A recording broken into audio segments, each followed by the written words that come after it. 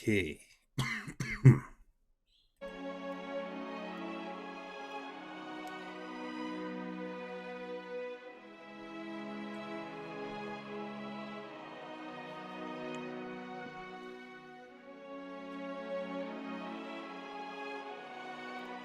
Hello, everybody, and welcome.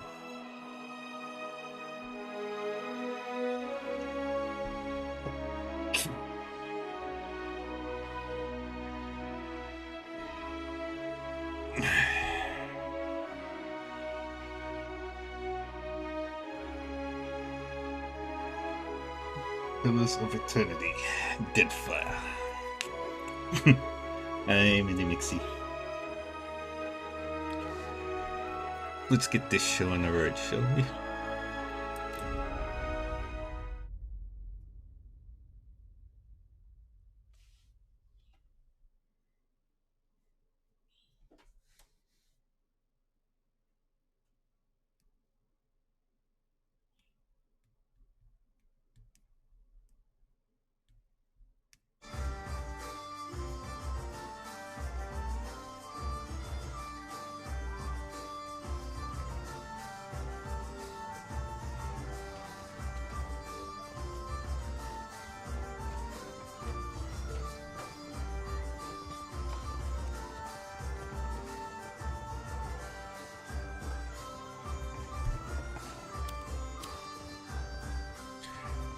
Alright, what were we doing?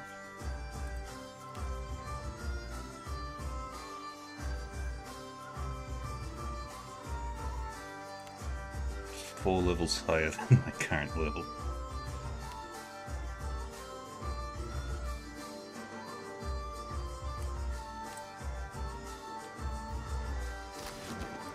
Alright. Ooh. That sucks, Millie Nixie.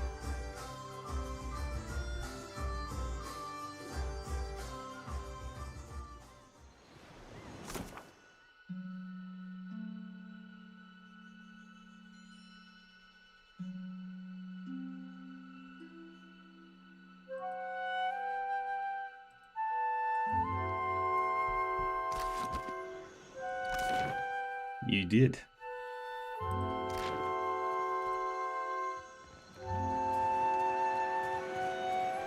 I've got my party.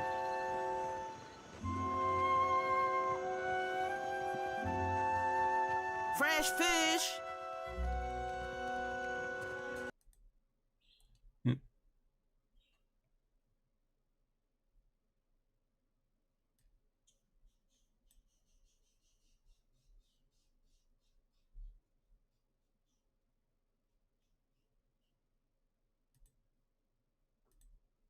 Yeah.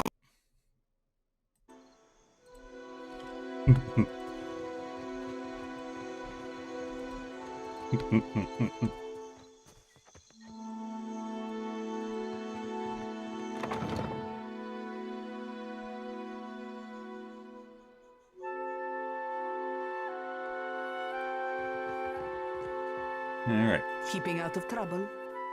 A little jest. What is it? I convinced Ilari to keep watch on Gurachi straight. Perfetto. He's a little shitne, but a lazy one. He will not cause trouble if he does not have to. Easier to work with a familiar face for the moment. I can deal with him later. So, we have one small part of Port Mage under control. A good start. Well, here you are, for your time. If I had 10 women like you, the whole of Port Mage would be set right within the week. Oh, Keeping and then I out of can use that trouble? money to A pay little jest. What is it? Rigero's fine. Diverus? Well, good riddance to him. It's your coin to spend. Savia pulls a ring of keys from her pocket and moves toward the cell door.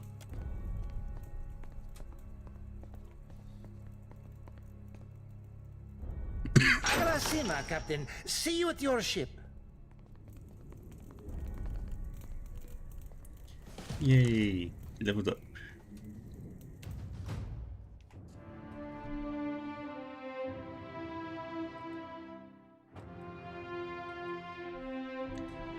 Um.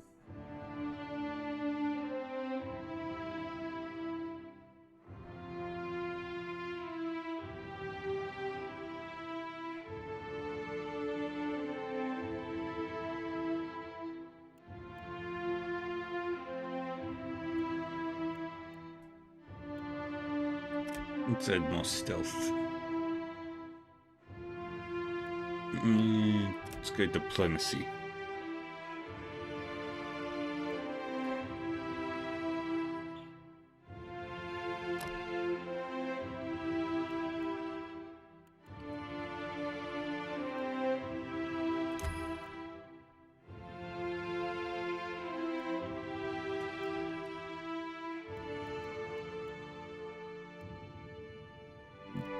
And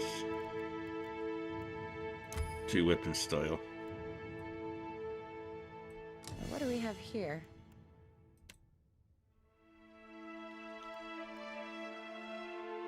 No, 2-handed. That should increase damage.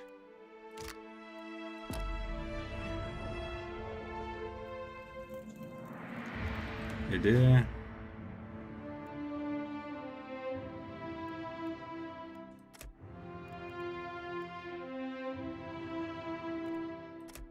Give you streetwise.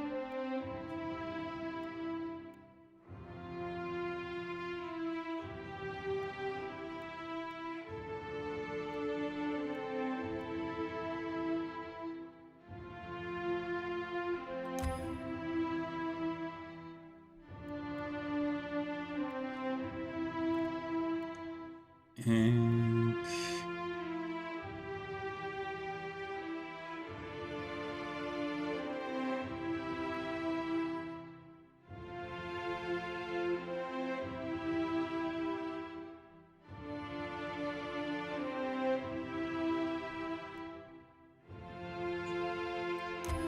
we'll take the stances.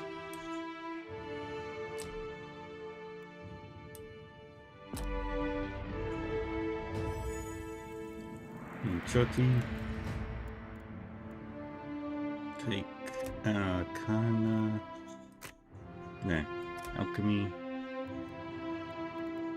And Religion.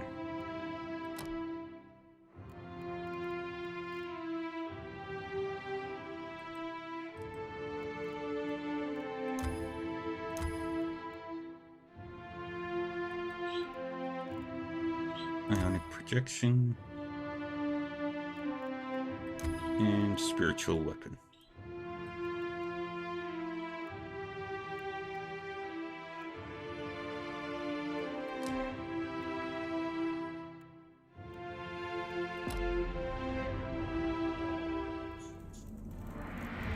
Watch and learn. This won't do.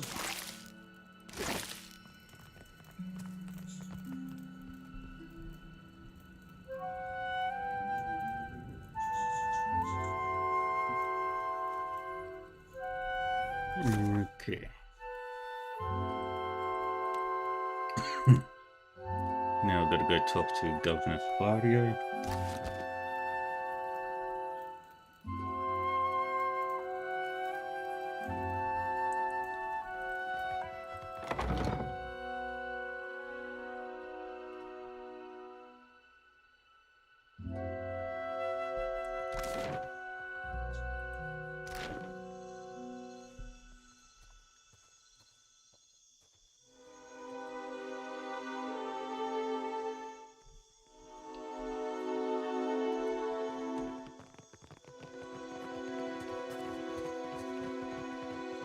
Kinda need to, unfortunately.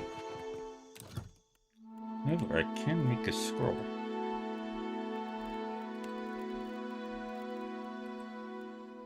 Ooh.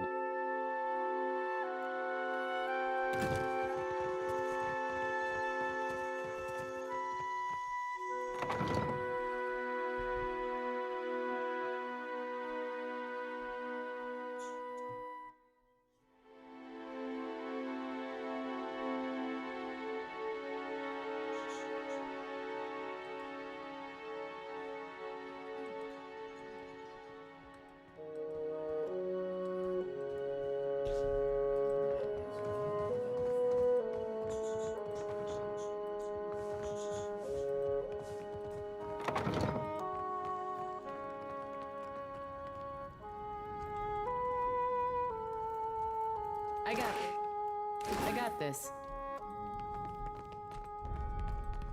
Okay. Need and want are two different things, yes.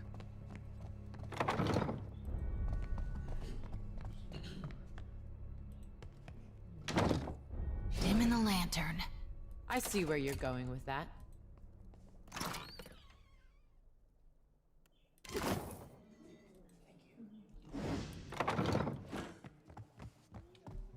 Yeah, what's the difficulty on that? 3. Give me a real challenge. Luisa Clario.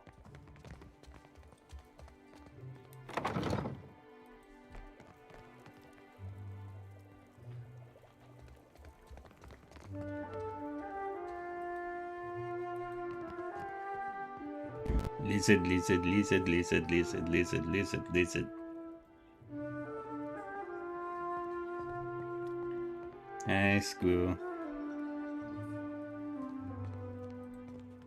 Ah, yes, there you are. As governor and under the auspices of the Valiant Trading Company, please allow me to officially welcome you to Port March.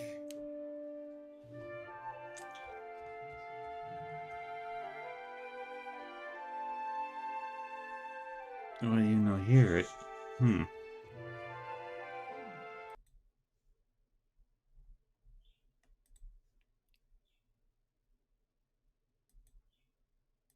Lizard, lizard, lizard, lizard, lizard, lizard, lizard, lizard, lizard, lizard, lizard, lizard, lizard, lizard, lizard.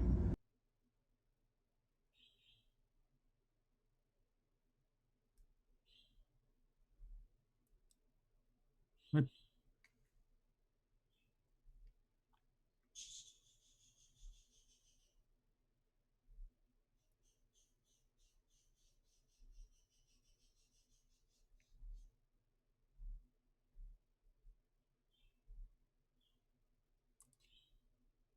Yay. Why didn't it work?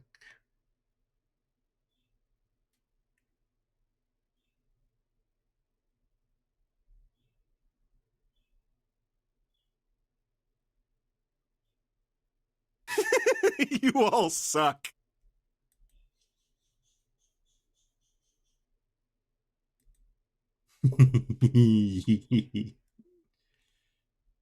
Hmm.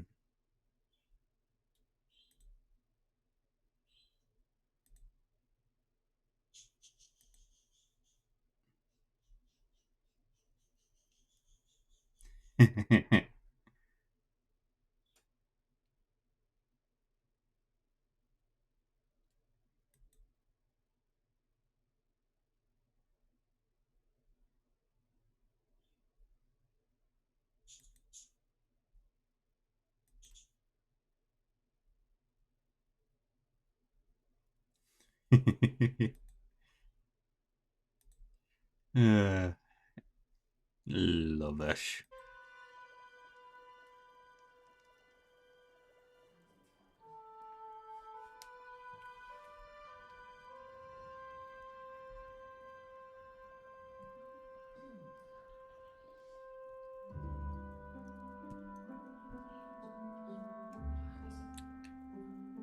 He spreads his hands in a subdued flourish. I'd like to say the pleasure's all mine, but I try not to lie.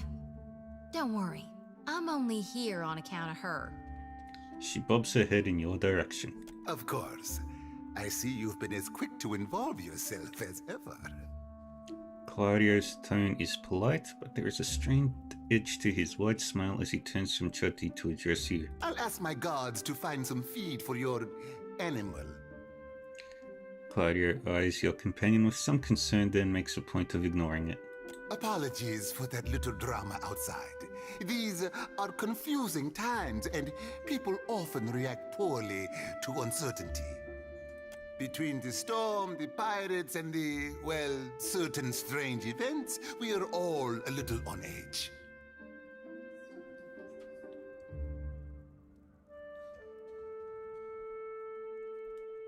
Strange events? A few, well, quite a few people here in Port Marge claim to have seen a giant of some kind. during the storm. Claudio winces.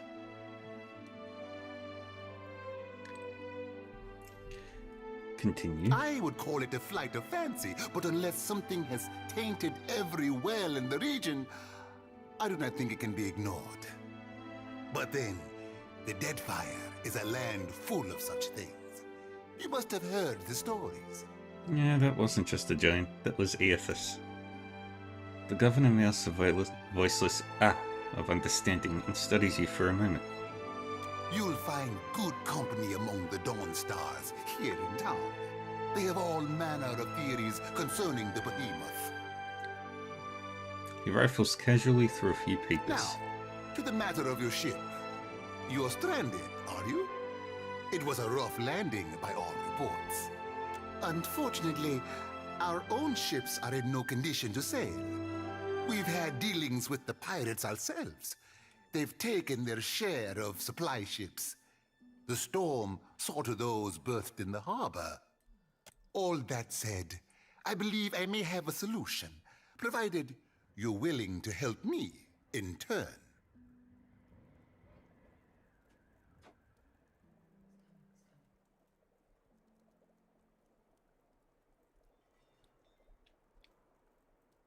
What could I do for you? I just got here. Indeed. Which means I can spare you, whereas I cannot spare the guards. I have the guards on the lookout for pirate vessels looking to take advantage of whatever damage the storm caused. We've cannons enough to see them off, but I need every man ready to use them. There is a site of some considerable value elsewhere on the island. A value to the trading company, you understand. In point of fact, it's the very reason any of us are here. You're familiar with the luminous Adra trade?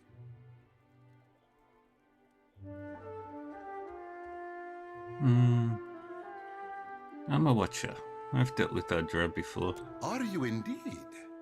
How very interesting.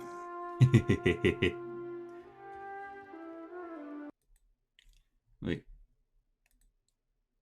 You lucky son of I mean for shame, Reed! For a moment, Clario appears entirely distracted from his point, regarding you with an uncomfortably intense degree of interest.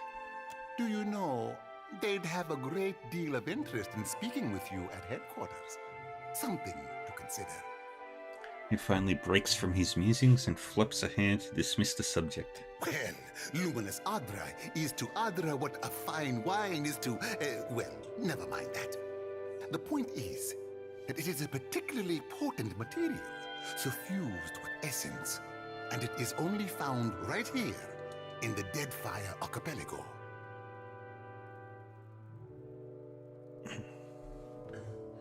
It's also quite valuable. When refined, it sells for considerable sums. The trading company has invested a lot of time and money into locating sites suitable for mining and processing.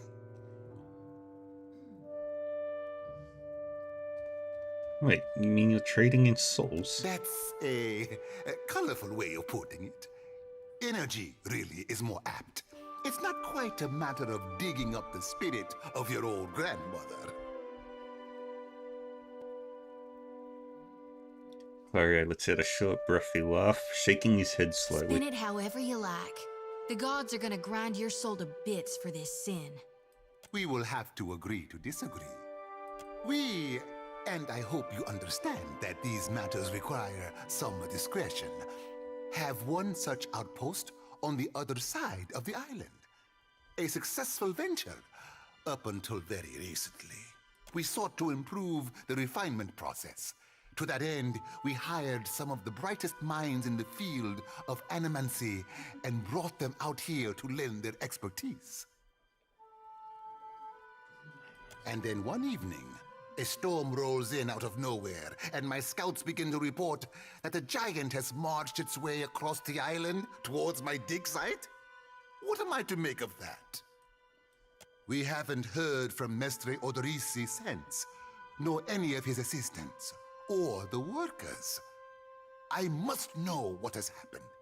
If Odorisi, if his work is lost, then everything that we have worked for is at risk. Which is where you come in. You need a ship, I need information. See to this for me, and I'll set half the town to work. We'll patch up your ship, and you'll be free to go on your way. Not a problem. Kith are easy to track. Gilad, then we are agreed. I will assign men to keep watch over your ship. You will find the dig site on the eastern side of the island. I'll mark it on your map here. You'll do it for the Watcher, but not for me? I see how it is. With a discontented sound, she crosses her arms over her chest. Yes. Why wouldn't I want a pack of Dawn Stars crawling over my Adra mine in search of their lost deity? Clario darts a quick sour look in Choti's direction. One more thing.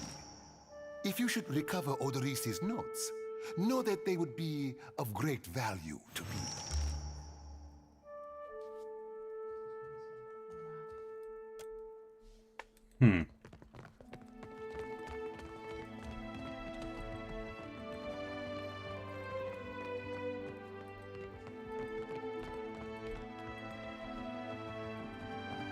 There's one region of this city that I haven't seen yet.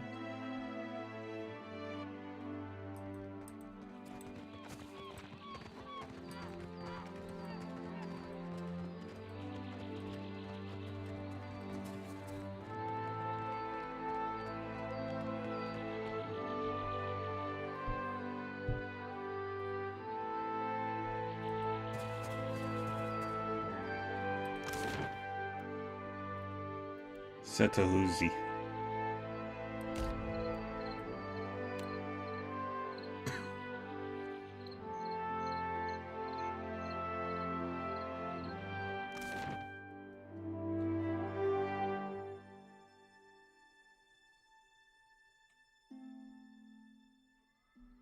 Consider it done.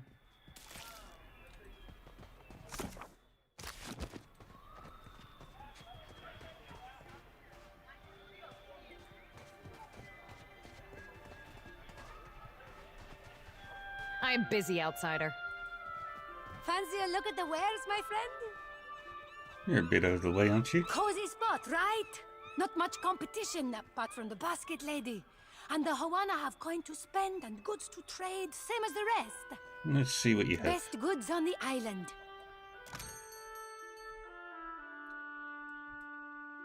Shore Walker sandals.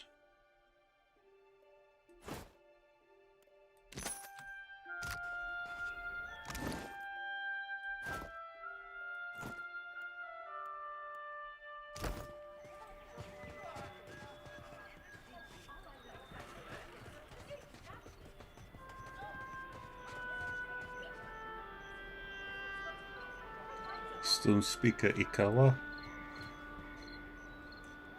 Seated upon a chair before the bonfire, Ikawa looks considerably more comfortable here in her home village. She prods absently at the coals with a long stick. Ikawa's face is pocked with fading scars, but there's no hostility in her calm appraisal as you approach. I have had it shown to me, on a map, the lands at the edge of the world. I did not ever think to meet a woman from such a place. They told me what became of your ship. I say again that you are lucky. It is the only ship that survives. I could protect Port Mage, or else its ships, but not both. Perhaps Clario thinks I chose poorly.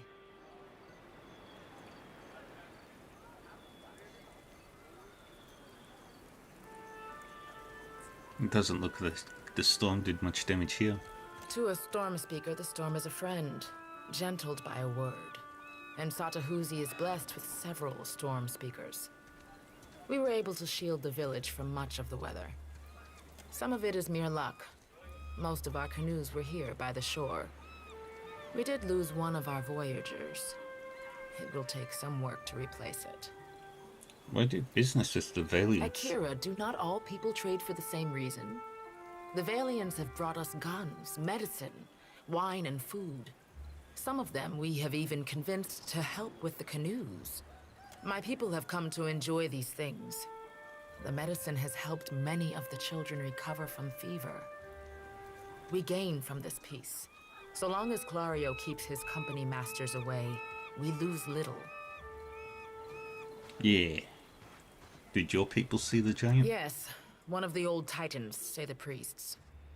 Andra is angry. The why, our priests do not know. I am only glad it has journeyed elsewhere. That giant is Aethys. I need to know where he's going. Aethys. Is it redemption you seek then? You risk much to chase a god across the sea. The Dawn Stars too wish to meet this god. What if he does not wish to be found? Yes, one of the old titans, say the priests. Andra is angry. The why, our priests do not know. I am only glad it has journeyed elsewhere. A titan? Ngati, Andra's realm, harbors many great beasts. They say the ancestors of the Kahanga tribe, and so their queen, hold pacts with such creatures. My priests wonder if this is her doing. Yes. Which way did it go? I do not know. Most fled the sight of it, and Clario has provided little information.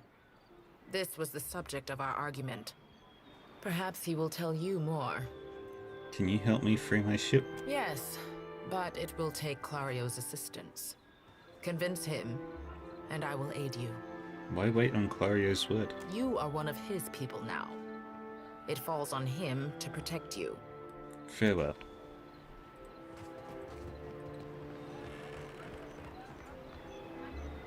Nokeha's Lodge.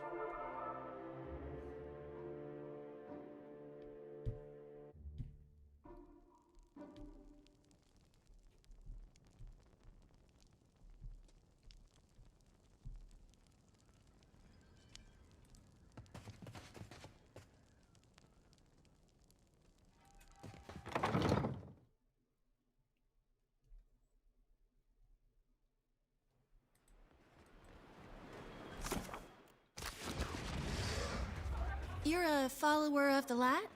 The light? Oh, you mean... well, depends on what you mean by follow. Maybe you heard earlier? I follow Aethys too. Mostly, in a way. I mean, I am a child of the Dawn Stars, even if firstly I'm a Gaunite. That's good, I guess. For you.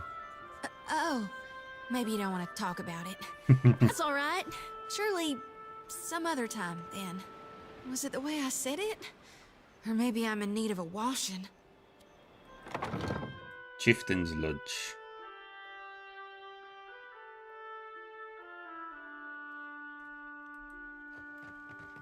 Hey, I wanted to ask you something.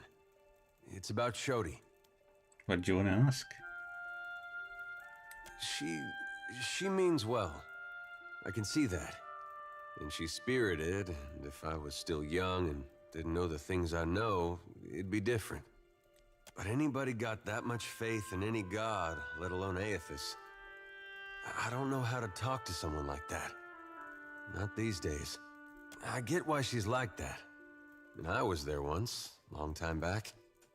His eyelids flare with relived embarrassment. But it's 'cause of that I can't see a way to respect it. I'm no good at hiding it from her either. I don't see this getting better.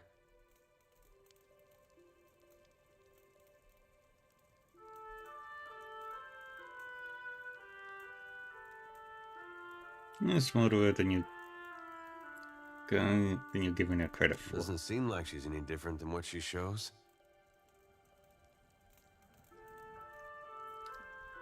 She's a Dawn Star, but she doesn't worship Aethys, she worships Gorn. Same thing, really. That's just her trying to find a way to worship Aethys that makes sense to her.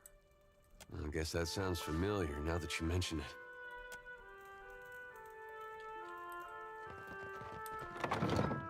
Satahuzi.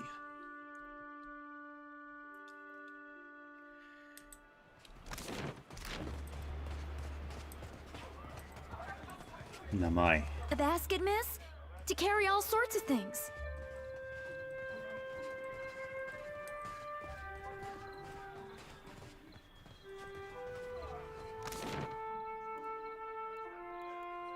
Leave town on foot.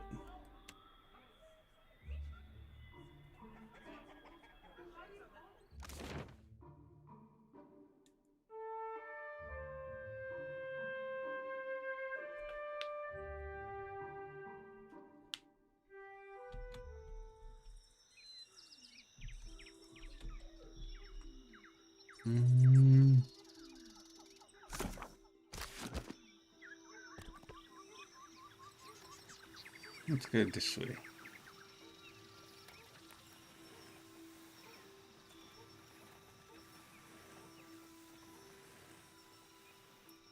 A tomb rises from the earth before you. Its stone exterior is well wrought and decorated with reliefs of Tangaloa and Ngati. It likely houses the body of someone important to a local Hawaiian tribe. You take some time to search the burial site. Keep searching.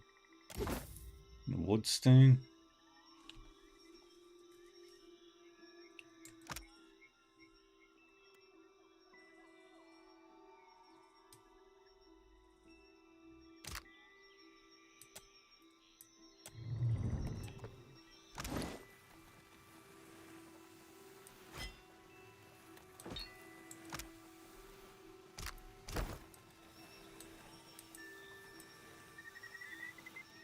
Might do a rest.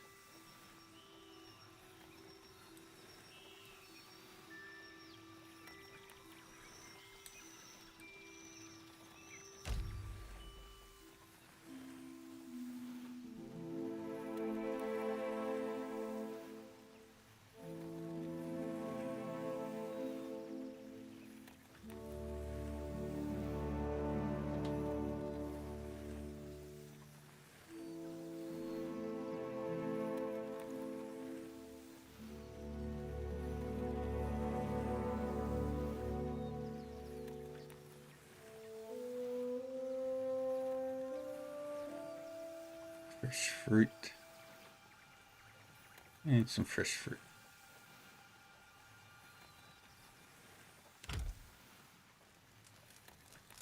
Cooking is my friend. Yeah.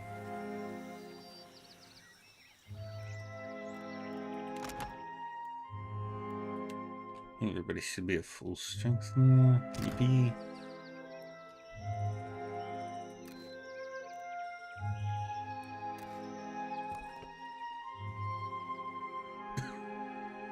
Thick woodlands spread to the east of Port Marge, slowing your travel.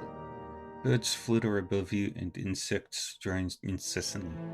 The path eventually gives way to a game trail, then to no path at all. You find a curiously marked tree, the bark gouged away in a pattern. The striations seem to run upward, from right to left, just shy of vertical.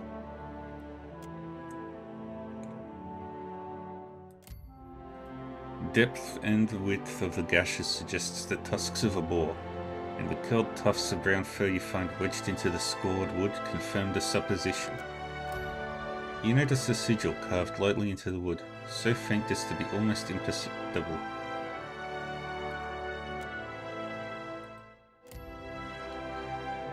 Choti squints at the carving and frowns. Look, Suana, 3 overlapping circles. Can't say beyond that. A quiet rustling in the underbrush draws your attention northward, deeper into the forest. You duck silently behind a log and still your breathing.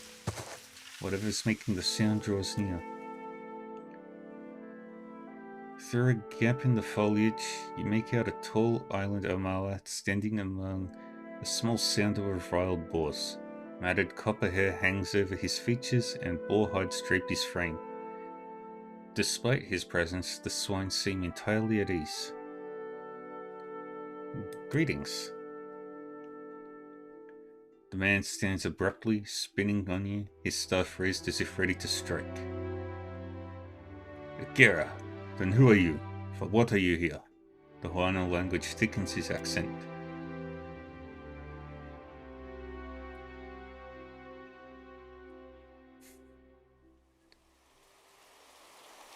A deer perks up at the sight of the boars, alternately imitating their grunts and chuckling. Only at length, in what appears to be a heel-dragging afterthought, does his attention at last turn to the strange man in their midst. Dirt darkens the folds of the man's skin. His lips curl over jagged teeth. He waves the stick at you. No, never talk. Just go. Leave this forest. Go leave these islands. Go return from where you've been. His adherent is halting, the language thick in his mouth. I mean you no harm. Can't we just talk? Said as if a word never hurts a person. You go. Speak quickly then. Your words disturb this place. Look, I just want to pass through this forest. No, your sort always want. This forest is not yours. This land is not yours. Go, leave. I'm hunting a god. If I fail, your islands will not be spared his wrath. The man frowns and pulls a leather-wrapped pouch from within his belongings. Hands shaking, he hands it to you. Then go, take this. They protect you if you speak true. They tear out your throat if no.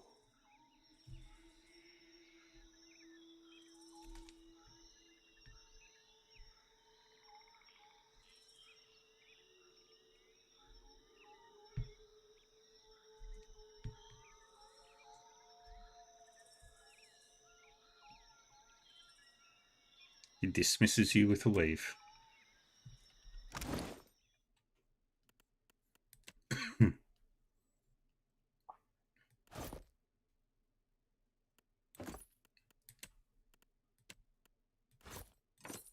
I make it look better by comparison.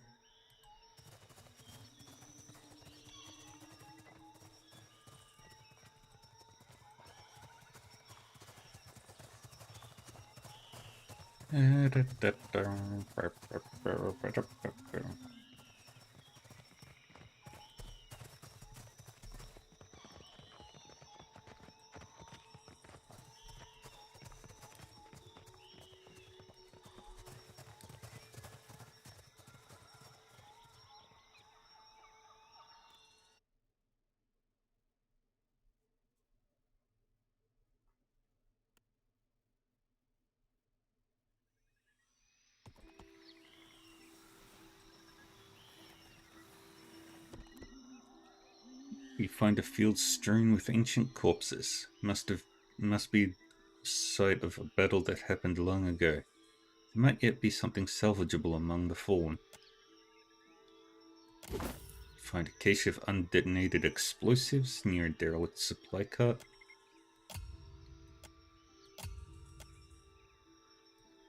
Nothing left. To the Angwithan dig site.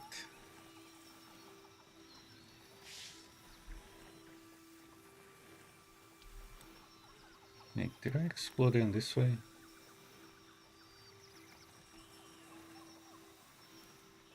I didn't go to the...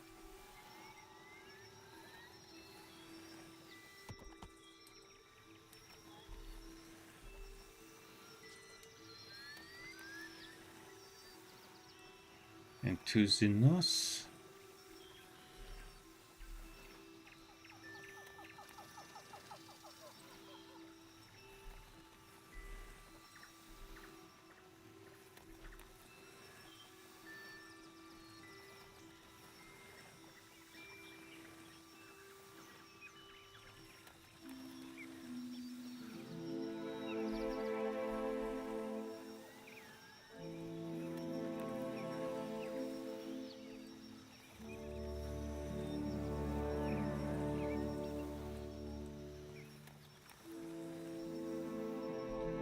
Alright, the island is explored.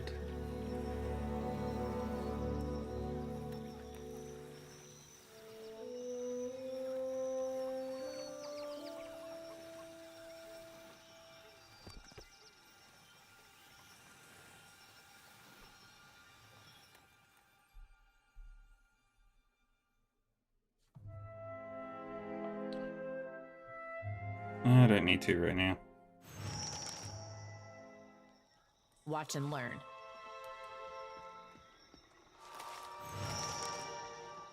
Watch your weight. Jyoti bends double, hands resting briefly on her knees before she wipes sweat from her brow. Huffing to catch her breath, she glances up to you with a bright smile. If you'll spare me a minute, I'd like to perform a last rite for these poorly departed souls. She reaches for the lantern on her hip. I don't need to right now because I don't have money for it. Please, Watcher. Without my guidance, they might have a hard time finding the light.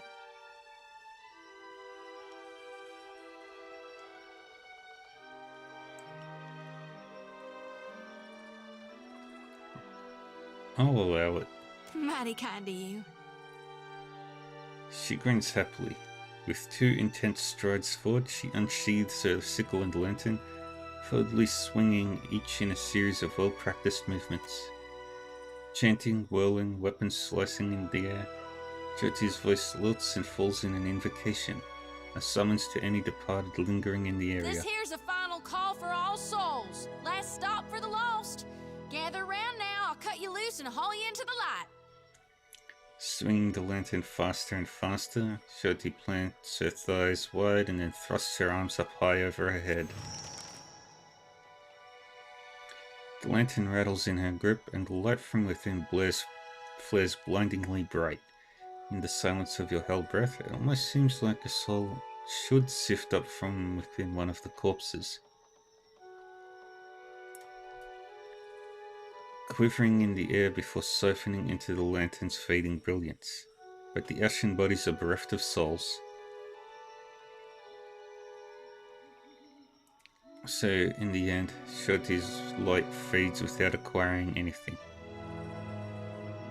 No good. Well, I had to try. Her triumphant smile ebbs from her face, leaving her expression as drab as the mud smudged on her cheek. It's my honored duty to reap and shepherd departed souls during their journey to being reborn. With Aethys dead, me and the other reapers gotta gather as many souls as we can. We'll keep him safe until Gon returns to Hell and can take him into his divine embrace.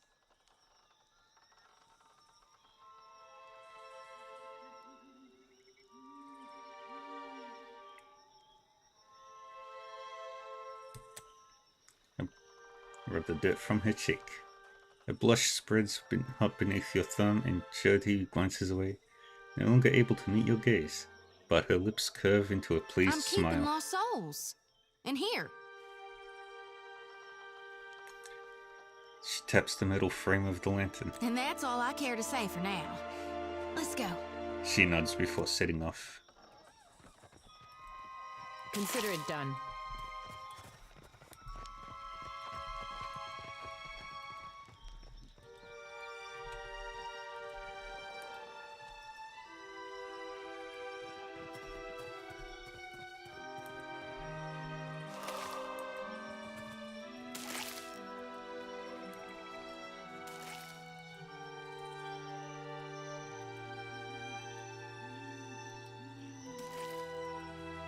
Give me a real challenge.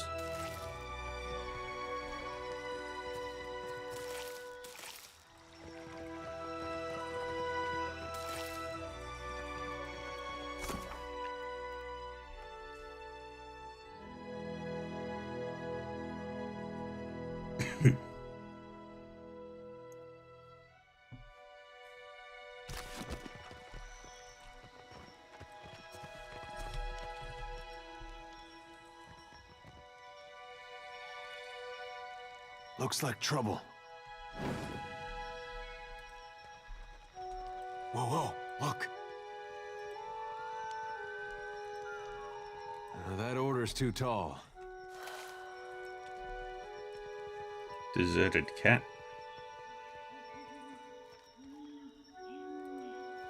Migokusha.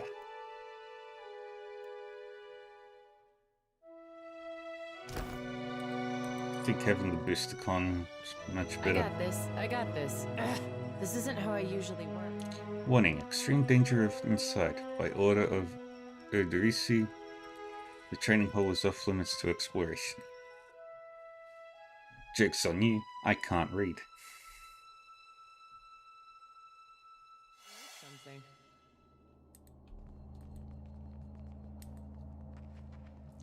The statue bears elaborate detail from the buckles of the warrior's greaves to his curly locks.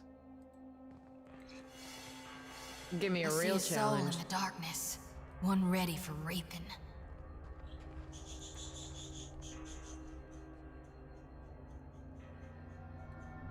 It's not that far above my level.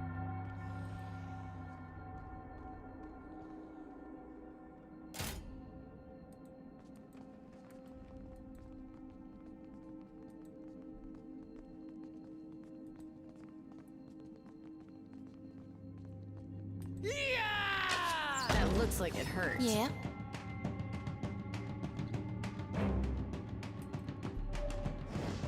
Get over there.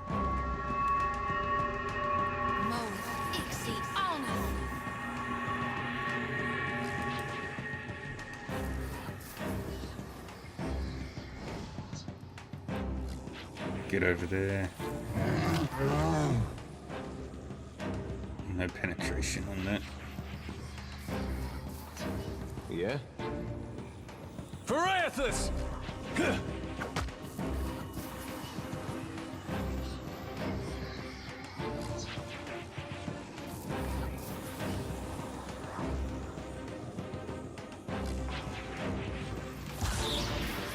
Switch to warrior stance.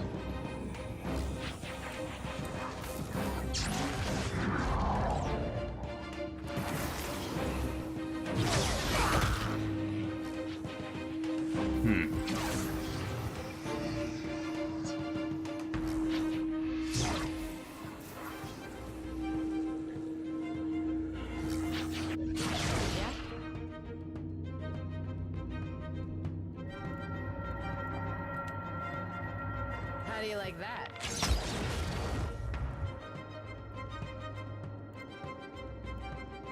And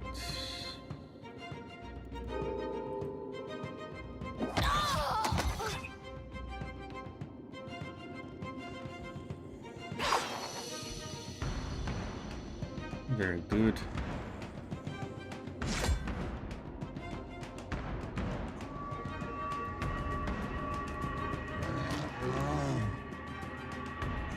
Let's chip Happy away to at it. oblige.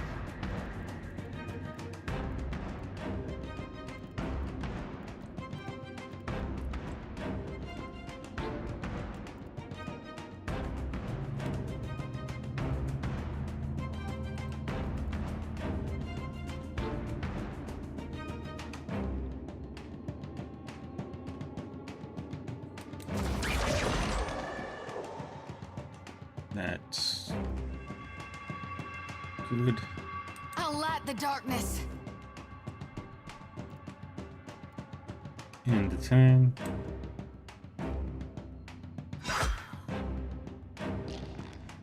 Hey there.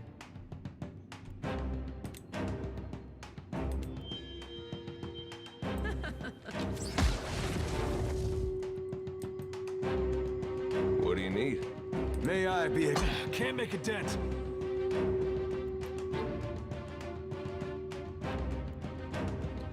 End the turn.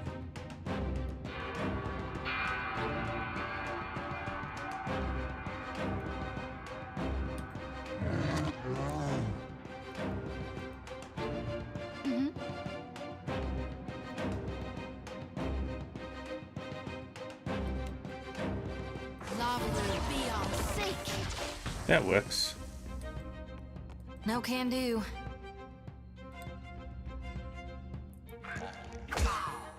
That bear is doing its job. Hey there. My pleasure. Hey.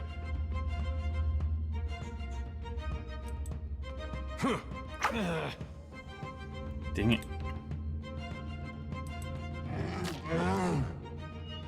Yeah.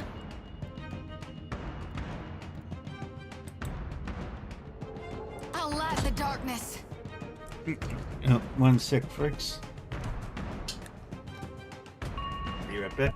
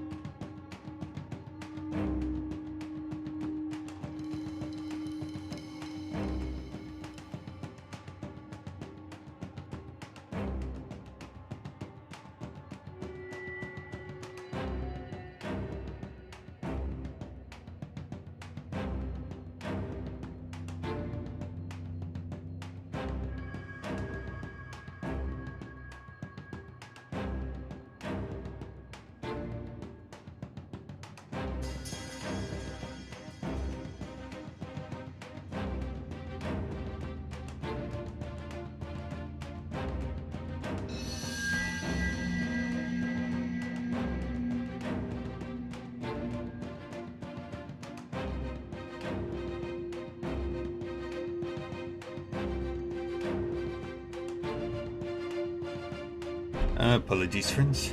I just got my new controller.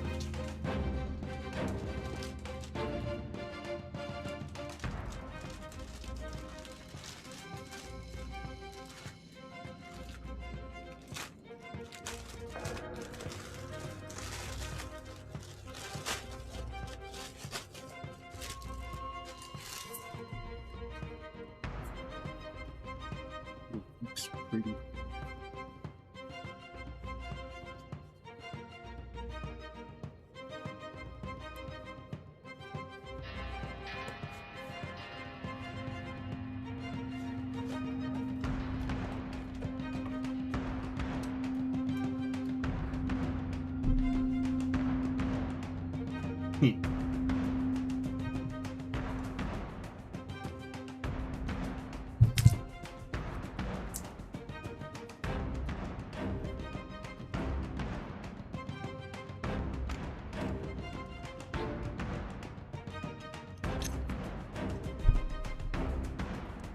Alright, and give me 1 moment.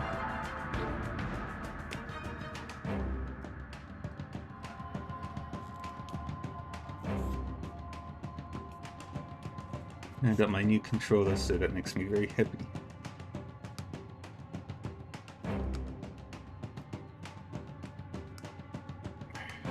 Alright.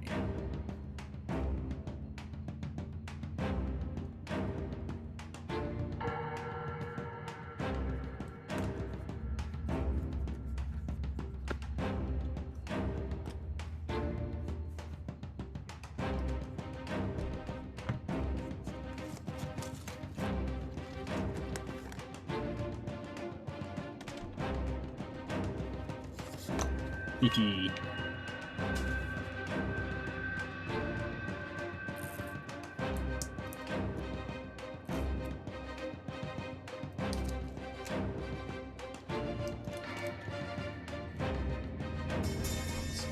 So, I think.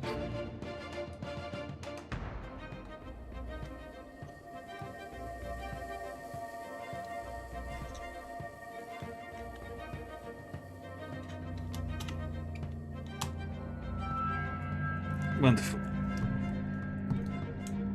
Hee.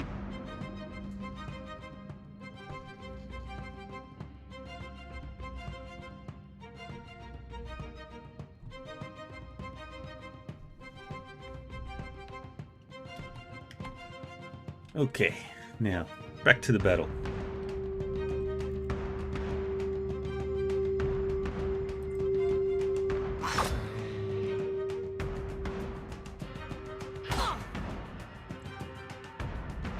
Right here. Keep shooting it. Try this. Hey. Leave it to me. Dang it. Yeah. There. Lava will be on sync.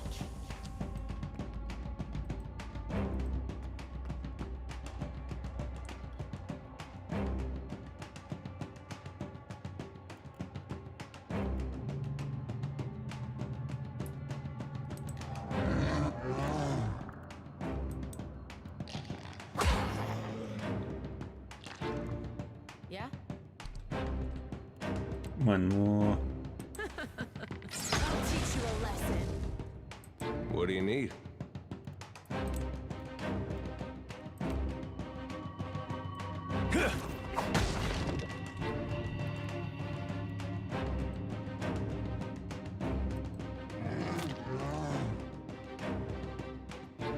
Happy to The oblige. thing. I'll like that was about as useful as a bump on a pickle. Hmm? Got it.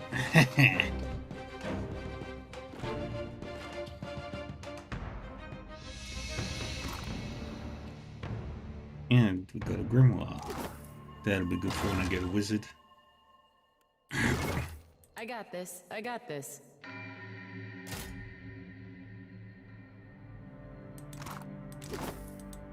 Could use a lie down.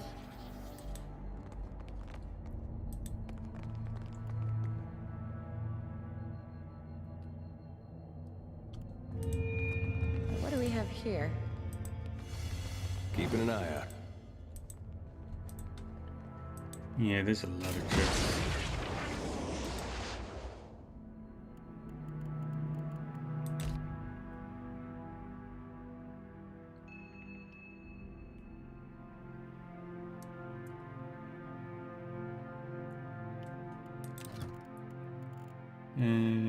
Can't do food right now.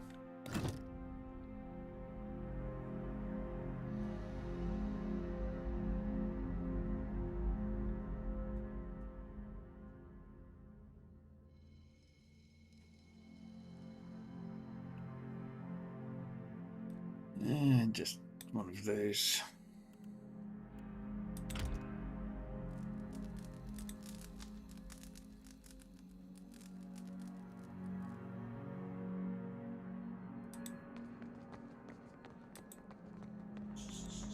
Keeping an eye out.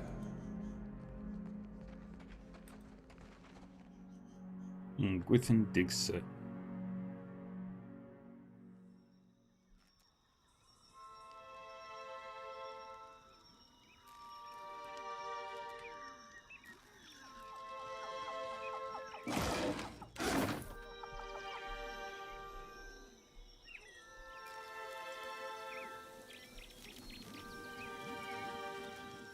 Whoever was in here left in the middle of drinking their tea.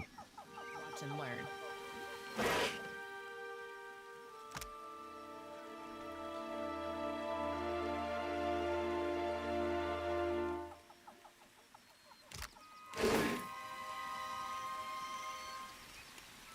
To the foreman's quarters.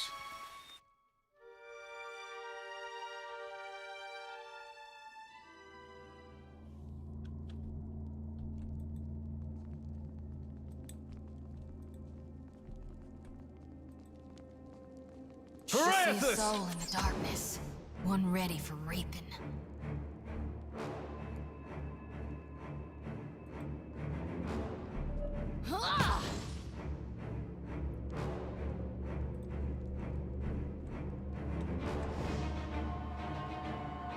And get over there.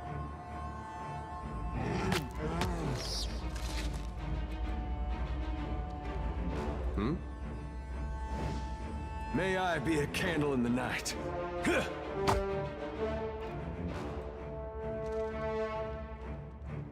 Hey there. And then we shoot the I'll cave teach beetle. you a lesson.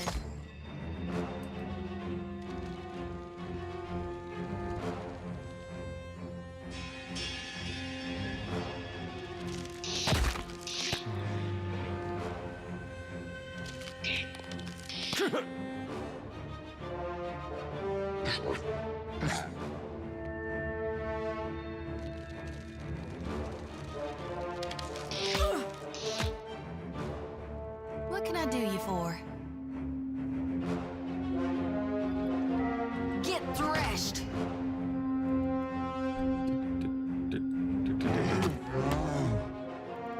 Hey there.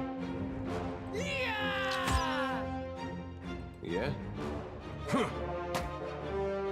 Good. Yeah, we'll just wait.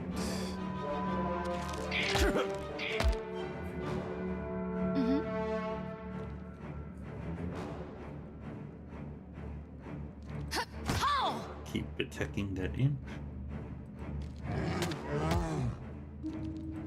You keep working on that. Hey there. Show him how it's done. Hey.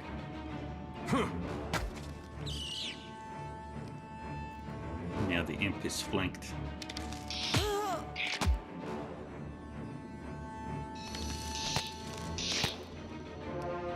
Happy to oblige. Time to separate the chaff.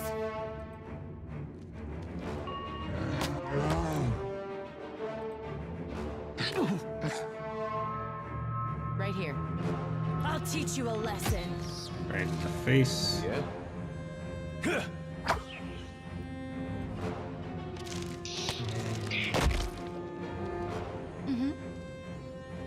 Get threshed. Yeah, we do that. Yee.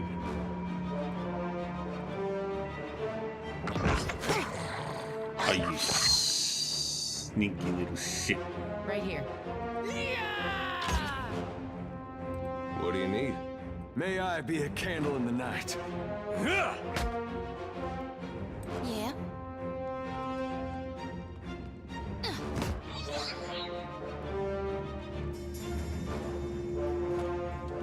Thank you, Chuti.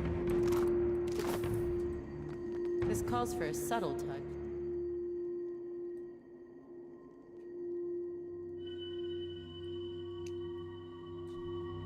There. What did I tell you?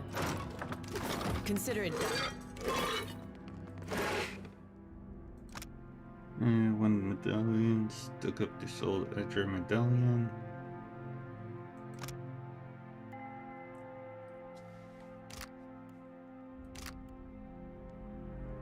And some block. I'll take a peek.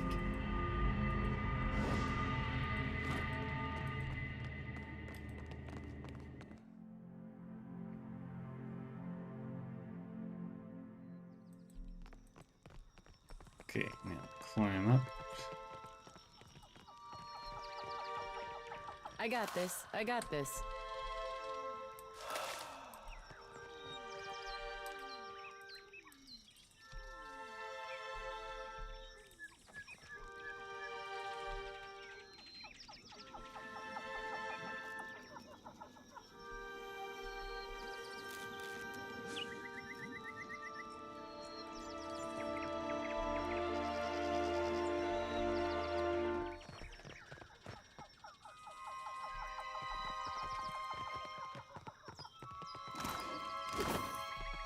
Grabbing all Watch the and learn. stuff.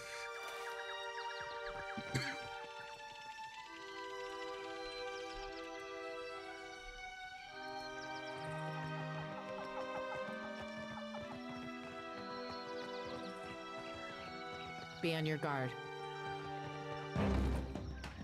Ah, dang it.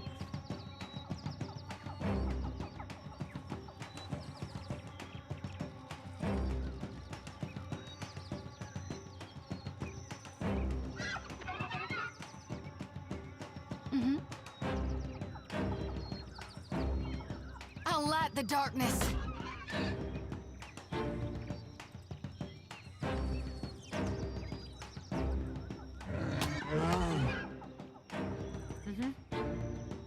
Show him how it's done. Hmm?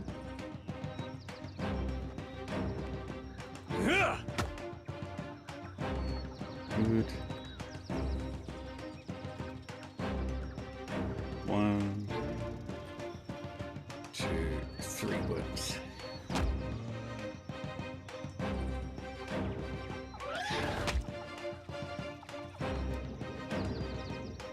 It's problematic.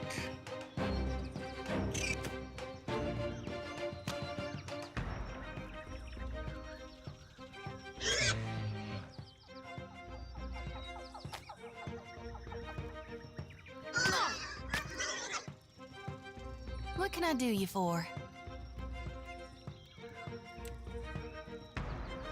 Do that. Oh, Ixie on us.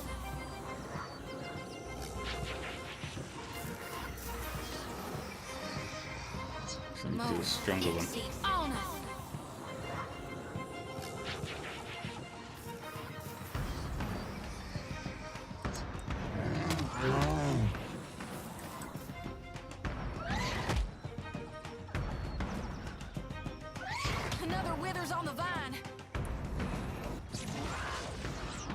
Right here. Absolutely. Ugh. Now where were God we? damn it.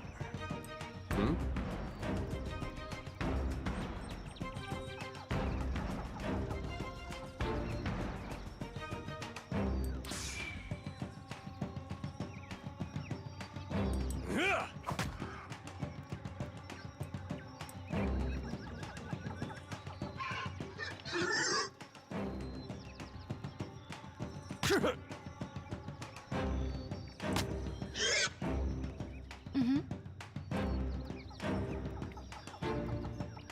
Get threshed! Good.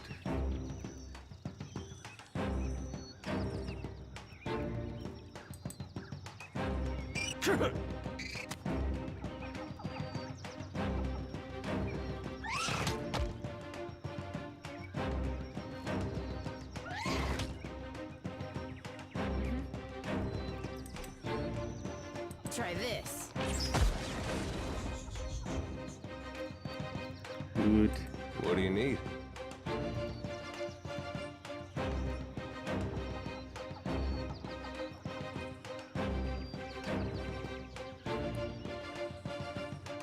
Stay behind me.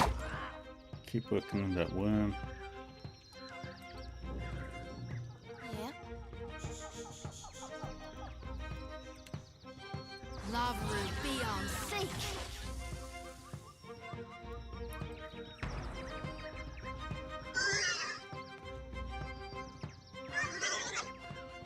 Now the 3 worms are coming in.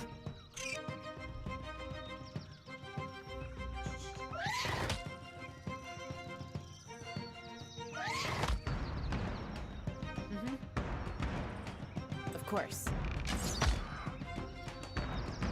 Hmm?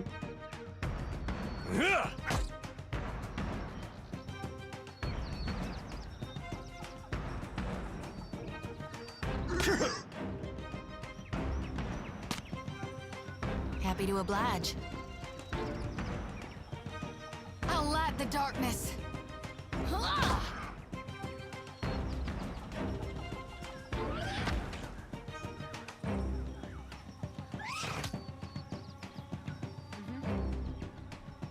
Show him how it's You done. shoot that one. What do you need? Parathis! Switch over to warrior now. Should be able to handle that.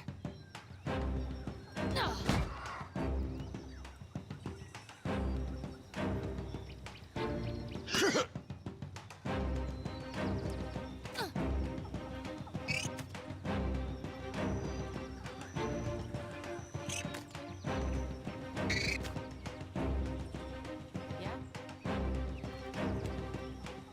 How do you like that? Hmm? I'm on it.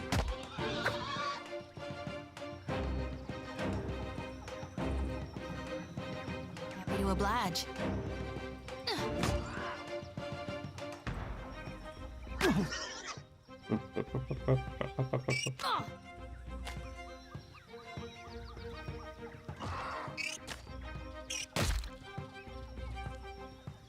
Yeah? Try this. Hey. Leave it to me.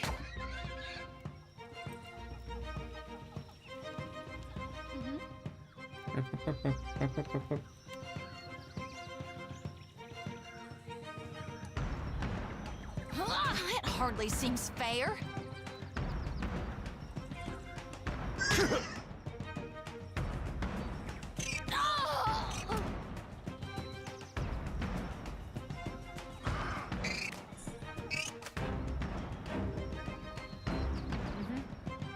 My pleasure. What do you need? Happy to oblige.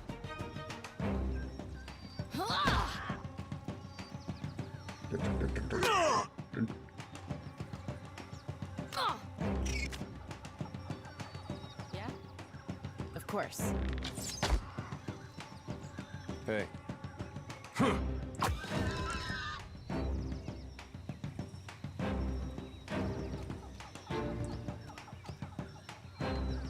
Get over there. Switch to warrior stance. What can I do you for? Heads. Hey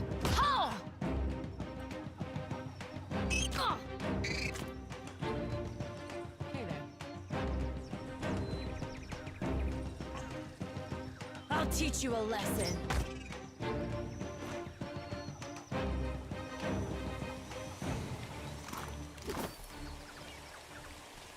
Give me a real challenge.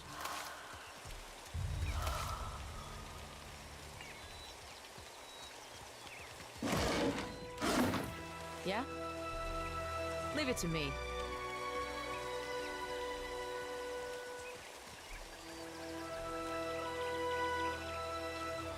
Okay.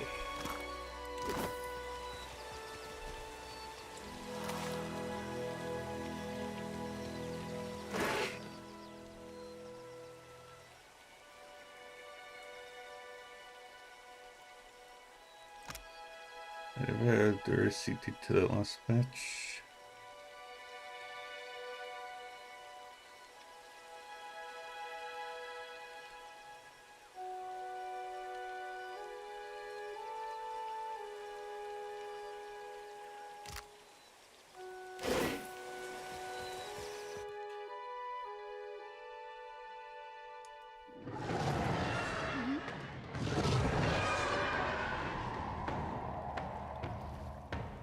I'll light the darkness.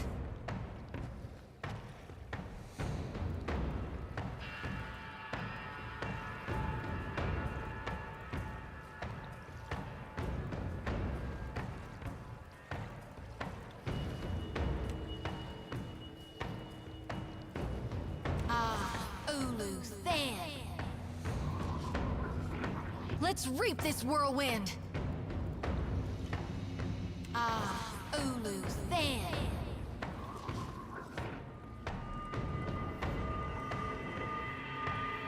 Get over there. Hey there.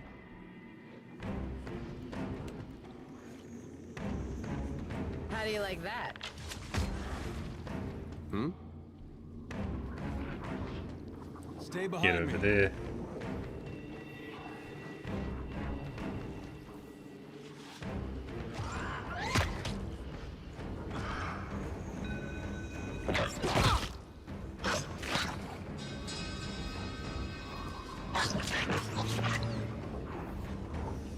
What do you need?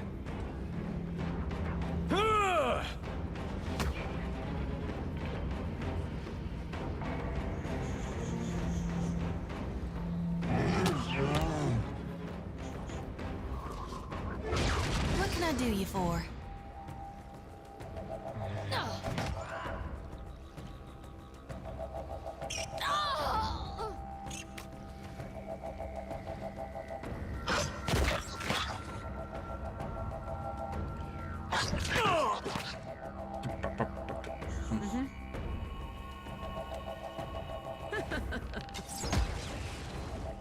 Happy to oblige. Let's reap this whirlwind. Dang it.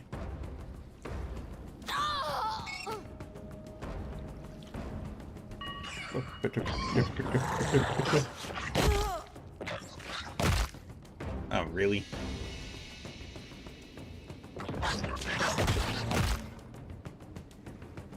Yeah? Absolutely. Hey.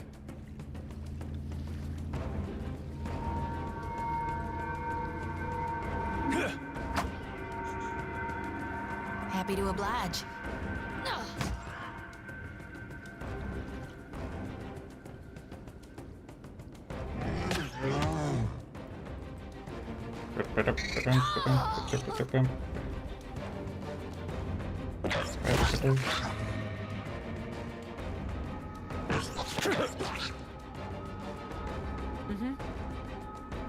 Of course. And there goes another enemy. Yeah. How much longer does spiritual weapon last? 2 more rounds.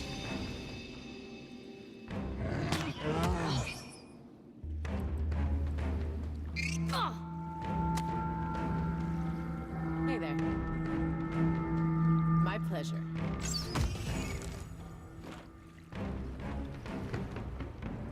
Yeah?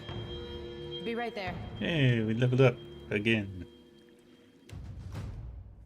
Nice. Add a point to mechanics. Another point to survival.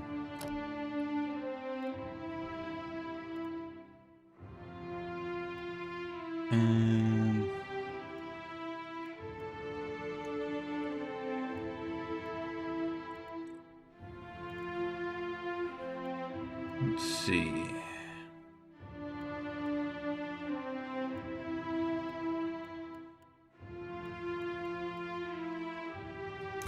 Take that one. And you weapon proficiency. Let's go with pikes.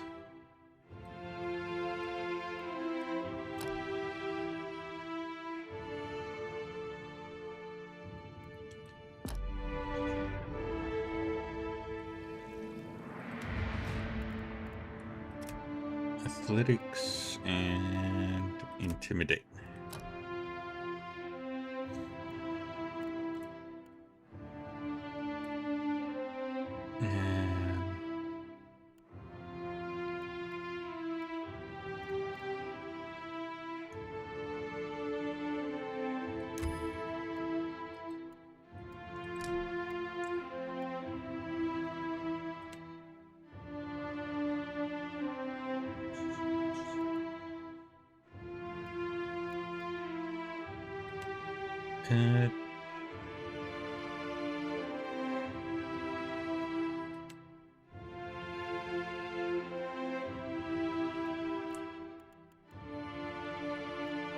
Take the half sword proficiency.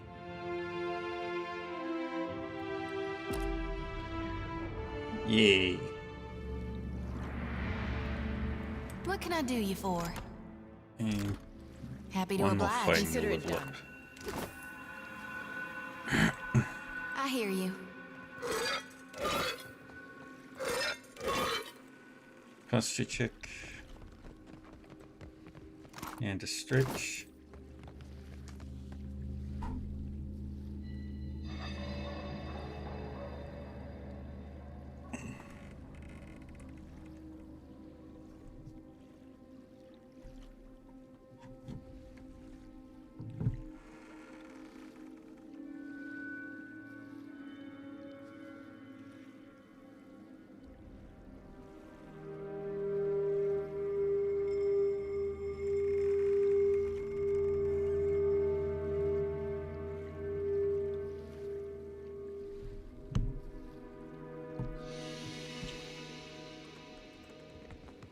Alright, we've finished down there.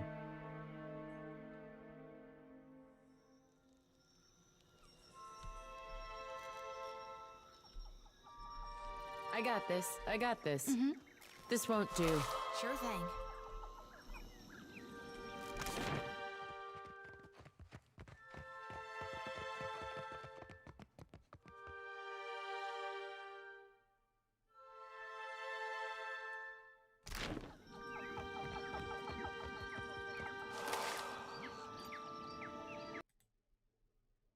Alright, one sec, friends.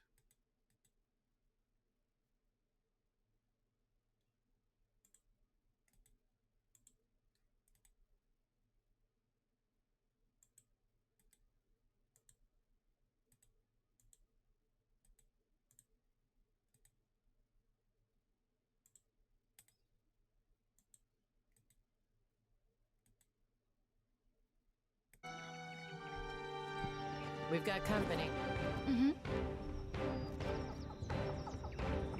Let's reap this whirlwind.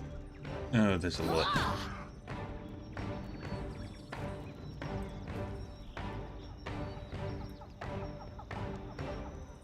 That's not good. Right here.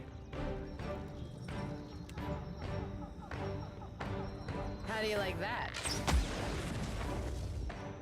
What do you need? Switch to defender. Leave it to me. Get over there.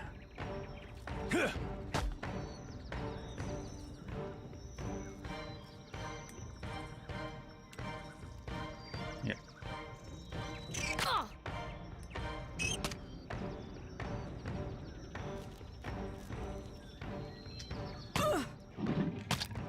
It's problematic.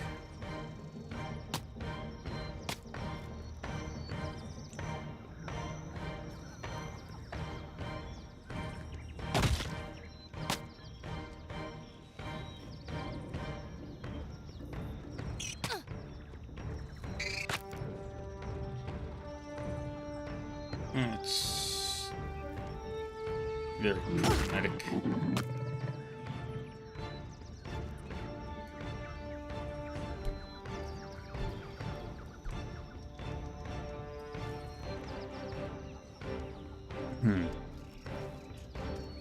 Yeah?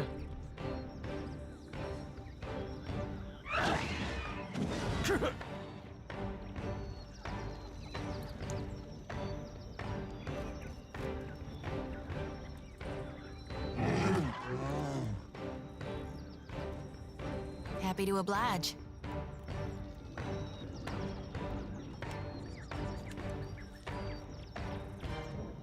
Straight line that way.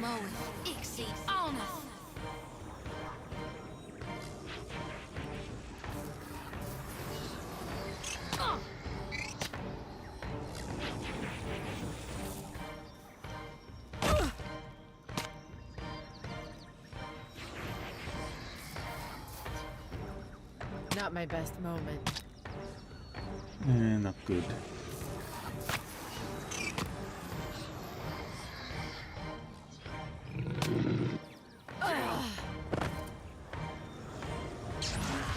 Never you mind that miss. What do you I'll need? land the next one.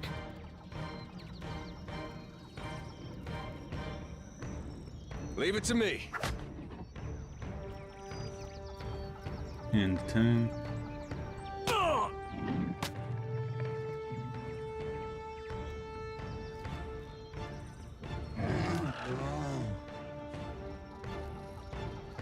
Happy to oblige. Do that.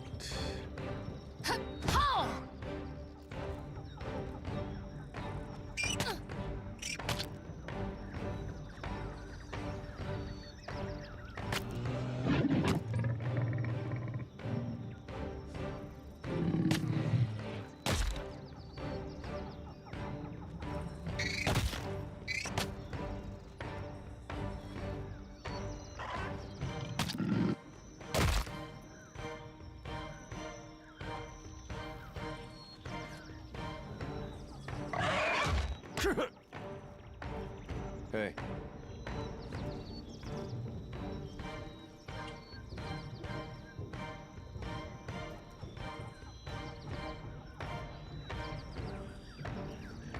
Alright.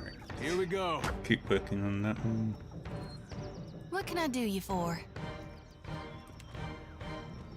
Love root be on seek. Attack.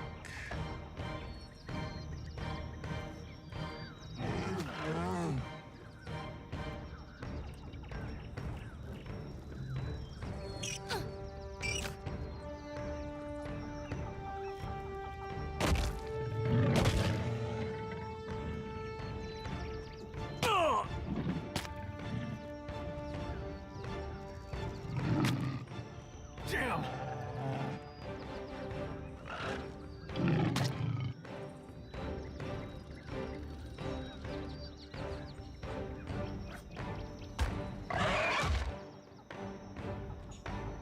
What do you need? Pariathus! Dang it. Darkness flows and the light wanes. Uh-huh.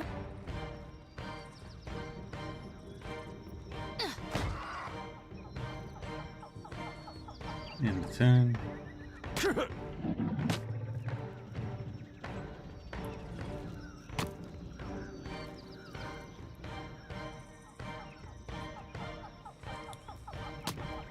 Here's all the friends.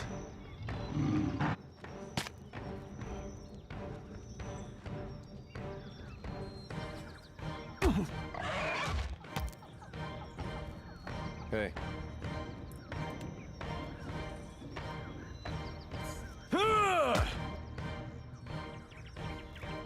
What can I do you for?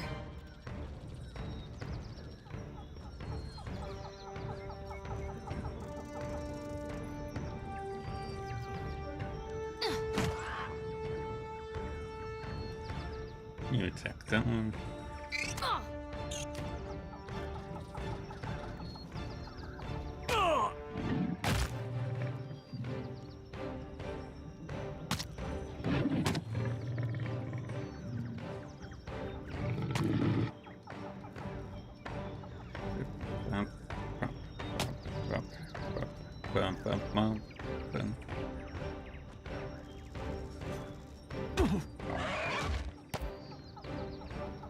Hmm?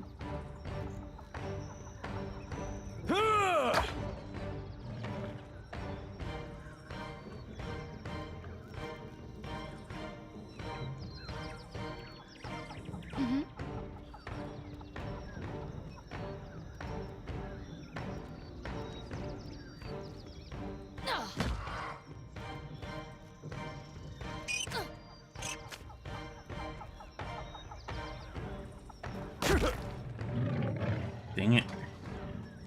Damn crits.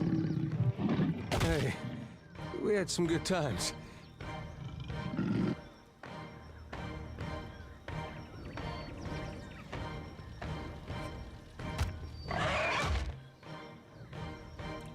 Hmm?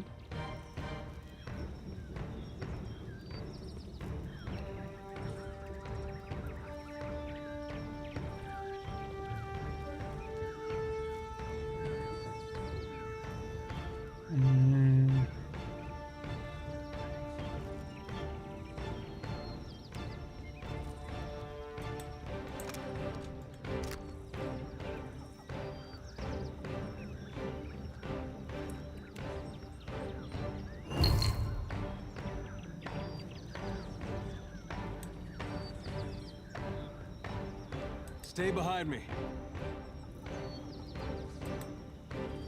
Happy to oblige.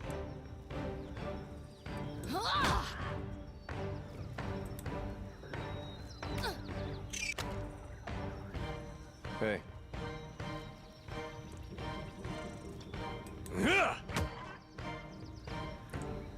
Good.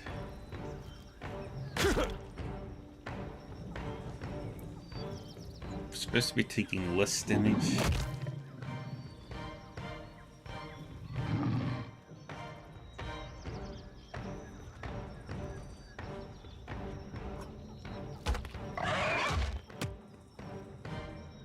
Happy to oblige.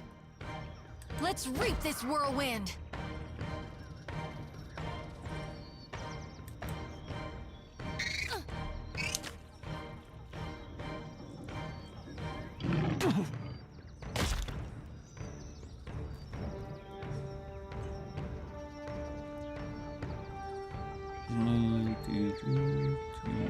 I need some help here.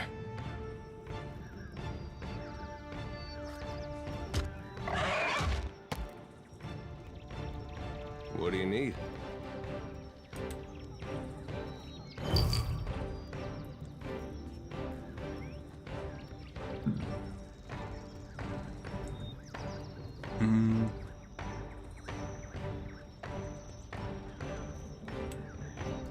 Turn that one off for now. Yeah? Time to separate the chaff.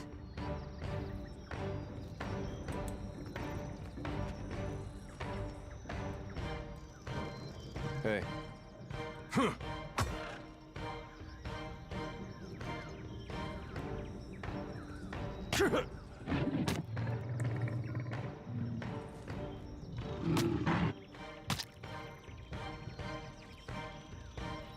Hey, we had some good times.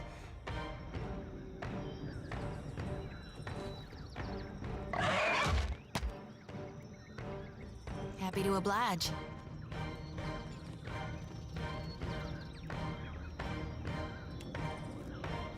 Mo, Ixie, honor. Very good.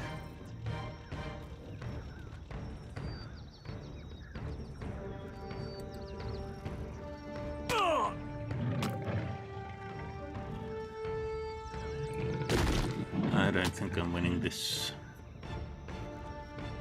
Hey, we had some good times.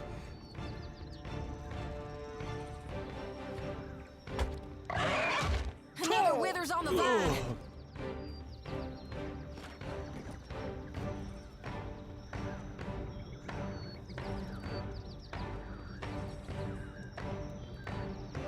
Yeah?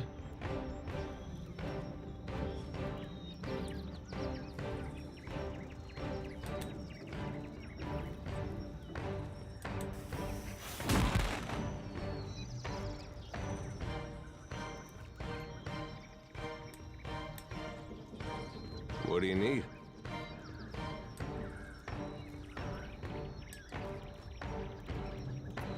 Parathus!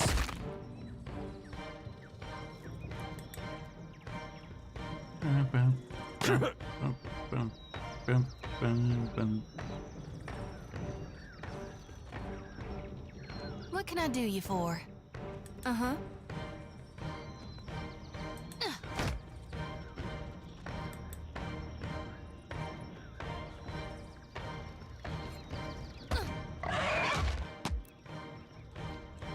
Yeah? I'll light the darkness. Hey, we had some good times. Yeah, this is not going well. Another withers on the vine.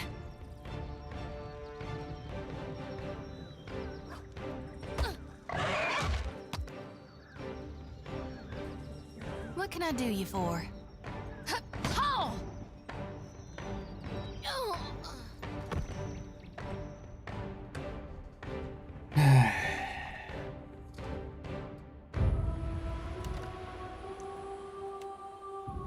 Say load.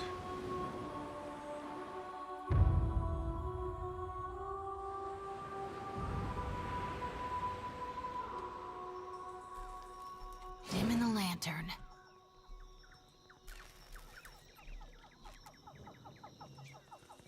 Whoa, whoa, look. Yeah? Absolutely. Happy to oblige. I hear you.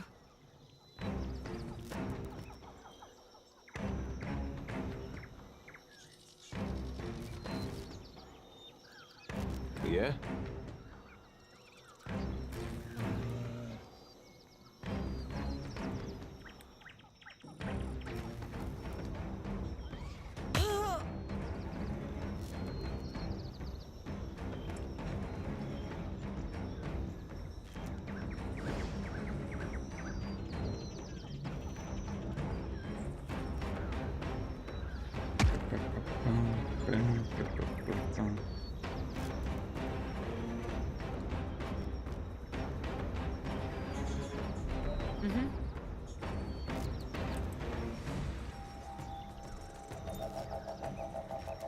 Of course.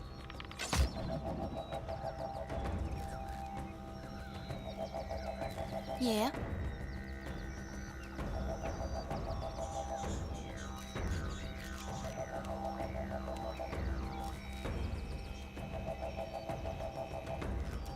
Mo, Ixie, honor.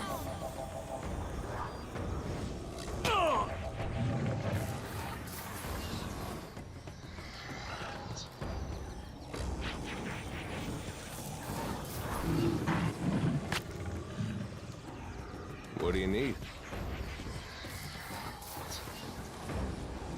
Let's do that one.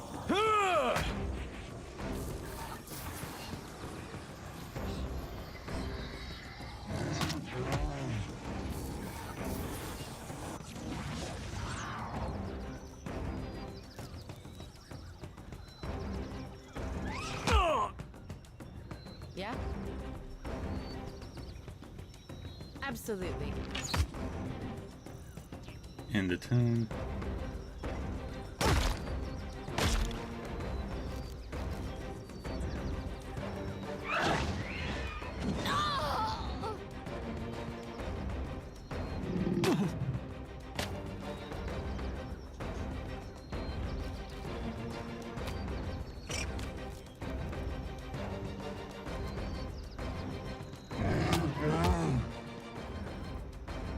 Happy to oblige.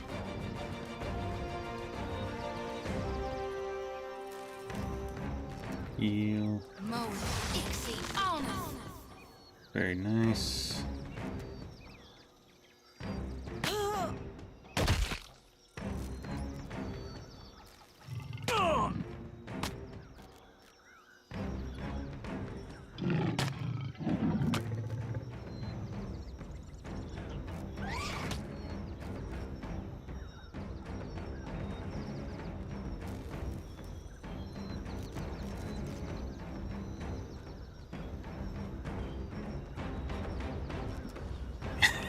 Hey there. I'm not gonna complain about that.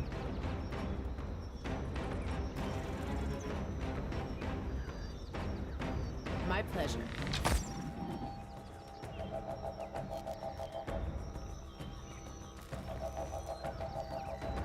Yeah?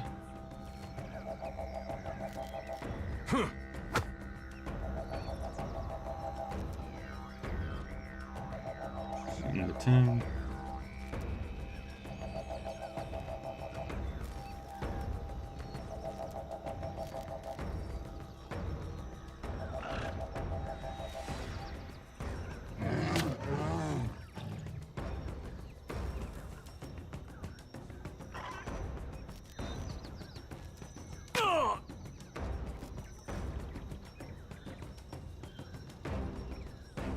And we wait.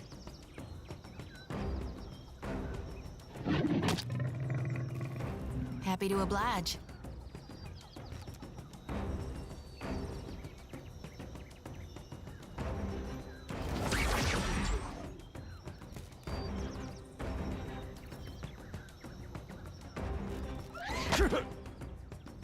Yeah?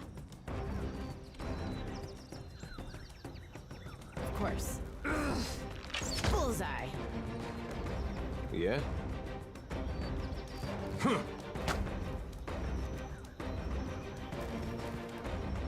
Wait for the Drake.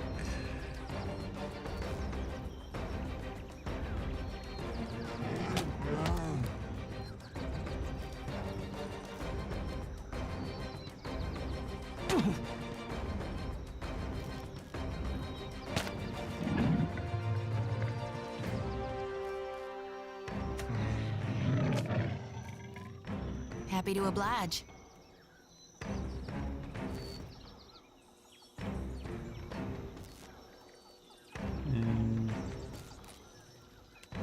I'll give her a heal. And that's all that she can do. Yeah? Absolutely. Yeah?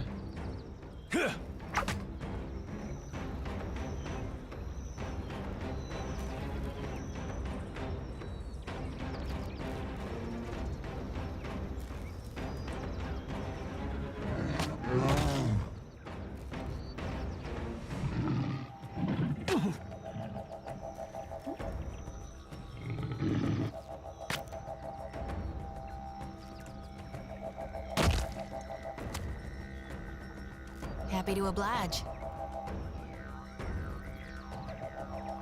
Let's reap this whirlwind. Very nice.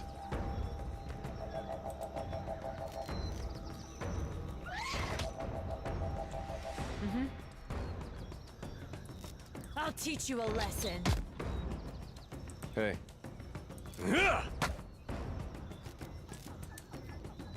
Come on.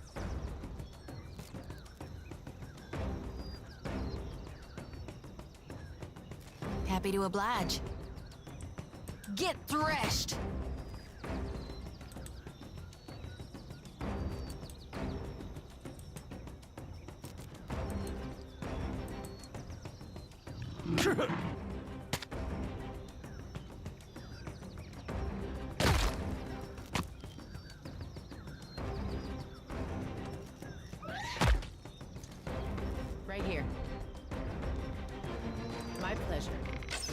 That's how it's done.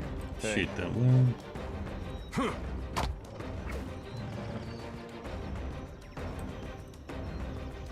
Now it's that one.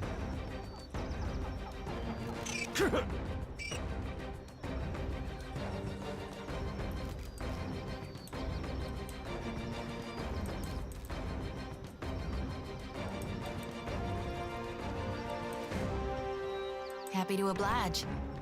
Time to separate the chaff.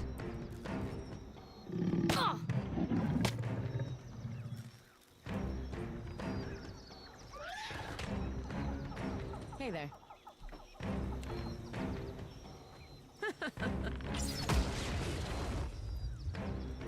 Very good. Stay behind me.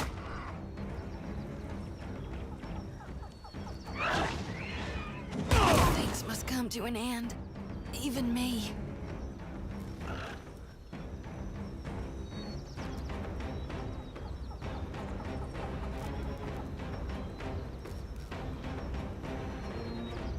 What can I do you for?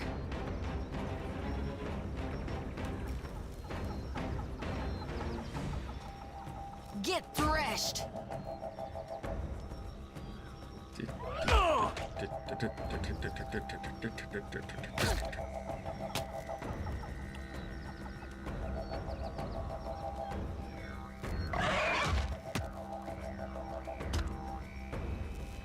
Yeah? Of course. Very good. Hey.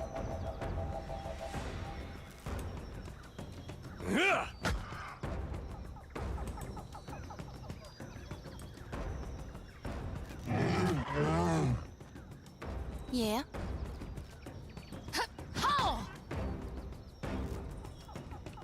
And now we wait.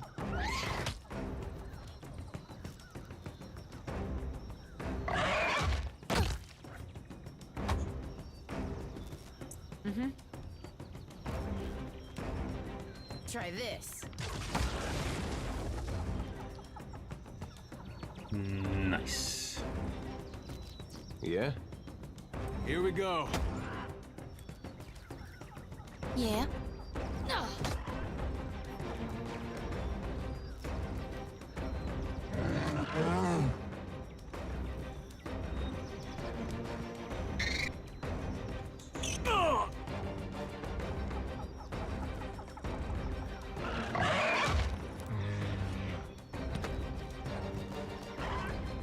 Yeah?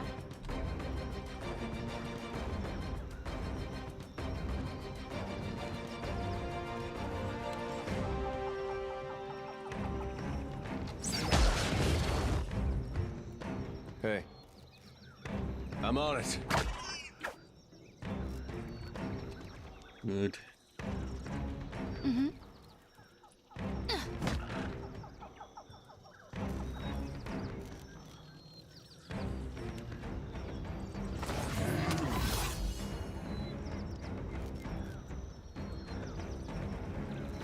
And didn't work.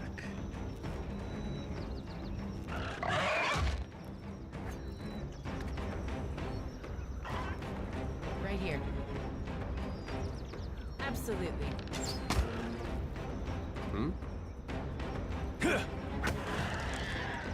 Good job, there. Consider it done. Level up. Alchemy and more religion. And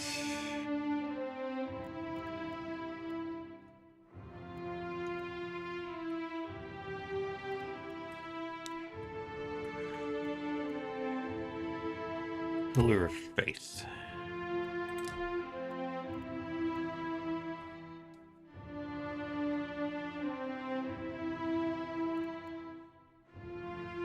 And your new one-handed weapon will be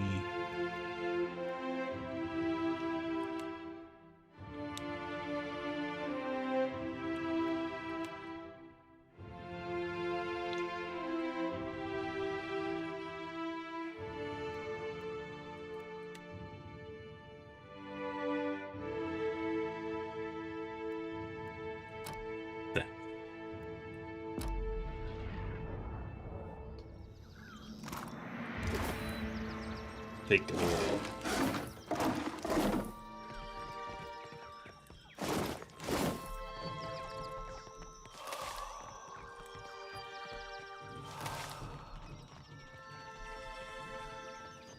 To the arena sublevel.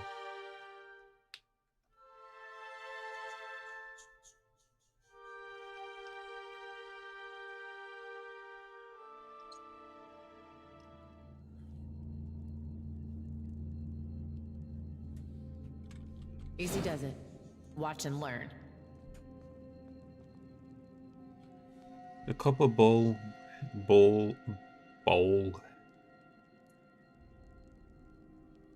Go back to the glass door.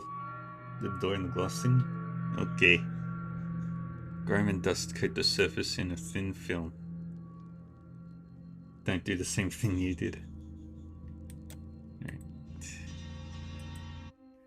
Don't do the same thing you did. They'll never know I'm here.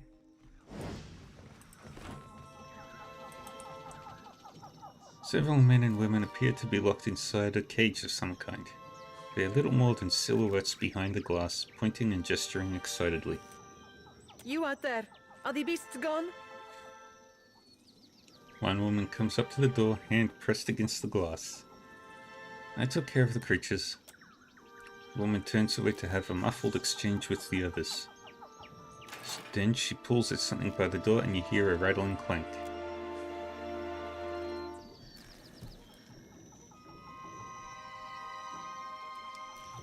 Perfetto! We are saved! A youngish man with bright eyes and a twitching smile claps his hands in joy as he steps out of the cage. The woman next to him, however, remains sober. Me and the Watcher? We're always happy to help. She beams at you, eyes filled with Governor pride. Claudio must have sent you to rescue us, no? But you do not look like one of his guards. She rises onto the balls of her feet and peers behind you as if searching for someone else. She looks only to be midway into her 30s, though the serious set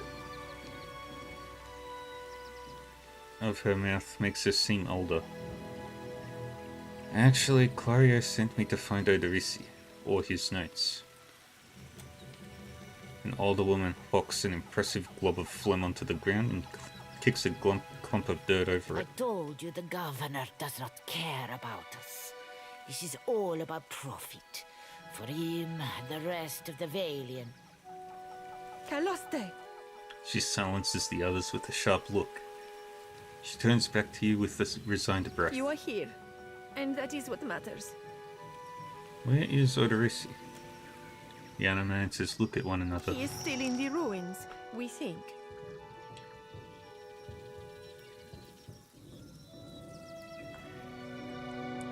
If he didn't make it to the cage, you should prepare for the worst. She nods. Most of the ruins are that way, through the door next to the ramp. She points to a dark entrance in the eastern wall of the arena. If you are going below, you should take Engfirth with you. She motions for someone to the front of the group. Hey, he looks just like... Adair cuts himself off for reasons not yet apparent. His jaw hangs slack. A sharp-featured elf comes to the fore. As he meets your eyes, he gives you a knowing nod. He's earned a few new scars, but you recognize Aelith Corfizzler all the same. He taps a finger to his lips, a sly smile working its way across them. Engfirth knows a great many spells. At first, he even cast fire to chase away the panthers. Until the flames nearly caught one of the tents.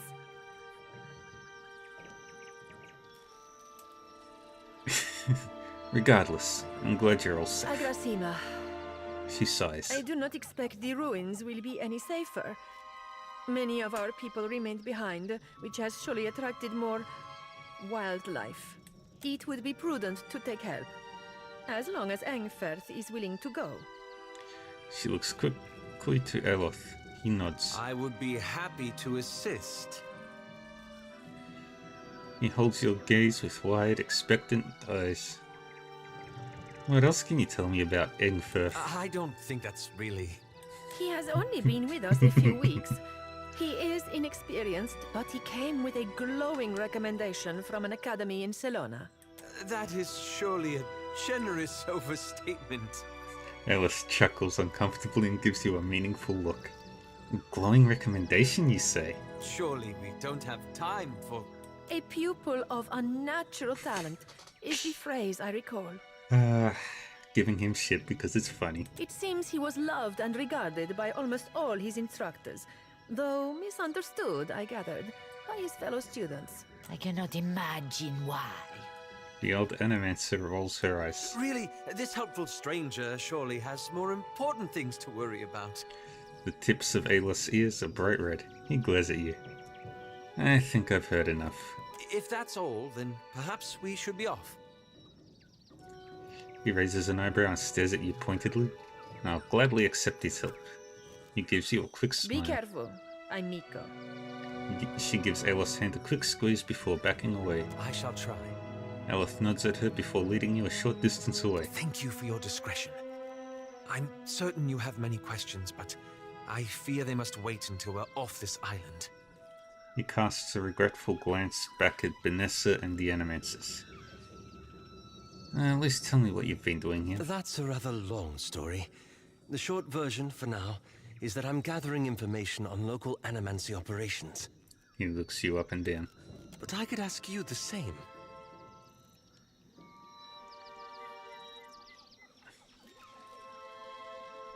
Eothas destroyed my keep, killed most of the people there, and nearly killed me. You'll answer for it. Oh, there's never a dull moment with you. He raises an eyebrow. We can speak more freely once we're away from Port Mage. For now, let us find Odorisi. Wizards. Yes?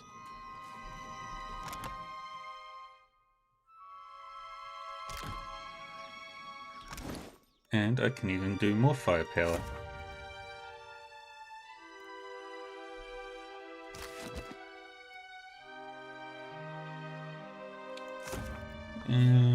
Dolken Touch, Fan of Flames, Chill Fog, Spirit Shield.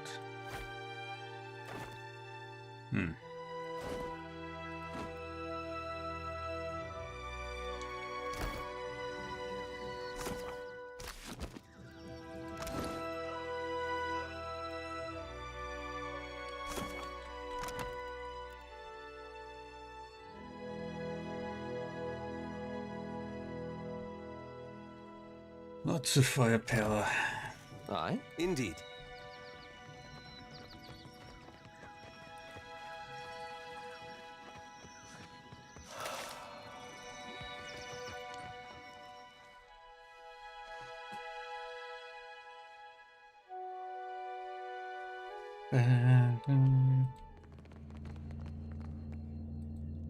Let all champions pay homage to Exandros. For without him, there can be no glory. There would be no glory.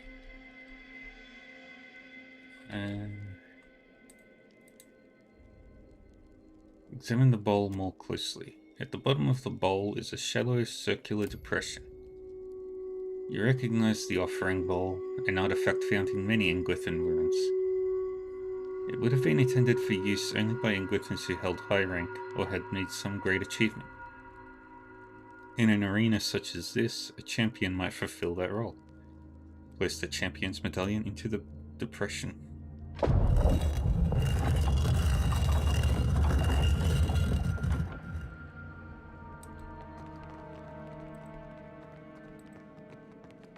Give me a challenge.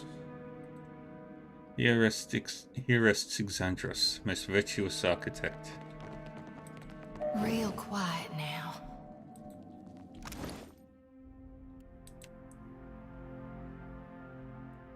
And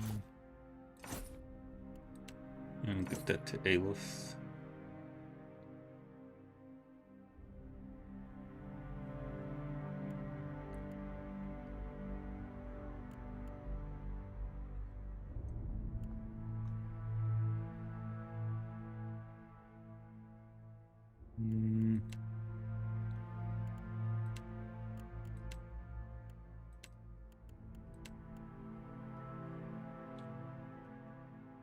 Suits me, eh? Poor fools. They were unprepared for this.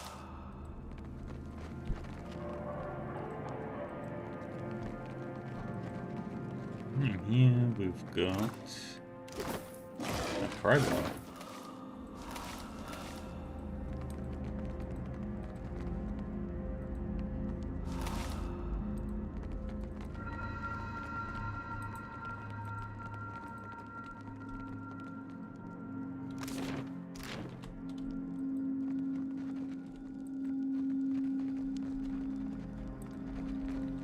Easy does it.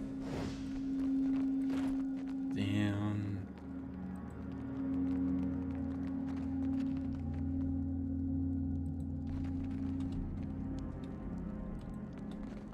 I got this. I got this. These ornate bronze fixtures appear to be braziers. Soot lines the interior of their metallic petals, and you spy fresh coal beneath the filigreed grating. Someone lit these recently. Heard you the means? You might do the same. Looks like trouble. Yes?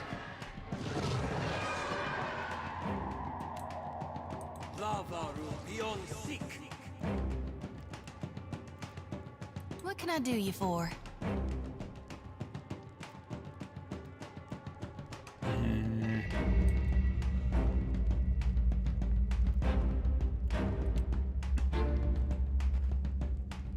Dang it.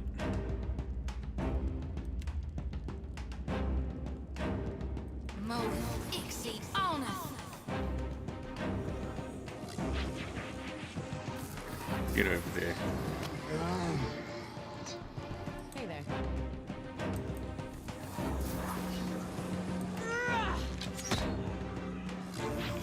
Dang it. What do you need? Stay behind me.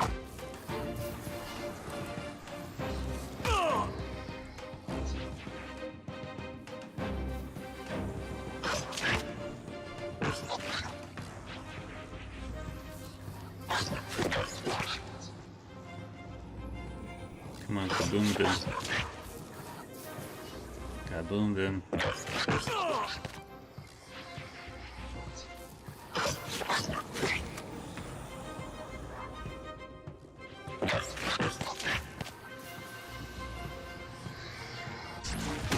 Hardly seems fair.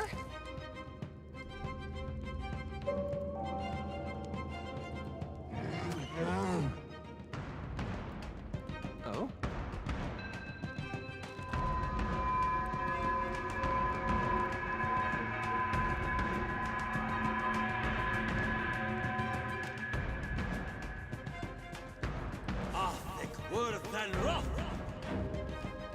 There you go. Happy to Casting. oblige.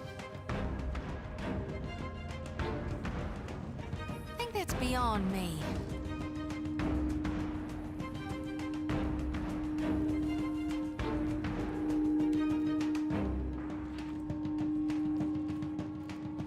End the turn.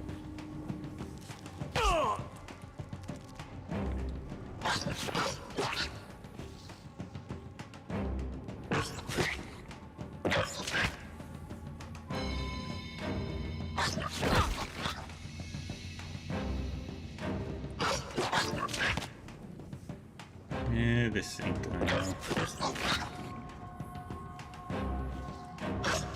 That combusting wounds should do some work. Yeah?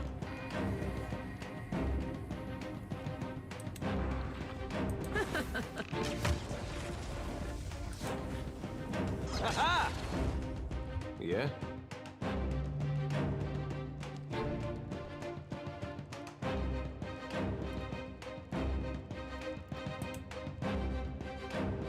May I be a candle in the night? Yeah?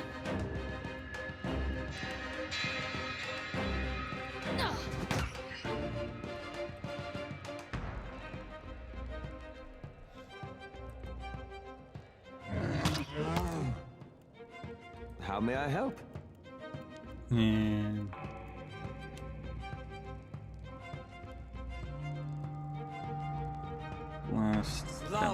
That's not very helpful.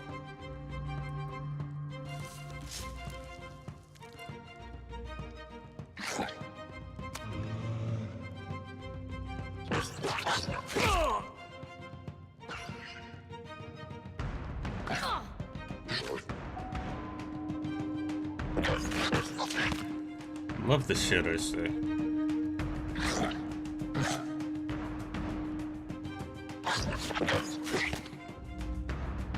Yeah? My pleasure. What do you need? What can I do you for?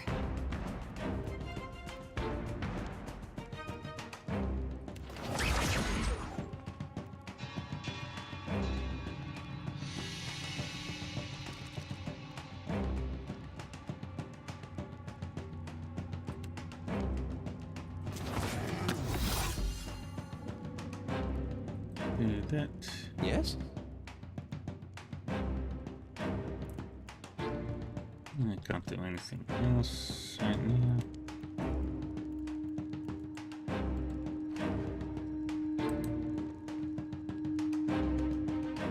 Let's hire it out!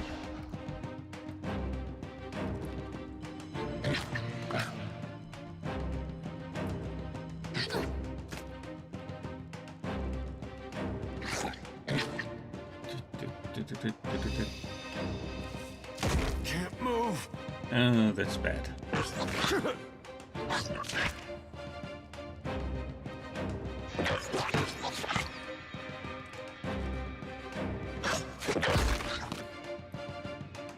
Yeah? Absolutely. Hey. Okay, no longer petrified. That's good. Aye? Ha! There's a walloping!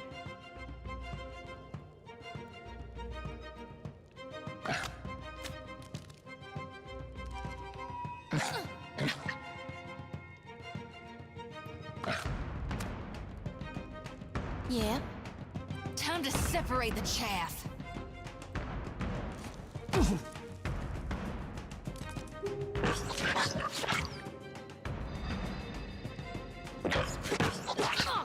Very good.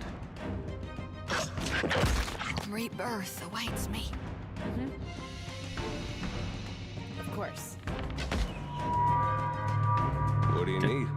Damn it. Happy to oblige.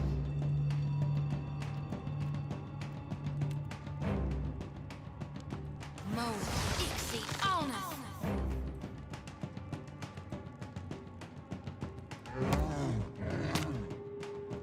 Aye? Ha!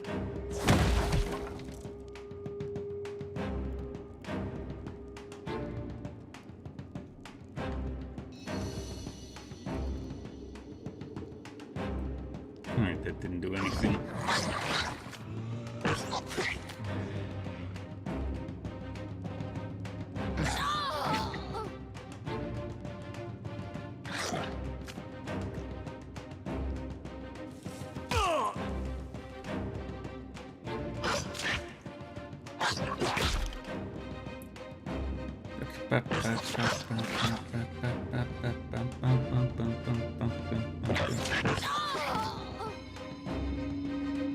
Hey there. Yeah, my ads are starting soon. Okay, that's one problem gotten rid of. That's two problems.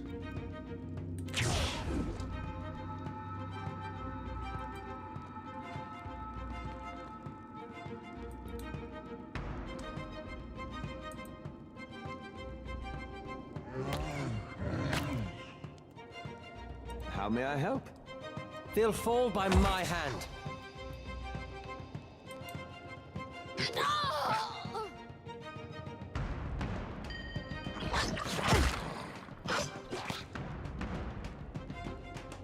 Happy to oblige.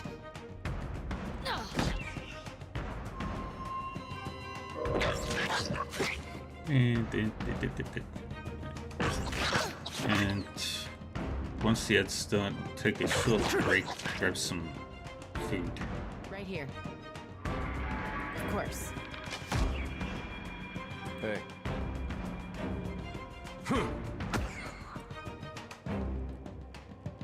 What can I do you for?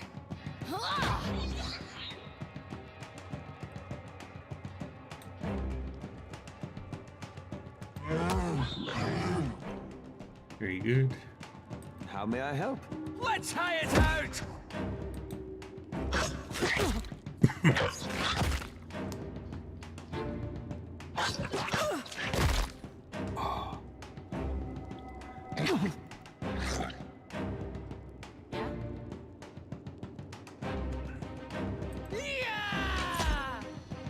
Yeah?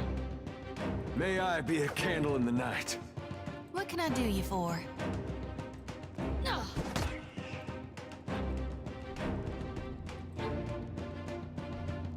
My good bear. Oh?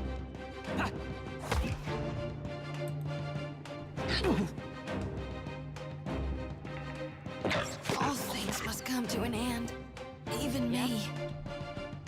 Absolutely. Hey. Yeah?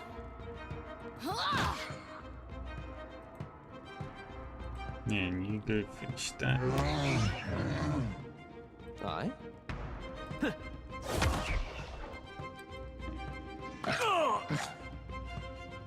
Hey there. My pleasure. Hey. Yeah? Wonderful.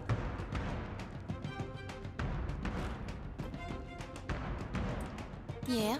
I hear you. Isn't this something? Consider it done. I see where you're going with that.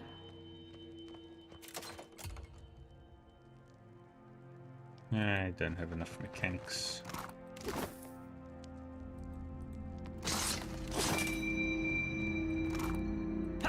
There's a walloping!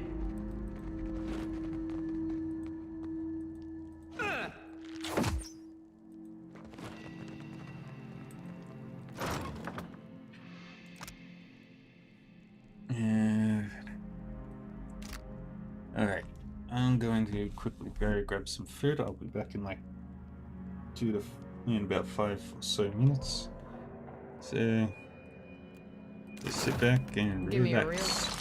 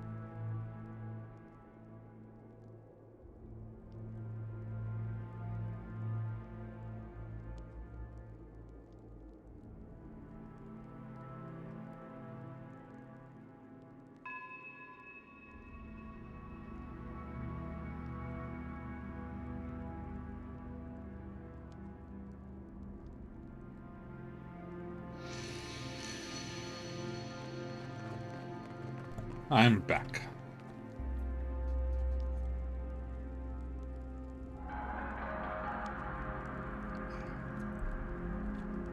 That was good food. Be on your guard. I am full and sated.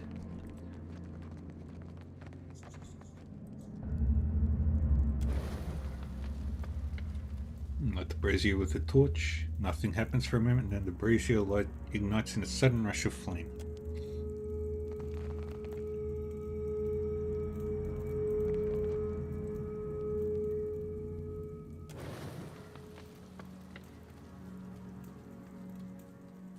You scarcely touch the flame to the brazier's surface when it catches with a hollow roar. The flame jets downward, moving into a narrow channel connecting both braziers.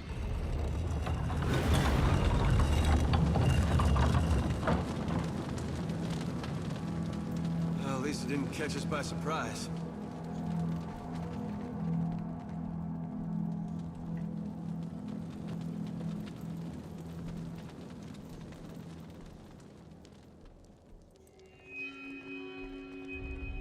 Yeah, I remember this puzzle anyway. Hey there. Consider it done.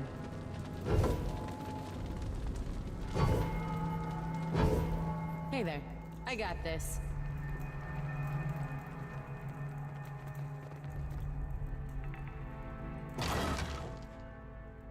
Ooh, gladiator sword. But it is corroded blade.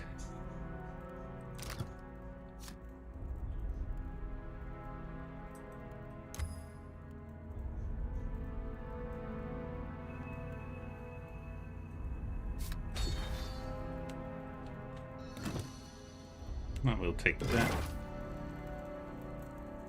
Yeah, and we've made the sword even better than it was.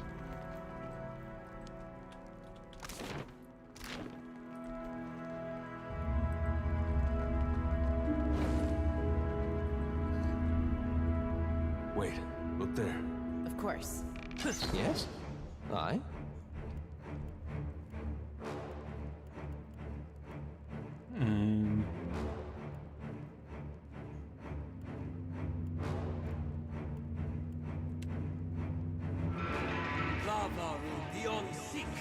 Happy to oblige.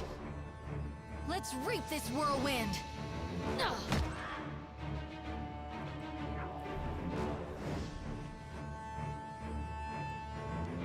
Get over there, Mr. Bear.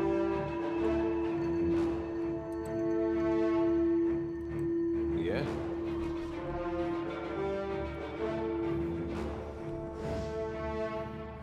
I'm on it.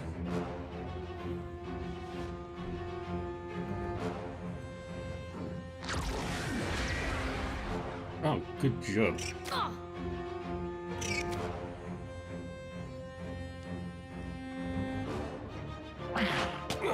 No rush, but if you have any antidotes handy, I'd be much obliged.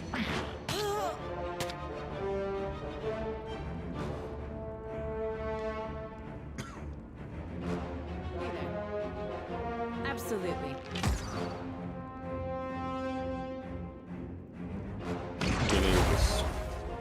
Hey.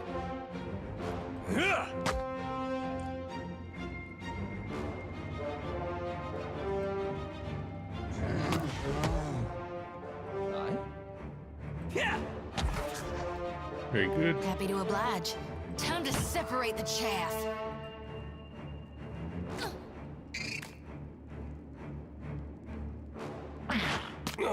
No rush, but if you have any antidotes handy, I'd be much obliged.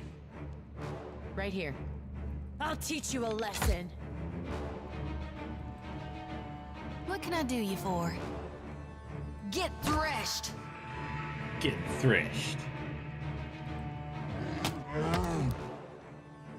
Yes? Good. Yeah!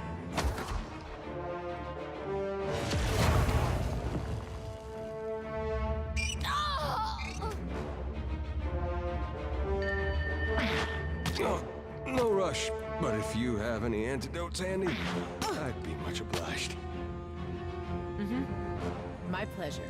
There's something you don't see every day. Good. Yeah, dear. Happy to oblige.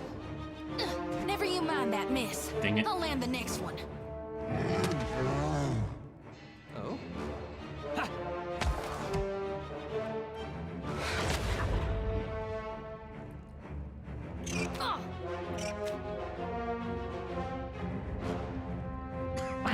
Not to alarm you, but I'm slowly dying. Adair basically has this entire fight under his control. Right here. Absolutely. Yeah? What can I do you for? Attack. How may I help? Yeah!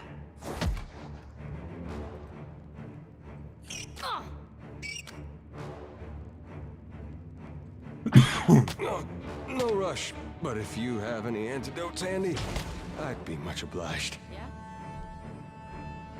My pleasure. Hey.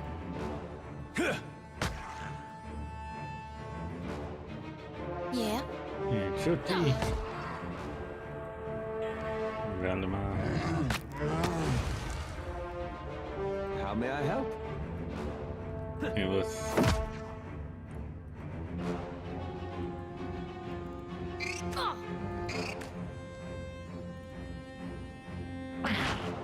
Hey, Not could to have alarm you, finished. but I'm slowly dying of poison.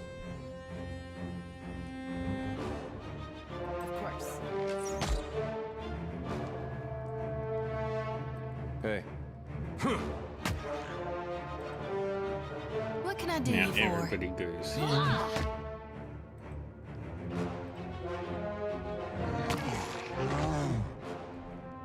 Killed the mushrooms. Yay. Looks like trouble. Yes. Ah, God damn it. Let's high it out! Mm-hmm.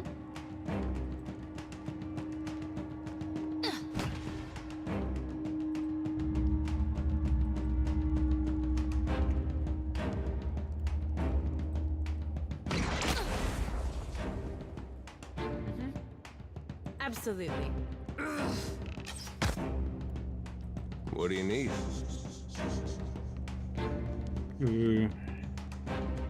What do you need?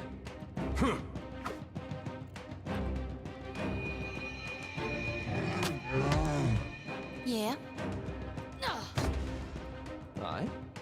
I shall deal with this one. And there it goes.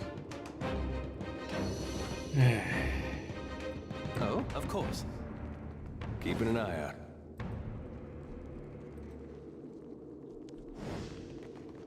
They'll never know I'm here. I got this. I got this.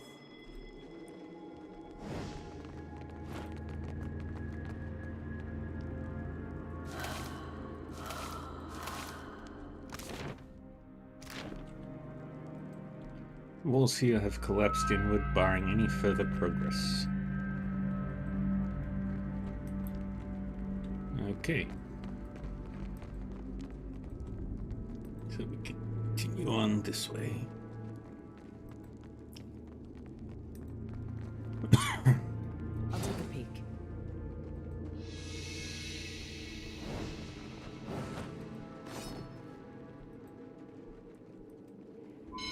I see a soul in the darkness, one ready for reaping.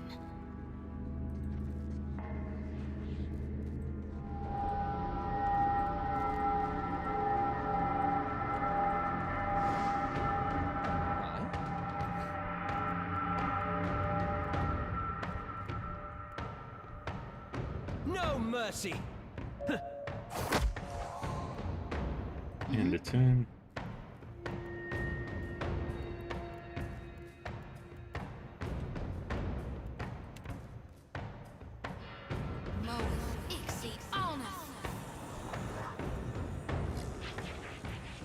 Yeah, in there, Valdemar. Right here. Of course.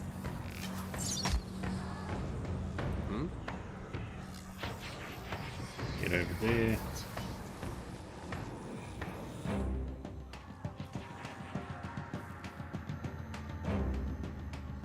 Essence anomaly.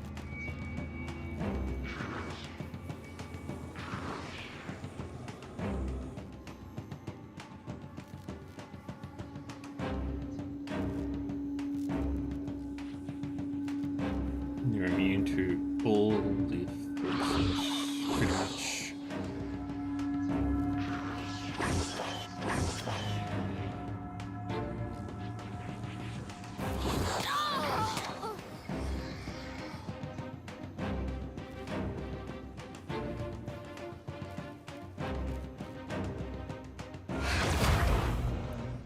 Yeah? May I be a candle in the night.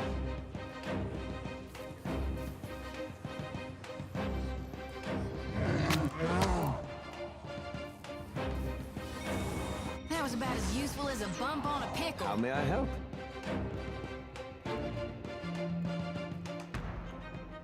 Lavaru beyond seek.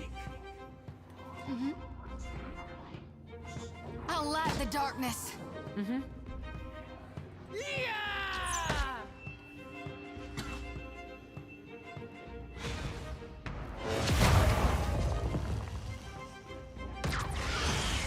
Very nice. There's a walloping. What can I do you for? Oh! Do that.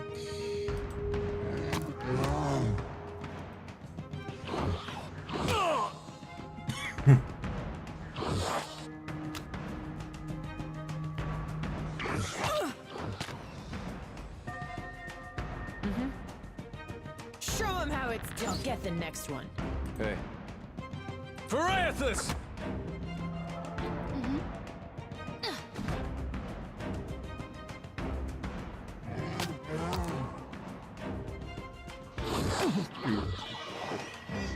Oh?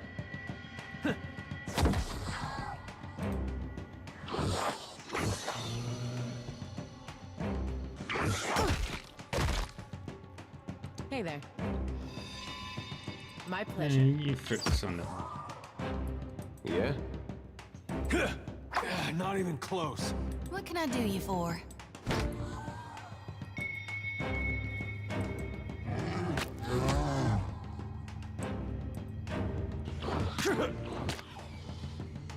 How may I help? Let's hire it out!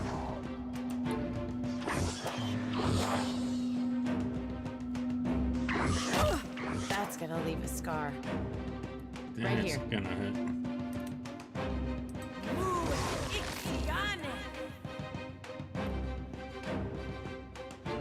And that's What do you need? Leave it to me. What can I do you for?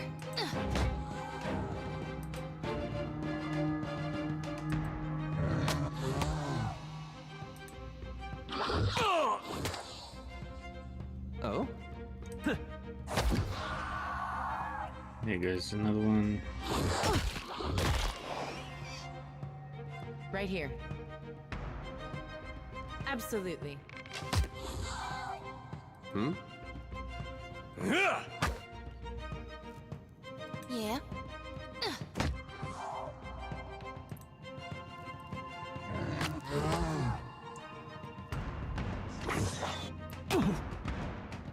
Yes? Lavaru beyond seek. Okay, that didn't do anything. I'll be fine. Really. Of course. So that's how it's gonna go. What do you need? Very good. What can I do you for?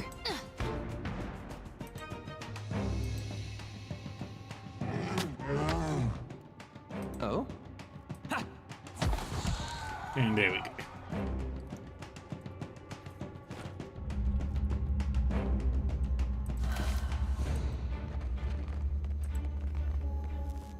Watch and learn.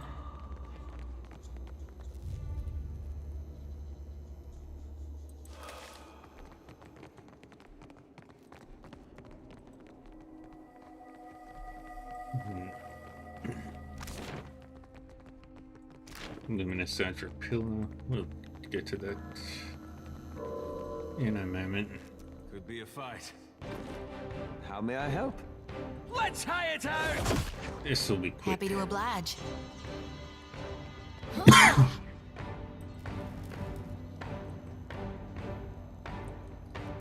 It's so green.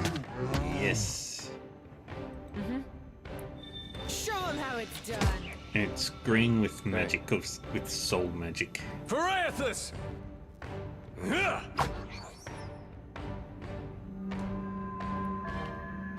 that thing went down so quickly. Give me a challenge.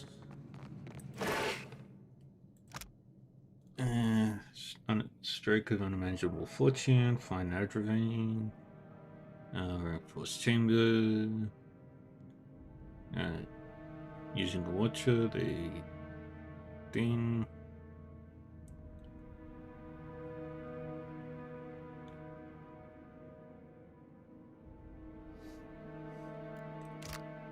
And Consider it done. Dora the Reckless defeated 7 beasts barehanded. Moss and grime have been scraped off clear of large portions of this mural, revealing the vibrant hues of the within figures beneath.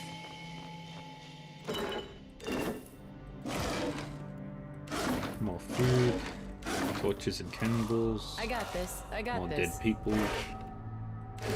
More stuff. It's very green.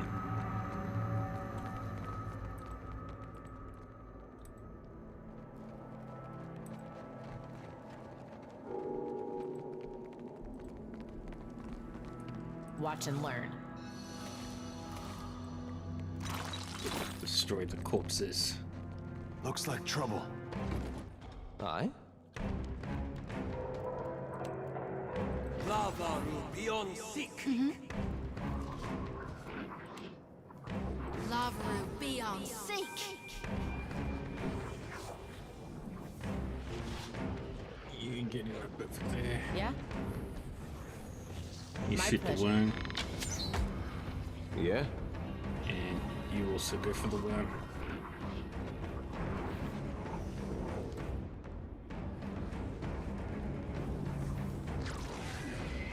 Yippee!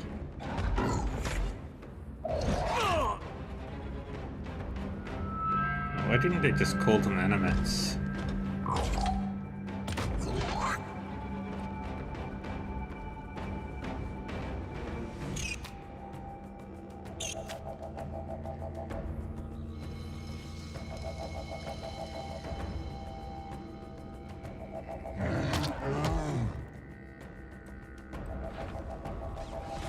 What do you need? Here we go. How may I help? There goes that one little problem. Happy to oblige.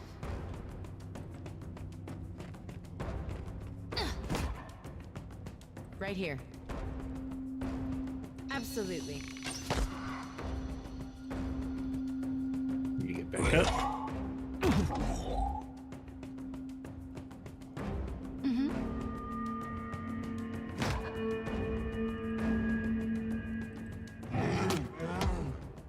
How may I help? I shall deal with this one. Right here. Now everything is focused on that construct, which means it's going to die very quickly.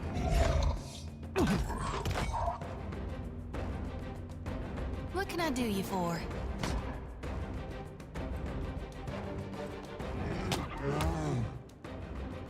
Aye? Let's hire it out! Show him how it's done. Yeah? Missed.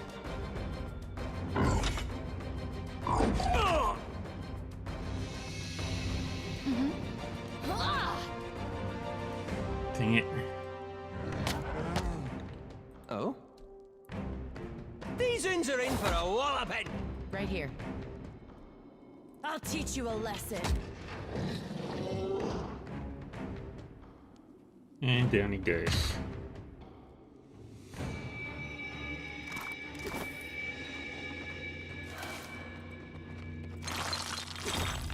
Found more stuff.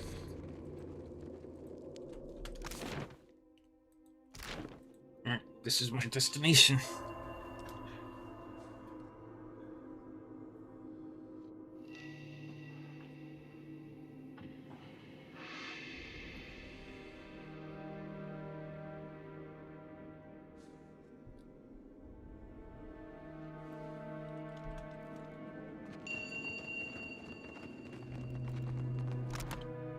Uh, 664 out of 10,000.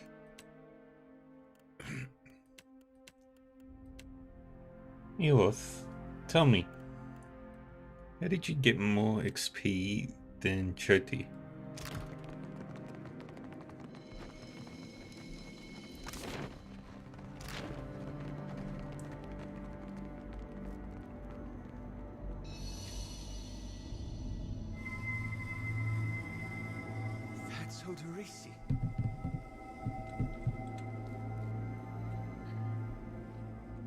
Give me a real challenge.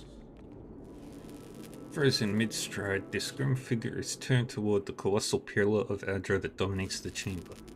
The ashen corpse's outstretched hand rests upon the crystal's dulled surface. Clutched tightly in the remnants of a fist is a bundle of papers, bound together by a leather cord. Several more pages are scattered on the ground at your feet. I think that's the guy we're looking for. Sure holding on to those papers tight. As you pull the papers free, the ashen fingers gripping them slow away.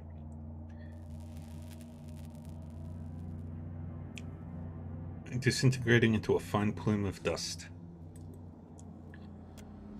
Standing here by the lone figure, you are struck with a feeling of dread.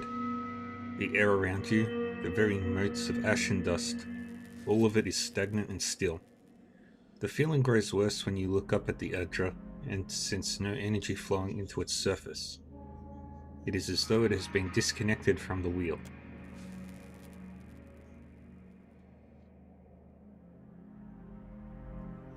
You place your hand against the pillar of luminous Adra.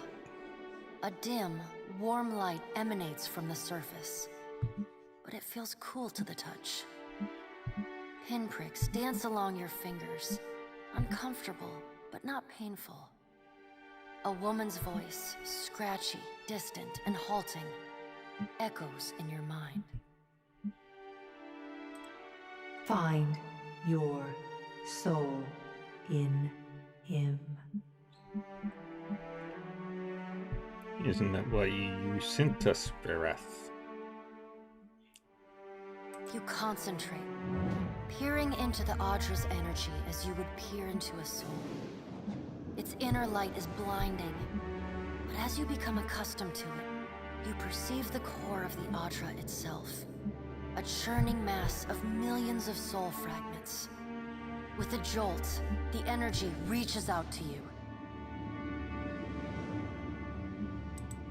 The Angwithan ruin fragments around you, breaking into incoherent shapes and dissolving to dust, falling into an infinite well of dark gray vapor. Even the ground itself disintegrates into nothingness. All that remains is the murky expanse of the in-between. The Adra pillar, and a skein of golden threads rooted in the pillar that extend far off into the distance.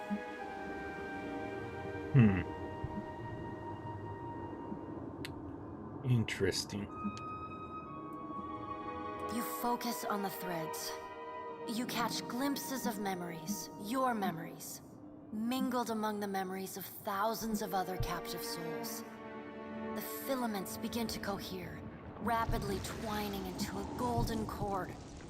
With a muffled crack, the cord ripples outward in a violent wave toward the endless distance. The cord undulates over a space so vast that you lose sight of the wave before it finds its end. Then, a heavy creaking, like the sound of mountains shearing under their own weight, washes through the dull gloom of the in-between. A violent force yanks you along the cord at an incredible speed. The murk of the in-between warps erratically, as though you are observing it through an ill-ground lens. Just as quickly as you were pulled forward, you stop, suspended below a massive figure of ancient carved Audra.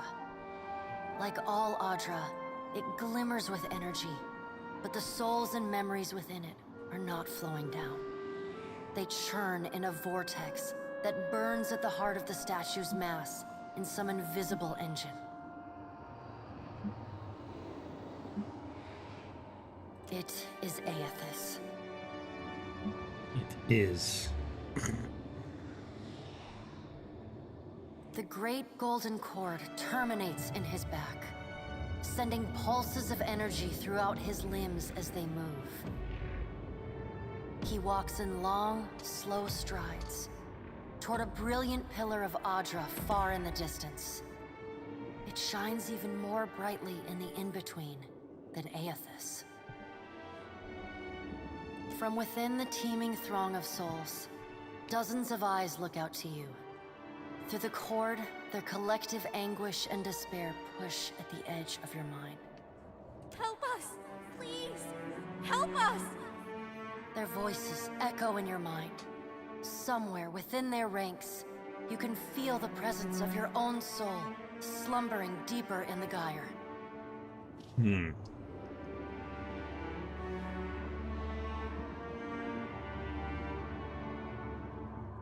Reach out to the lost You reach souls. out to the lost souls, but the incredible power flowing through Aethys' body repulses you. Not even your Watcher powers can penetrate the massive tides of energy crashing through him. The souls sense your efforts and attempt to breach the surface of Aethys' body, but are instantly pulled back down into the deep well at the statue's heart, as though they were pried from the edge of a great precipice. Aethys' stride slows and stops. His head slowly pivots until its great burning eyes are cast back along the cord. As his gaze meets yours, you feel an overwhelming rush of incredible joy, mingled with profound sadness. You have sensed similar anguish in lost souls, but never with this intensity. A soothing voice drifts into your mind. It takes great bravery to venture through the in-between, even for a Watcher. A swell of admiration radiates out from the god's heart, a force so intense that it momentarily overwhelms you.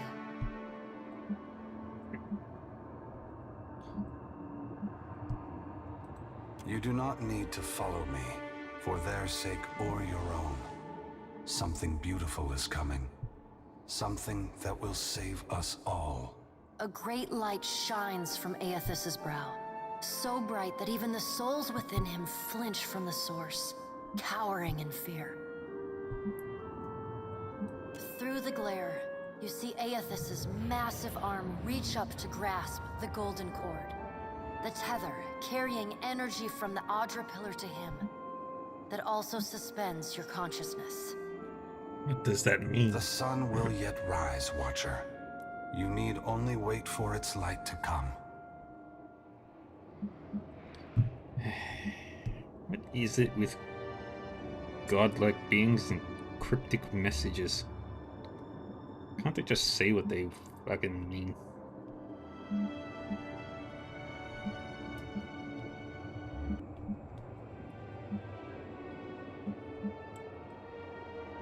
Aethys yanks on the golden cord, pulling it from his back.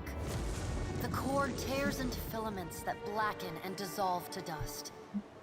Without pause, he turns to resume his stride toward the distant pillar of Audra, shining on the boundless horizon. You hear the souls within him cry out for just a moment, before your consciousness is snapped away from them. The in-between goes dark. For a second, you feel a mix of nausea and a sensation like spinning and falling. Then the moment ends. Your consciousness has returned to the Angwithan arena. The world is sideways, the Audra pillar upside down. You flinch at the feeling that you're standing on the ceiling. The disorientation overwhelms you and you collapse to your knees next to the luminous Audra pillar. I'm looking crazy again. Previously Would dim I? and flickering, the pillar now glows with a strong and steady light. You touch the Audra again, but the chill and prickling sensations you felt before are gone, replaced with a comforting warmth, like the embers of a fire that has just lost its flame. As you return to the world, you feel a hand on your back. You alright? Come on, we just got your back. Despite his tone, you can see genuine concern in Adair's eyes. I'm fine. I heard you say that before. Had something to do with a 2,000-year-old lunatic talking to you in your dreams. I've seen you commune with souls of the dead, but this looked altogether different. What happened?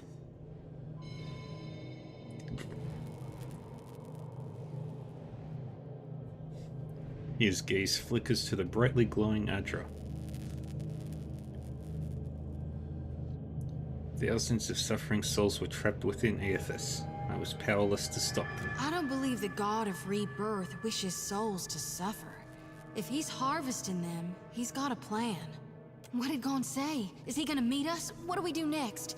He charged you with a divine calling, didn't he? Just like he's done for me. I saw more luminous Audra in his path, but he told me not to follow. That something beautiful is coming. I wonder if he said the same thing to people in Raid Saris 20 years ago. I wonder what he's after, and why he's been giving me these dreams. The things I've seen, they leave a mark on your soul. She rubs her arms despite the balmy air. I may not know what Gon's got planned for me, but clearly he wanted me to meet you. Aloth tenses his fingers and smiles. I got this. I got this. Goodbye, Odorisi. Back to the Angwithan dig site.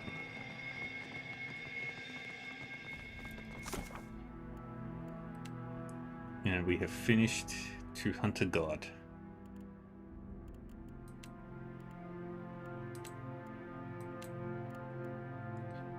I can technically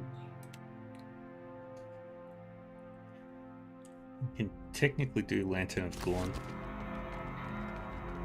but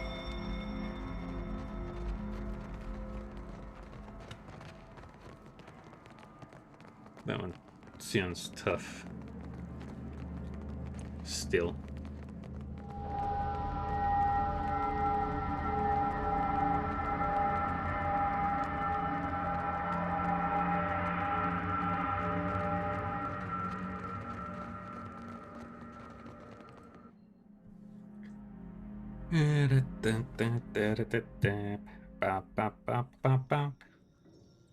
Hey, the ghosts are back. As the souls move past you, some turn their heads in your direction, but most seem fixated below you, on the Adrapia Ula beneath your feet. A few nod their heads in thanks or raise a hand to acknowledge your presence. What do you see that I can't, Watcher?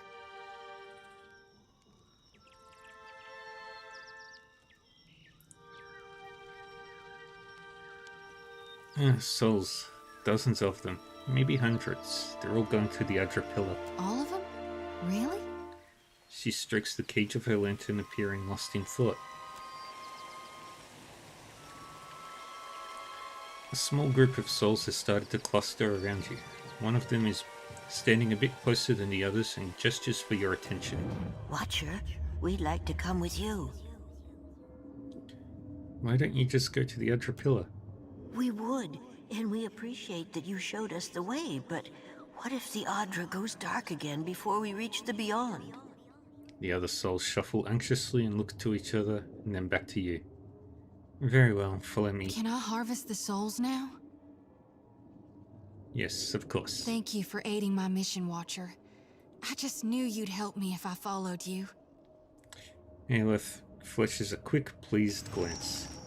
Jyoti glides her hands in a series of motions that resemble a martial art or an intricate dance.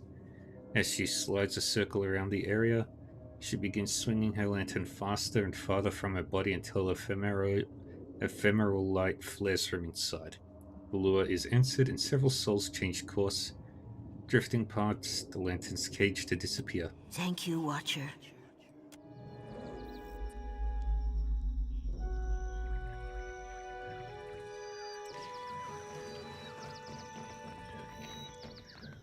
Vanessa?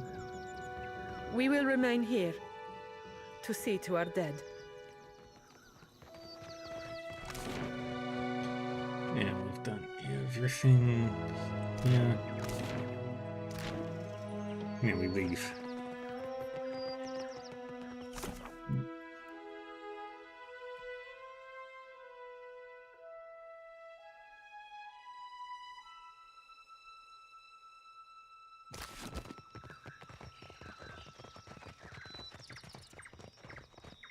Got a weight in my lantern now. Almost feel like I can hear the soul when I jostle it around. With every soul, my lantern's getting heavier and heavier in my hand. How are you feeling? Have you suffered any recent nightmares? I did, recently with you. You were walking the depths of the ocean, but you didn't drown. And in your hand, you gripped the key to Aora's end. Her face alights with a fierceness. I've seen stars wreathing a statue's brow, and souls flowing like tears over gleaming Audra. And then my god headed into the heart of the storm, where he could find the darkness. Tell me what's on your mind. That's I'm all glad for we now. talked. Right here. Sure.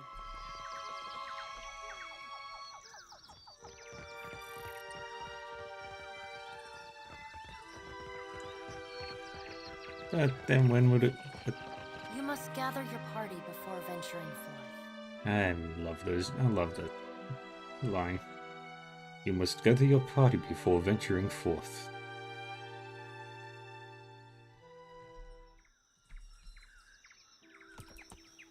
Off we go back.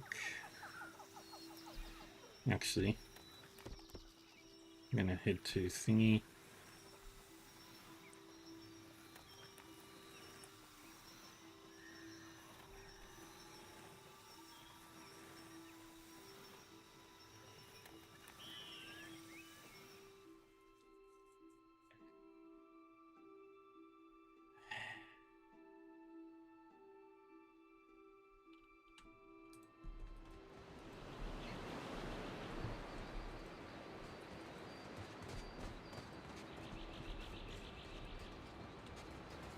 Ramdan Rizé. Should have known you'd come out of this in one piece, you Agrasima old crank. casita for I'd taking me off. rather die than let you savor the ship's last drop of ale.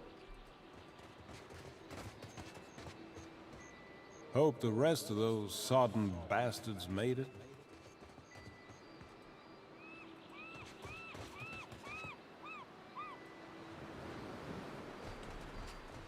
Any other ghosties?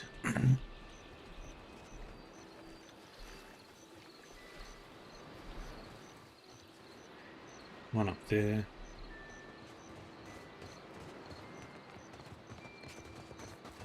There's nothing for miles. Follow Gon's light, all you lost souls, for it shall guide you through the wheel.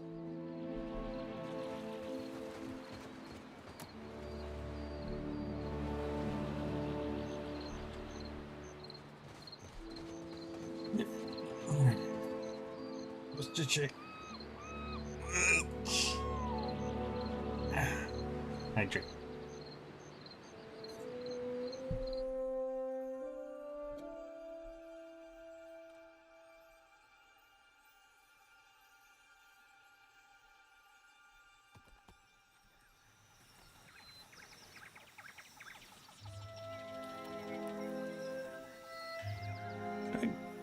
I already, yeah, I did explore over there.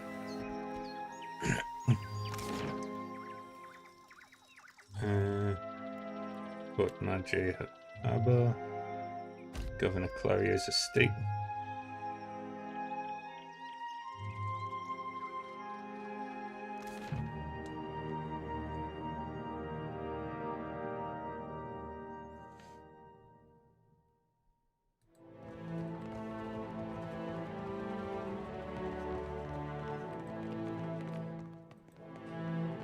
What can I do for you? I have information for you about the dig site. At last, Belfetto, tell me, please, what has happened? How much have we lost? I must know.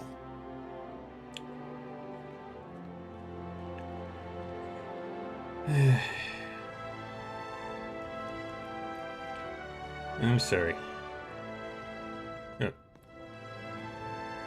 Yeah, I'm sorry. Some of your animancers made it, but I'm afraid Odoresi was killed when Eothas arrived.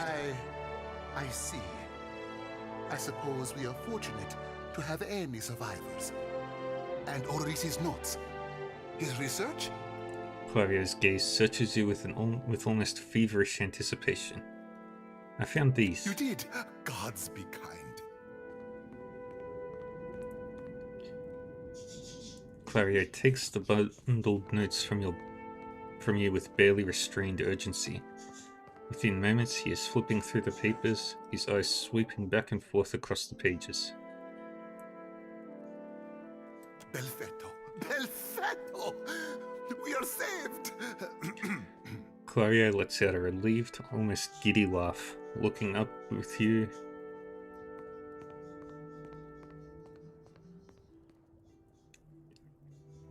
Looking up at you with a toothy grin. A grin he hides soon after beneath a cough and a look of some regret. That is, Odoresi's legacy is not wholly lost. I like to believe the man would find that pleasing.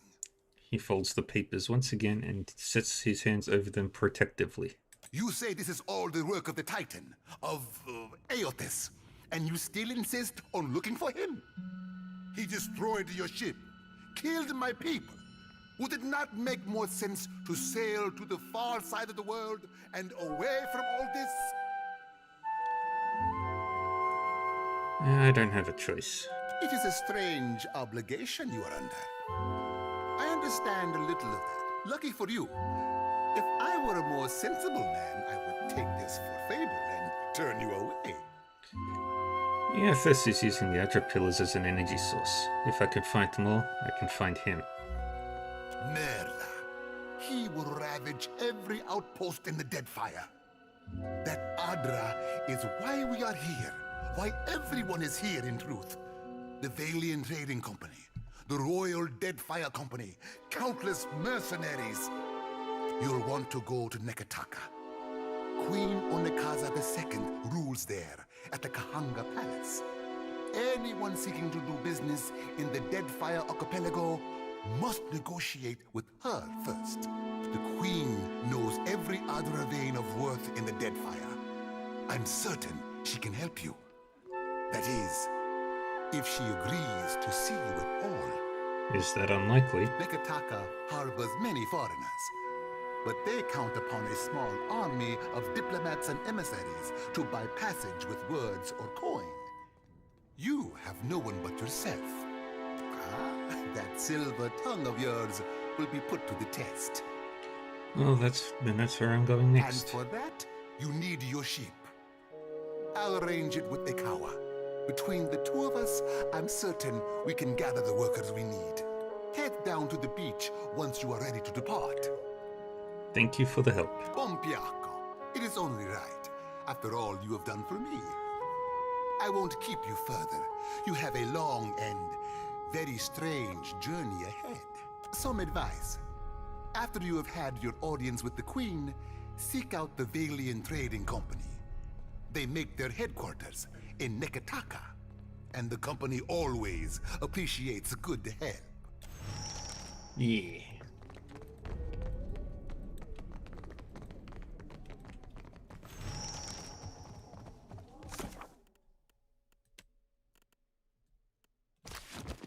All right.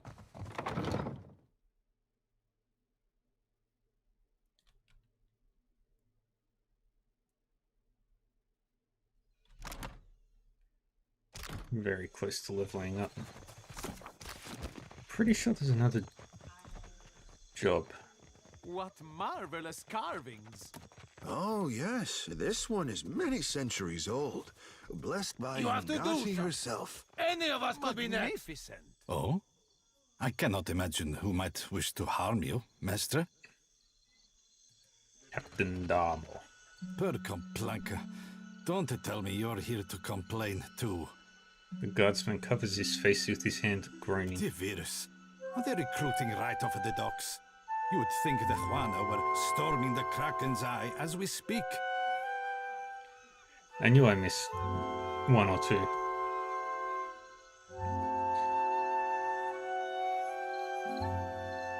What's going on? A fight, Mestra. One of the Juana women attacked a merchant. He has come out the worst for it. He jerks a thumb toward the nearby door. Now every nationale in town wets himself in terror of losing his coin to the Aumaua.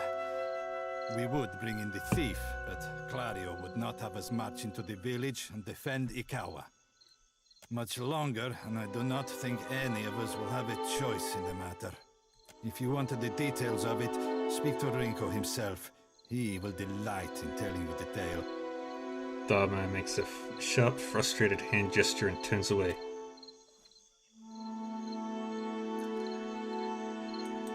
Yep. And then go sail the seas and try and find the deck of many things.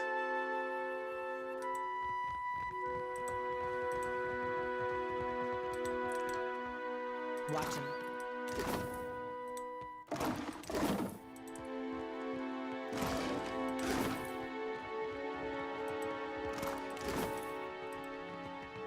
If he didn't want me to steal, if he didn't want me to take this stuff, he wouldn't have marked them as regular loot. Consider it done. I'm keeping Papa company till he's better. Who's there? Tori, is that you? Wait, who are you? The figure in the bed is a young Valian man. The first thing you notice is that he seems to have been severely beaten. One eye is nearly swollen shut, and where his skin is revealed, it is a patchwork of livid bruises. He groans and winces as he props himself up, glaring up at you with one good eye. Reminds me of a time Isilmir got mouthy with a Rawatayan mercenary. He leans close, murmuring to you. Come to laugh? Madiko, this would not have stood in Ozia. He yanks at the bedsheet, trying to cover himself. In Ozia, there'd be a crowd to... Nah. What happened to you? Iswana. They are an unreasonable people. I was enjoying a night of cards when one of them attacked me, out of nowhere. I had not spoken a word to her, the mad devil. Look what she did to me. My ear. He turns his head and you see that there is a scabbed over notch where a chunk of flesh has been torn away from his left ear. When the fighting is over, she takes my coin purse and strides away, bold as anything. Sometimes they deserve the sass. Yeah, but I'm kind. That's awful. Well, clearly you have more compassion than the host of cackling fools that watched the whole thing.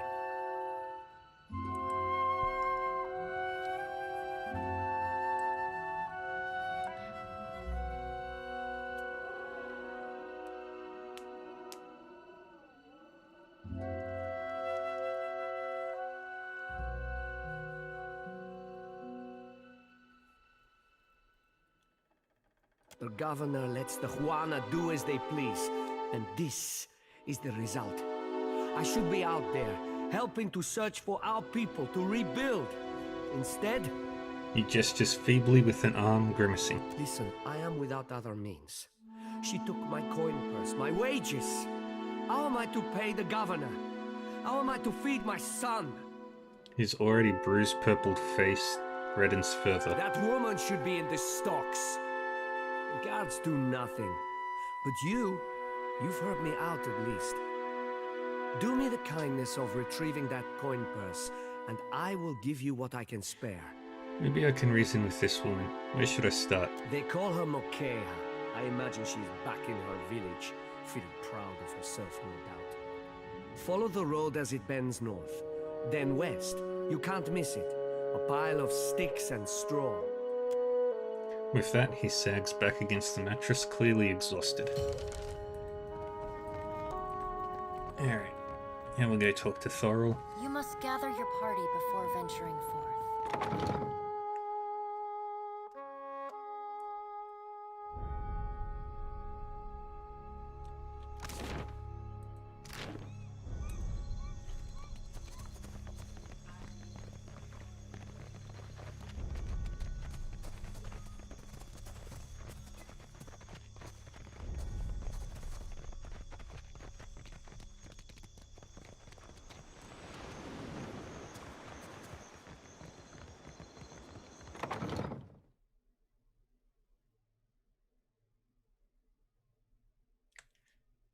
I'll do some shopping while I'm here.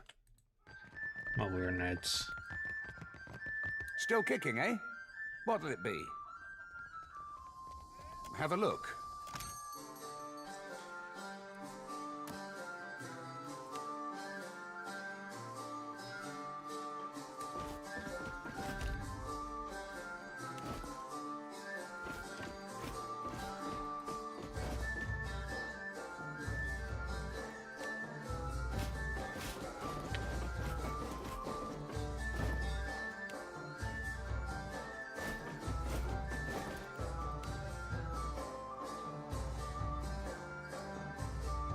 Dog baby shampoo.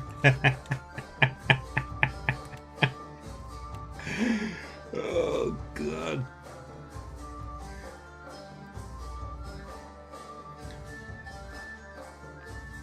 That's hilarious.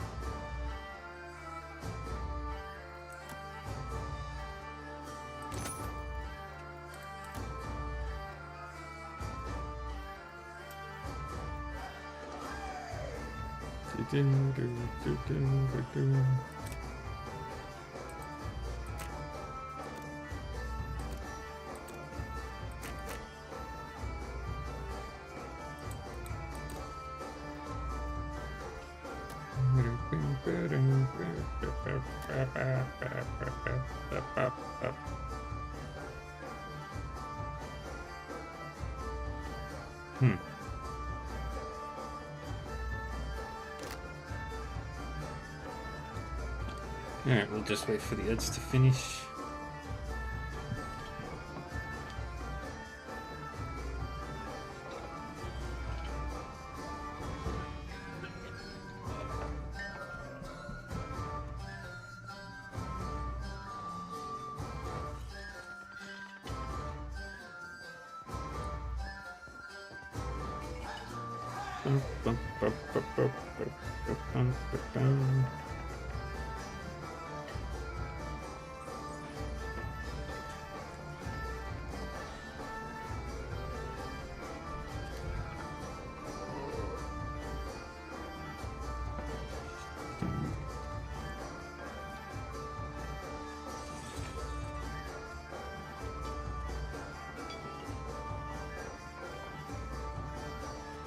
And we're back from the ads. Yippee!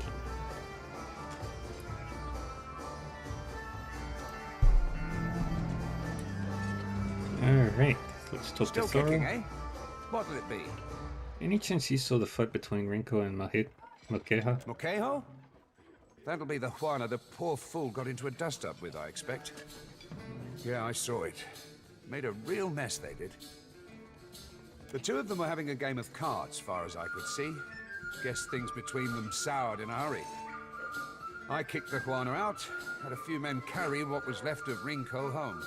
So they were playing against each other. Well, yeah. Think maybe Rinko wasn't expecting one of the Juana to know the game so well. He looked real nervous by the end. Do you know Rinko? Well, no more than most.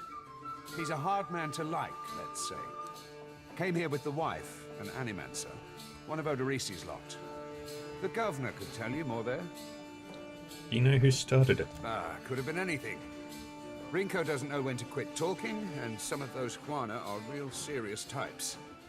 As far as I'm concerned, we owe the Storm Speaker for keeping the town in one piece. Don't mean I'd invite her people over for tea. Sure. Just hope you don't mean to dredge anything up again. Leave the feuding for the Blue Bloods. Very well. Yeah, nobles need to fight each other because it's funnier.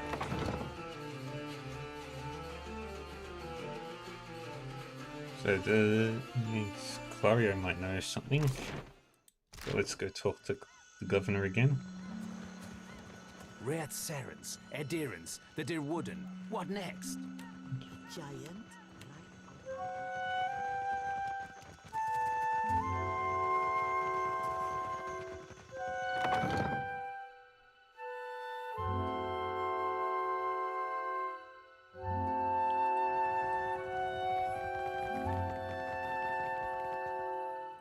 I'm sure you're eager to depart.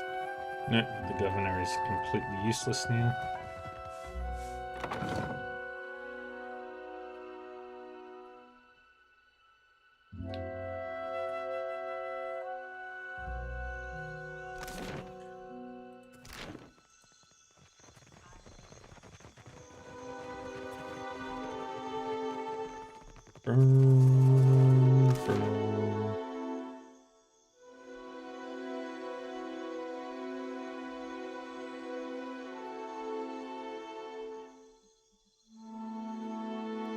Set the Hoosie. Yeah.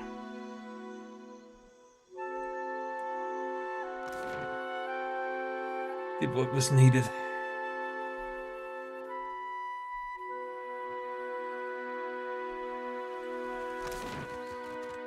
Mahika is...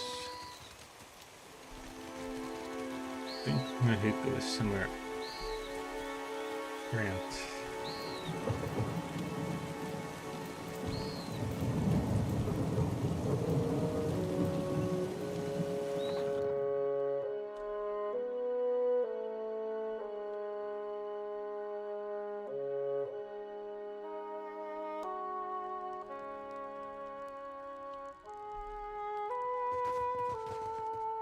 What for do you skulk around in the dark? Do you not sleep?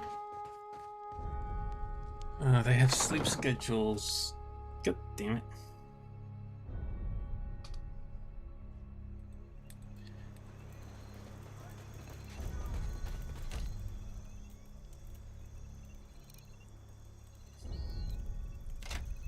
Alright, wait until morning. When I was little, me and my brothers used to spend hours chasing each other through the Merkberry fields. Don't think a day went by I didn't have a skinned knee or a bleeding elbow. The Almawa woman steps sideways, angling herself towards you, and meets your gaze with an intense stare. I do not know you. Her voice is quiet, but each word is clipped and harsh. You were looking for a Kawa?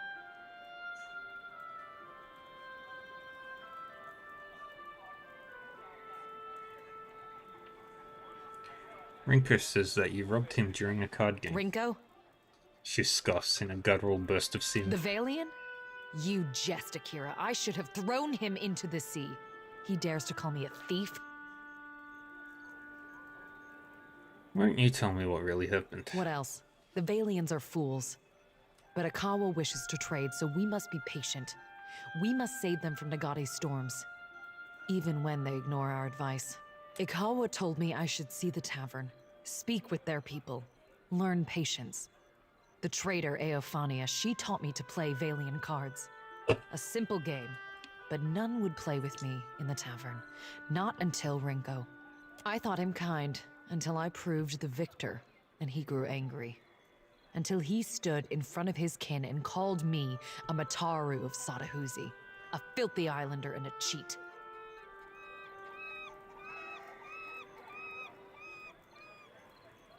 For that, yes, I beat him.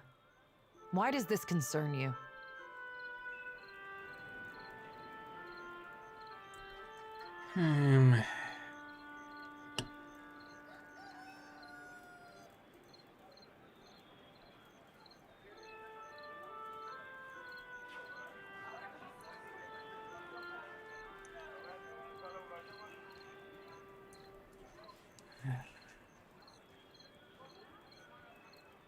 Either way, everybody's at fault.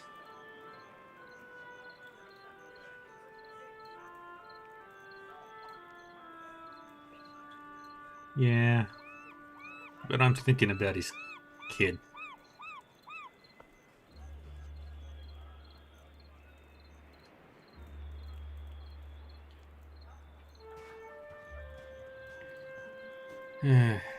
Without that coin, Renko will lose his home. Don't be foolish. Clario will see to him. Renko has a child to feed. It's not as if you need his money. Why did this not prevent him playing at cards in the first place? Are all Valians so mad for coin? Yep. So then, what am I to do? I did not wish him dead. Give me the coin purse and we'll call it square. Huh. Then here's what you came for, though it is an uneven trade. You got to beat the crap out of an asshole and he gets to keep his money.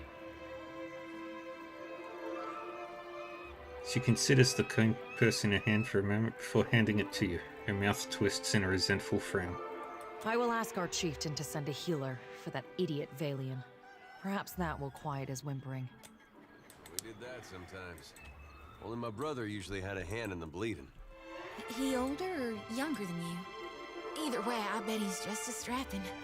Older. was older. Then Ray and Sarah's invaded. Oh, I mean, of course, that's gone, but I'm so sorry.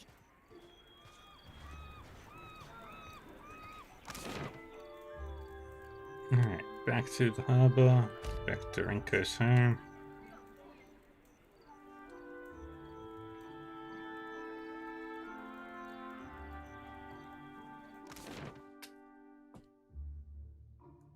Real fun if you could draw your own pathway in that map. See how long it takes. Most days I'd fire up the kettle for you or something. Sorry. I spoke to Mokeha. She claims that she won fairly and you insulted her. A surprise! The brute speaks! And you have survived the conversation in one piece. Merla, perhaps my tongue was loosened by drink. What of it? Is any man who insults the savage's pride due a beating? The law is on my side. It might help if you didn't call them savages. I refer only to Mokeha, that shark-faced harpy. May Andra's beasts feast upon her eyes. Renko thrashes feebly in his bed, one fist raised defiantly. She cheated me. Are we to lose our home for the sake of Clario's alliance? Here, Mokeha apologized and returned your money. She what? He eyes the coin purse in his hand, then angles a one-eyed glower up at you. Let her apologize to my face, the shark spawn. Merla. What good is an apology? Does it fix my ear? Enough then. I am forgiving. You have what I asked for. I promised you a share of the coin. We leave it at that. You have saved my family, Aimika. I say it plain. Agrasima. His head drops back onto the pillow and he raises an arm in a weak gesture of farewell. Yay! Level 5.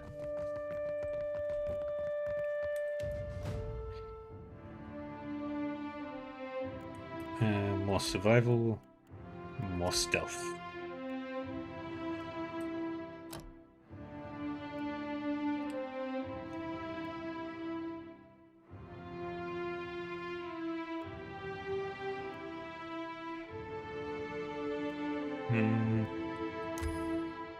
Accurate wounding shot.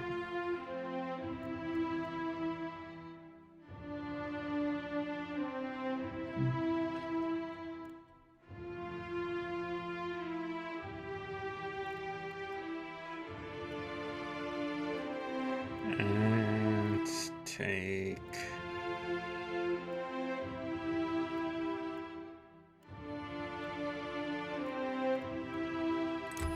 combat roll.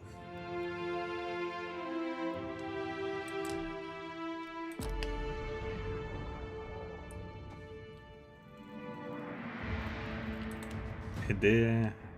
Athletics and intimidate.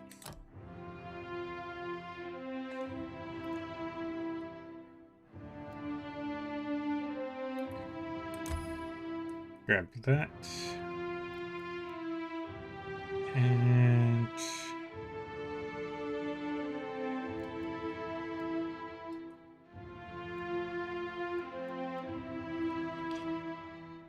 upgrade constant recovery.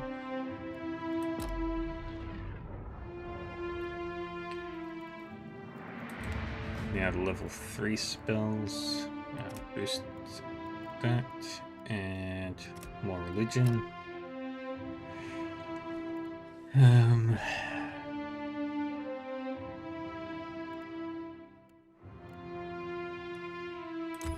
Consecrated ground.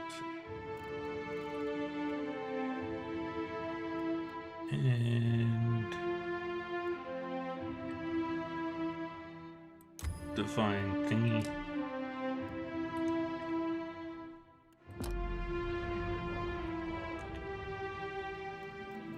And finally, Aleph Arcana and Metaphysics.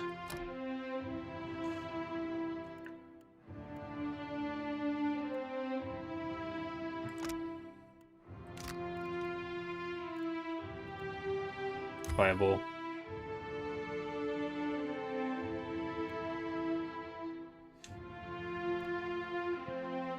And that one.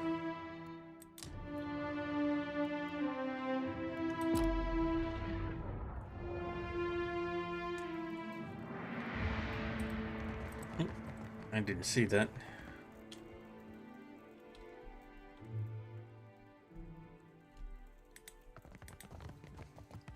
Aye?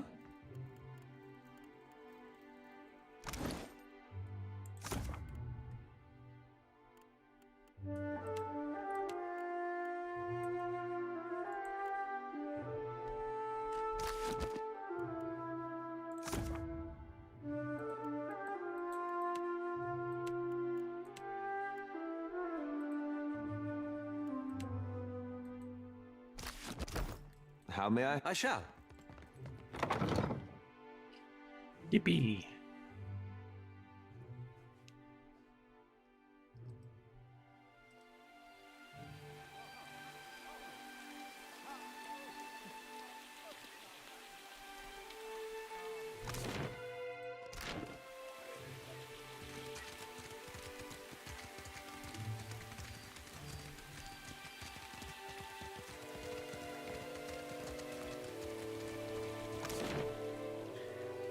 On foot.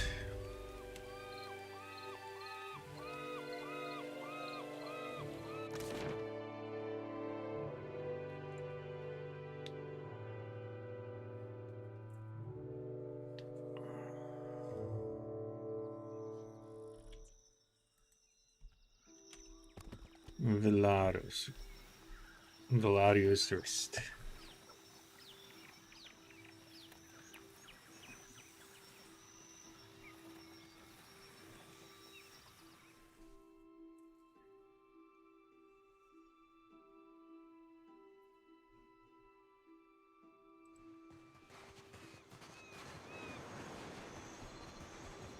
Good, you are here.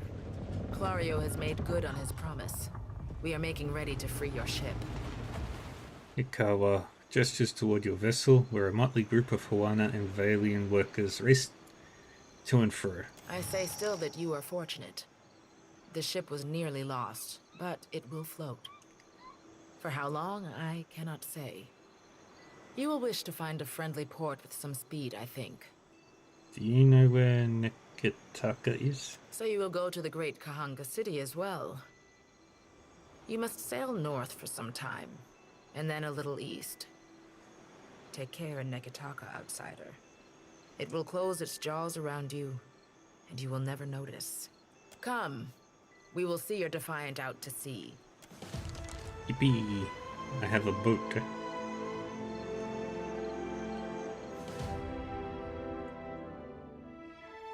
I got 2 blessings.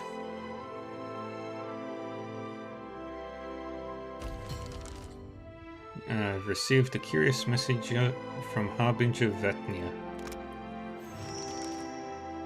Missive, written in what looks like dried blood on a slice of tanned leather, came to you rolled and sealed with the mark of the Oryx. Lettering, spidery and sharp, suggests the sender may have been shivering as they composed it. Yep. Most glorious watcher of Kednua, cordially invite you to a feast to be held in your honor. Community of like minds congregated at Harbinger's Watch. Small outpost located in southern Deadfire Sea to witness the dead flow's rapid expansion. Soon ice shall consume all, and Remagan's dominion over Dead Eora will be unchallenged. Eagerly anticipate hosting your magnificence, with admiration for your many accomplishments, Vatnia, High Harbinger of Dusk. We should address the matter of our ship's resources before we get underway. It saddens me to inform you that we lost several crew and most of our provisions during the storm. However, Port Margé appears to be well supplied, and I expect the recent disaster has left several sailors in want of a ship. I suggest we contract for additional supplies and crew before we return to open water, or our voyage may indeed be a short one. Okay.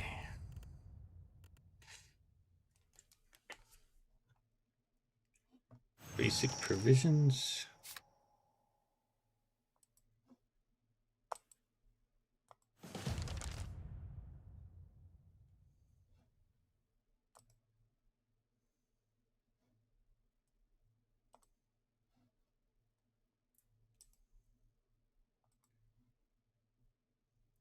And we've done Stranded.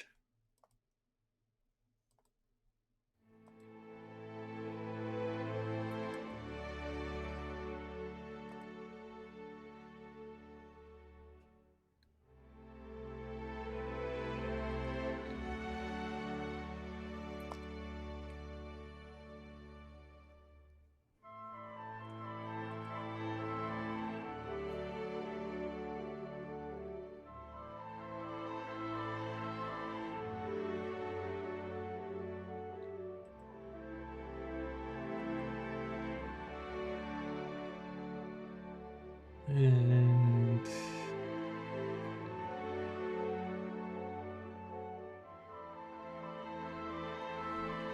skeleton crew.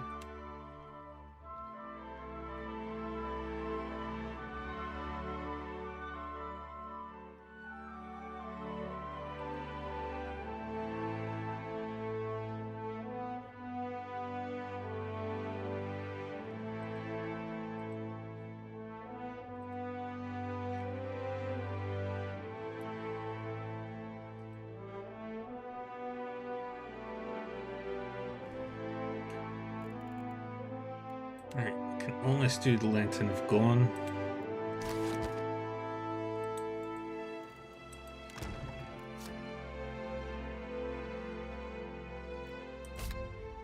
Several jobs on the ship the crew needs to fill while sailing. Every ship needs deckhands, cannoneers, and a helmsman. And blah blah blah blah blah. Large ships even require a bosun to keep the deckhands in order. Okay. Crew consumes both food and drink. Yada yada yada. Several jobs on the ship.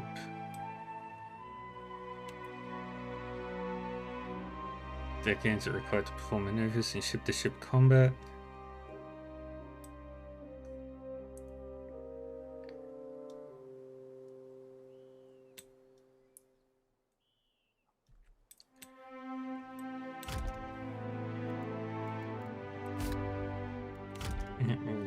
All that.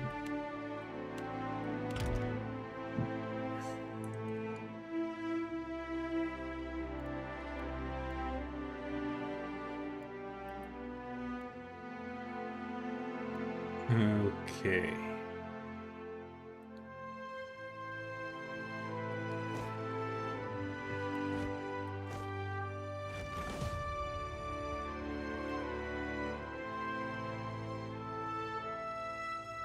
You're a deckhand.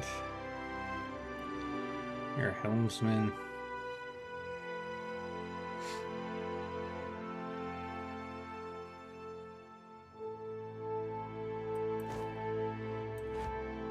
rest.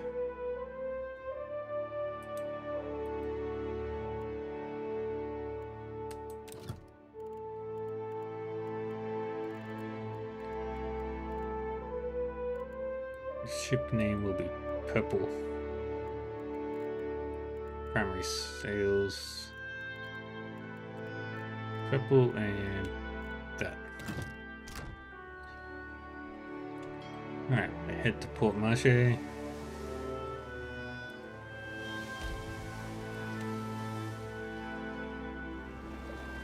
As the Defiant leaves Port Marche behind, you casually observe dozens of other ships coming and going, mostly fishing and trade vessels. One craft stands out, an imposing dhow replete with cannons crests into view across the Defiant's starboard bow. The flag raised at high atop, its sail signifies a wish to parley. However, the dhow approaches at an aggressive speed, suggesting that it may not be easily turned away. You spin the ship's wheel counterclockwise. The ship swings around quickly, disturbing a gull resting on your foremast. The bird voids a white splotch on the deck as a sign of disapproval. You even out the wheel and bear straight towards the dhow. The distance closes quickly, and soon the massive dhow's hull rolls on the waves beside your ship. Boarding planks emerge and are quickly cast onto your ship along with shouts from its crew, notifying you that their captain will be boarding.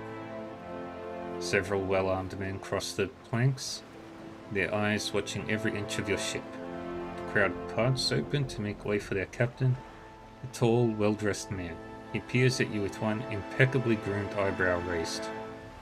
Following behind the captain, and in stark contrast, strides an unkempt Orlan. A pair of pistol grips protrude from his belt, and he casually twirls a stocky firearm around his index finger.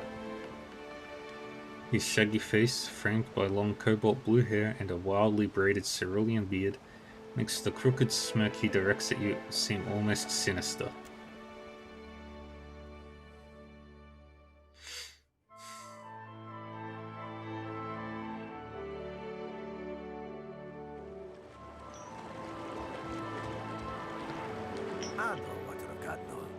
On behalf of the Principes and Patrina, I must request we meet in parley. The broad-shouldered captain up-tilts his chin in greeting. When he smiles, his left cheek divots a shallow dimple. You have my attention. Agrasima. I will make this quick.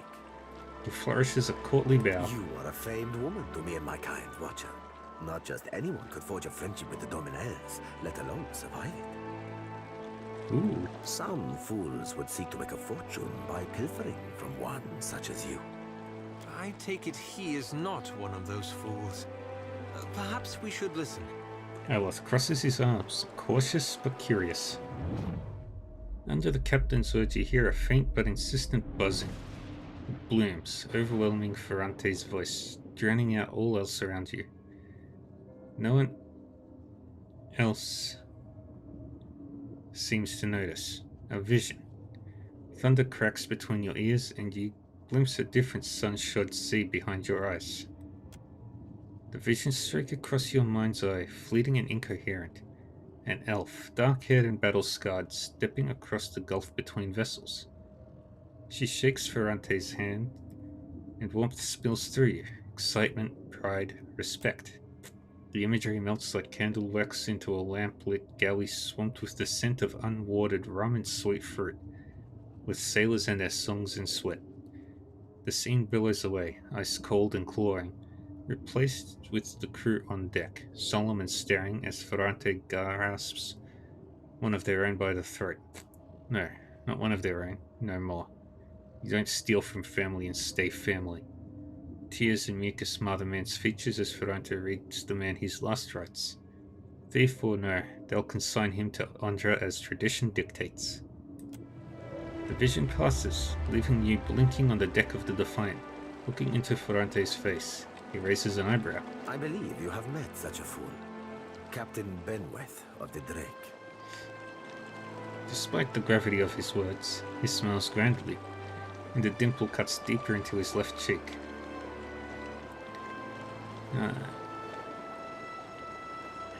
I remember the Drake. Gelard, then that should make this easy. I am keen to show my rascal of a compatriot some much-needed humility. I thought perhaps you may care to as well. For our teas, do my job for me, friend. Hope you don't die in the effort. The rogue words flit through your thoughts like darters. Not quite your own, but not entirely unlike your own either. Where might I find Captain Benwith? Say I wanted to teach him a lesson. Benwith's Drake took damage during the storm. Eventually, he will need to dock for repairs, and when he does, Seraphin can find him for you. Ferrante flourishes a hand toward the Orland at his side. He is rather an unrefined creature, but he is a most skilled ship hunter, I assure you. Unrefined? Begging your pardon, Captain, but I'd be the high fucking model of the gentleman of fortune.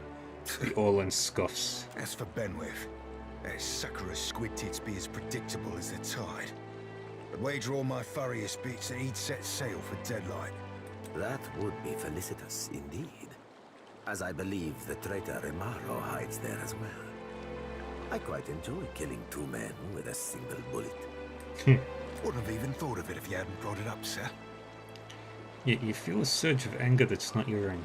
Seraphin spins towards you and bows again. Now, I ain't hardly in any hurry to leave the fine company of the gentlemen of leisure, but the captain be right about me finding your mark. Adding to that, you sail into Fort Deadlight not knowing your innies from your outies. You might very well find the locals cannon fucking your boat to sodden splinters. I love that line. Cannon fucking. He grins broadly. Why loan me your best ship hunter? What venture does not require an investment to be prosperous? The Seraphin is an allowance, which I expect you will return in one payment or another. Welcome aboard, Seraphin. Oh, you won't be regretting this, Watcher. At least so long as you keep us heavy in grog and light on the onions. Ugh, them dirty shit apples ain't never agreed with me, and I'll be suspecting they never will. He pats his belly as he strides to your side. He's not sleeping near my berth, I promise you that much. I sail now for Dunwich, my own safe port. I will await you there, should you be successful in schooling our wayward captain. Yeah, let's go pure cipher.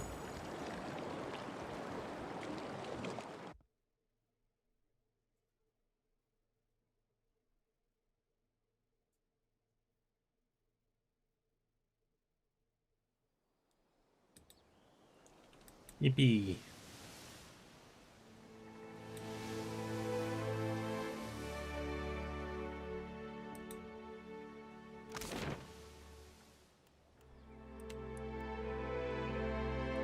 To the Kraken's Eye.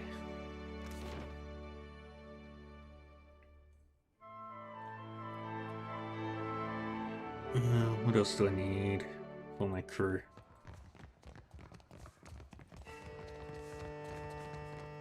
Still kicking, eh?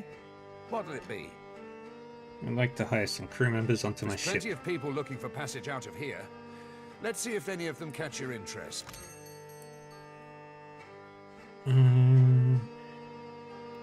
Hi, you. Hi, Venisi.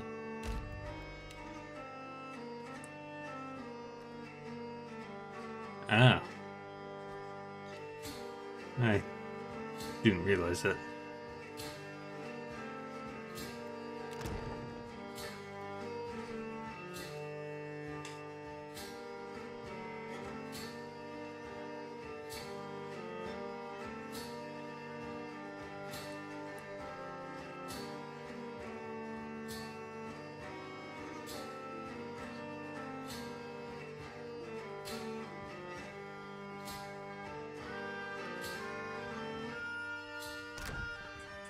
Still kicking, eh? What'll it be? There's plenty of people looking for passage Yeah, I out just of here. realized.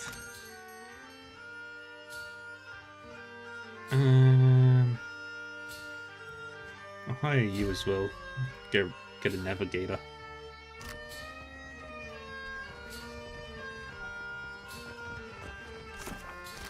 I think I've got a full crew now.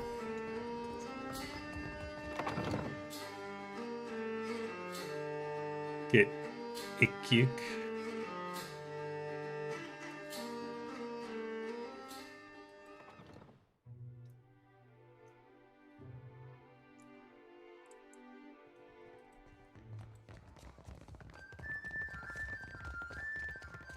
Still kicking, eh?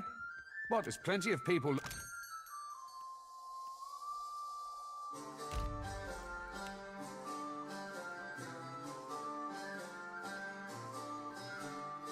Or are they mad?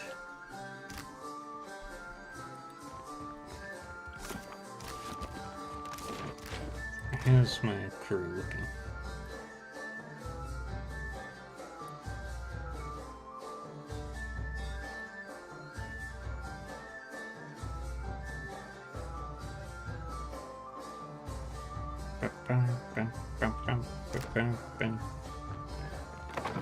Alright. Yeah, let's head to market.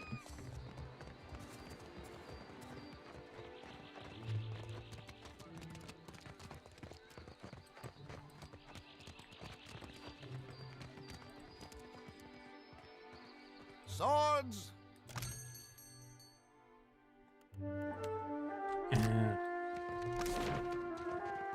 So the easiest way to know for sure. Fresh fish! Race you to the coral. No contest.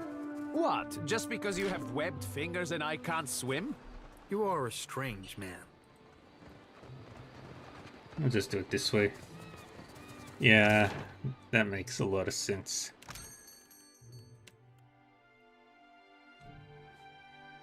Uh...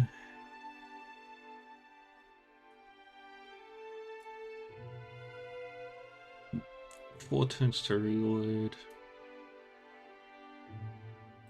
We'll get 1 Iron Thunderer, 1 Hognose,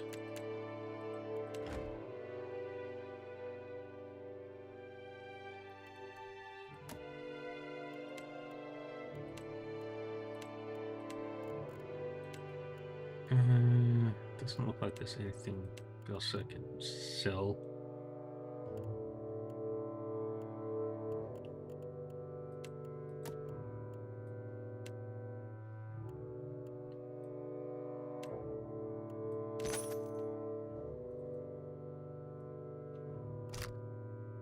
Is that what they're for?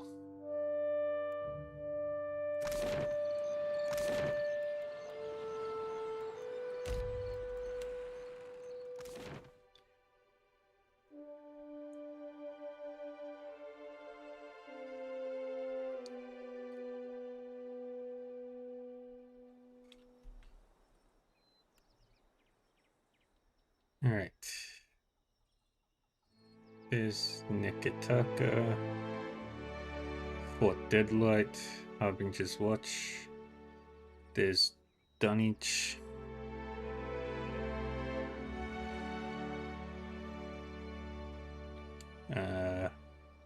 Merlefin, the Truly Insane.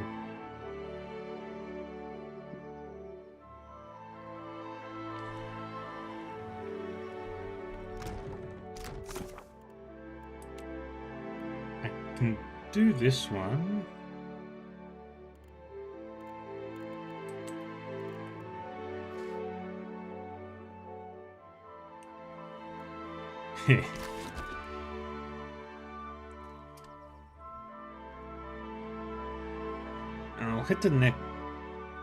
I'll head to Nekataka first, because once I do that, that should unlock like a lot of shit.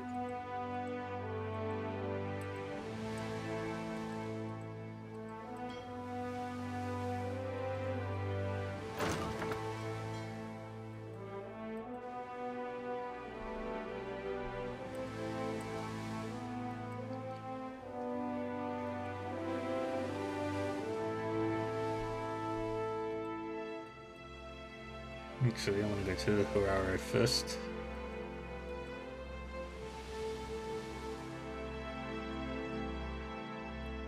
You're sailing past the reef when little Liuka shouts out pointing to port. It lists a ship stranded in the middle, perched on a narrow shoal. It tips and rolls with the passing waves. Hanging from its mast is a blue flag showing an image of a crescent moon sinking beneath the waves. Your crew gathers around, murmuring in low, excited voices. Rum-Dum Rig rushes to the railing. Captain, that's a gift-bearer ship. No telling what sorts of treasures it's got. Old Ingram snorts. Gift-bearers carry sentimental junk. Worthless stuff. No, that's a smuggler's ship. It's a classic disguise. Shield Sister Delio spits into the water. And it's a fucking stupid one. Gift-bearers only visit landlocked settlements. That's a trap.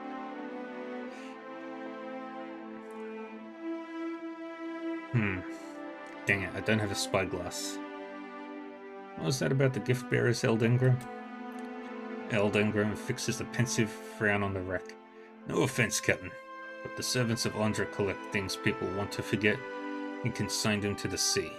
Anything gift-bearers might be carrying would be stuff nobody wants. Thoughts? Ain't a trap, Captain. Ship be too smashed to shit for that. Might be too smashed for shit to salvage. Too smashed to shit for salvage too. Seraphin scratches the back of his head as he peers at the vessel. Thoughts? Aloth rubs his chin. I've heard rumor that some gift-bearers operate as smugglers on the side. I suppose it's possible they're carrying something of value.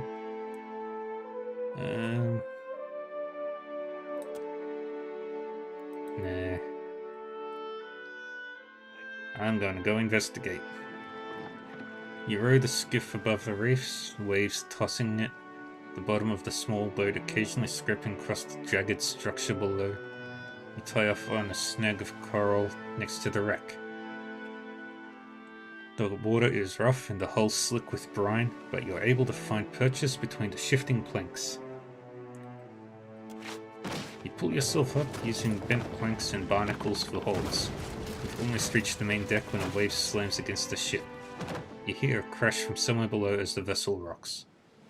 Your legs slip out from under you, and your fingers dig into wet lumber.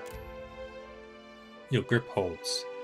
Once the ship settles, you resume your climb and make it to the safety of the deck. The ship is deserted. You don't even find corpses. If the ship had a skiff, it's missing too. You find several crates of supplies and several more of assorted odds and ends. Handkerchiefs, bead jewelry, cracked scrimshaw, a child's doll. Yay. You think back to Eld Ingram's comments and wonder if this might have been a smuggler's vessel after all. Search for evidence of smugglers. I've got high perception but low streetwise.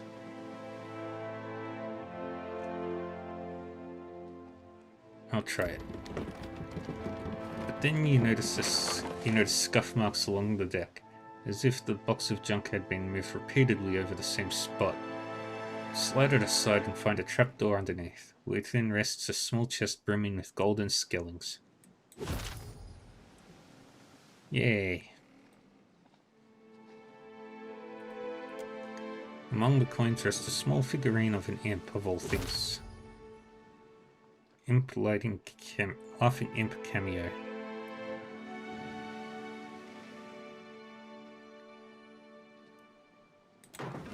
You load your find onto the skiff and row back to your ship.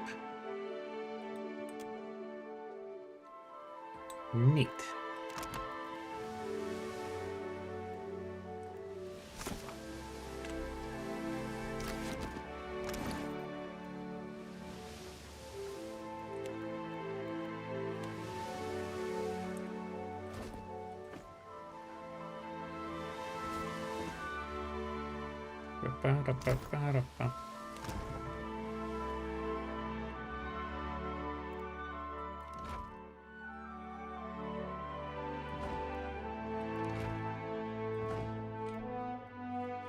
I could have sold one of these off.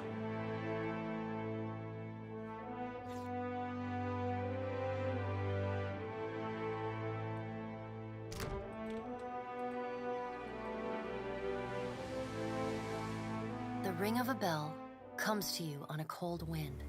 The ring comes again and again, until soon the air Hi, is Barrett. full with the sound of 1,000 bells ringing all at once. You are alone. And then, you are not. Oh, hello, gods. An indistinct figure stands before you, flickering between forms like a fire-cast shadow. A fixed, taunting grin. Bottomless black eyes. A yawning chasm in the earth. The aspects of Bareth, the Usher and the Pallid Knight, shift in and out of focus. And at their back, 4 indistinct shades hover. You feel an eternity stretch out behind each of them, reaching back to places so distant and yet so near you cannot comprehend their size. The shifting image of Bareth settles on the aspect of the Pallid Knight. Watcher. Her voice is the discordant clangor of gongs struck out of time. I tasked you to discover Aethys's intentions. Tell me what you have learned.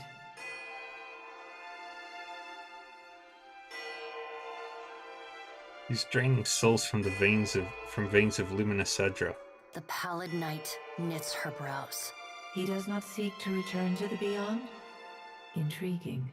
Her sickly pale skin pulls tight across the bones of her face, as if the shell of this aspect does not quite fit the impossible creature it contains. The figure nearest Bareth dissolves and reforms in the image of a thin-lipped, ancient crone, whose face has felt the melting kiss of fire. The goddess Wodica strides forward. Does Aethys frighten you, Bareth? He should. Magran subdued Aethys's influence once before, and yet he returned. From out of Wodica's shadow shuffles a hunched, bald man you recognize as the god Scan. His skin is mapped with swollen lash scars, and breath whistles through the ragged hole in his face where his nose once was. He does not speak, but stares up at Wodica, with naked loathing plain on his ruined face. Wodica steeples her long, knob-jointed fingers. We must annihilate Aethys now, before he makes a rash decision we cannot easily annul. She casts a sly look at the Pallid Knight from the corners of her eyes. She's annoying. A moon would do the job nicely.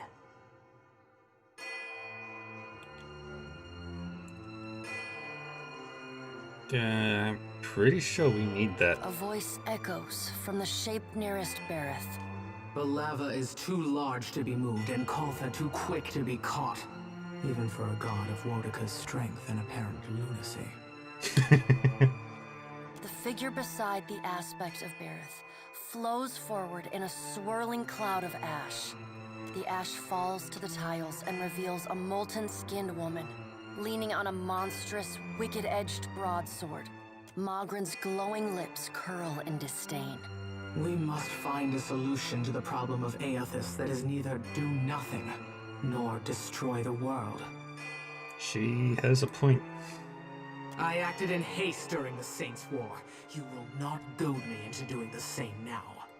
To move against him while his plans are unknown would be the height of foolishness.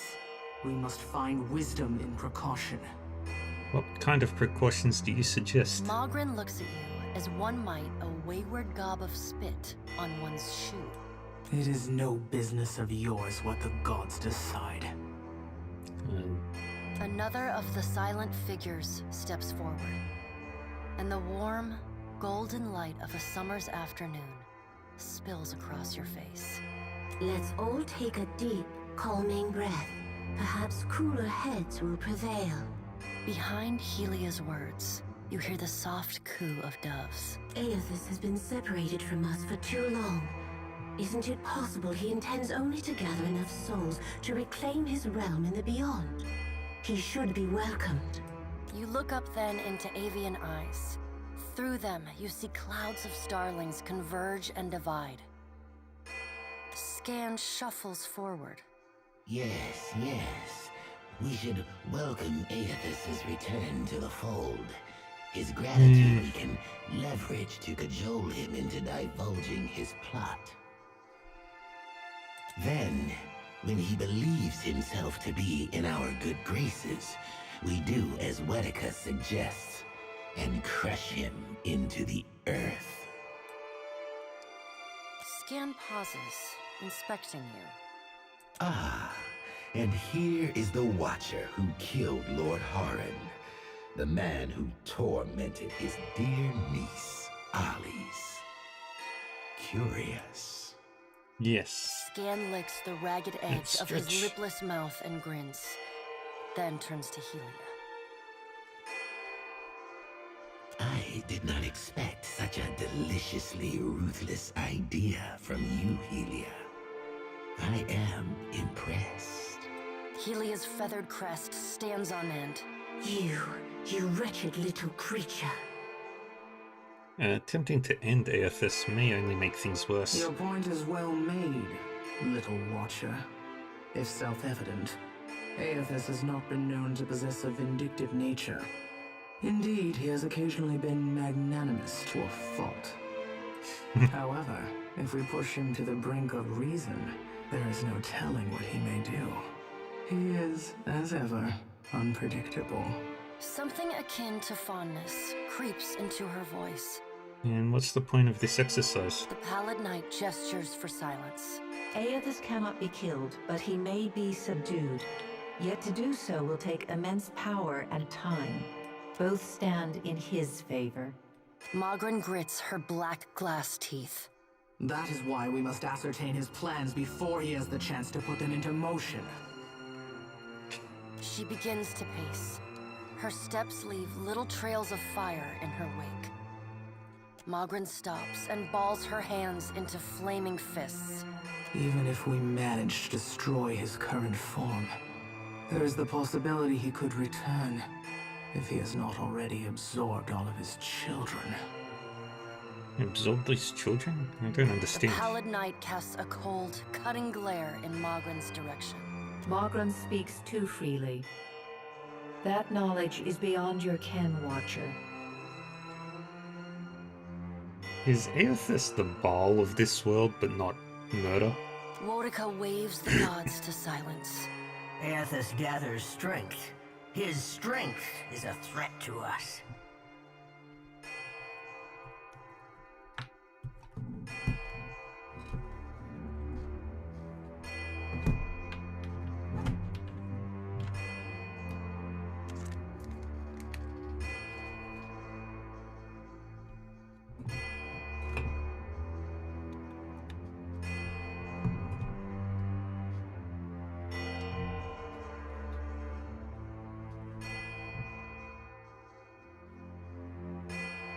Her voice takes on a sharp, almost panicked edge. There is no sensible answer to the question of a resurgent Aethys, other than decisive, final action. There's no cause to act now. Your opinion is unasked for, but noted. We will act when it is appropriate to do so, and not before. The Pallid Knight steps away from the half-circle of assembled gods. She pulls herself up to a great height. The words she speaks next come not from her mouth, but from all around you. Follow him, Watcher. The black of the Pallid Knight's irises expand until her eyes are as dark and cold as the void between stars. She bends down and brings her ghostly face level with your own. Your debt to me remains unpaid.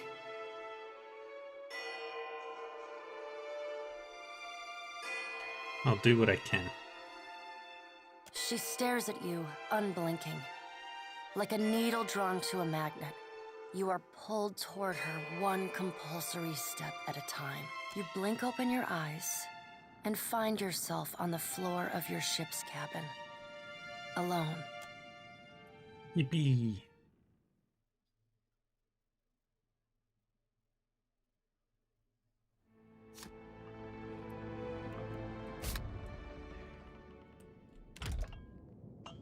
I got this. I got this.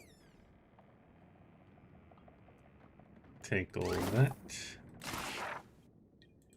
Letter from Alpha. Yay.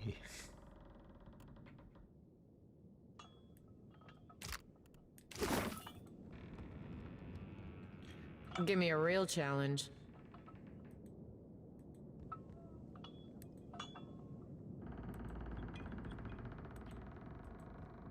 Ship life sure is an adventure, ain't it? Just think of all the places we can sail to, all the sights we could see. This is nothing like being stuck on a farm, or cloistered in the back of a temple. Shorty wraps a sickle against her thigh as she studies the boat's layout. Alright.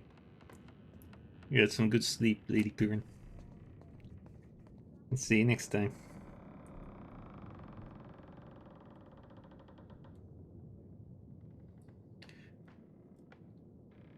Satisfied by whatever she sees, she tilts her head to you with a small Tell me smile. what's on your mind? How are you feeling? Have you suffered any recent nightmares? They're there in my head when I sleep. And sometimes I can taste them on the back of my tongue like a smear of grit. Happens when I take in a particularly volatile soul.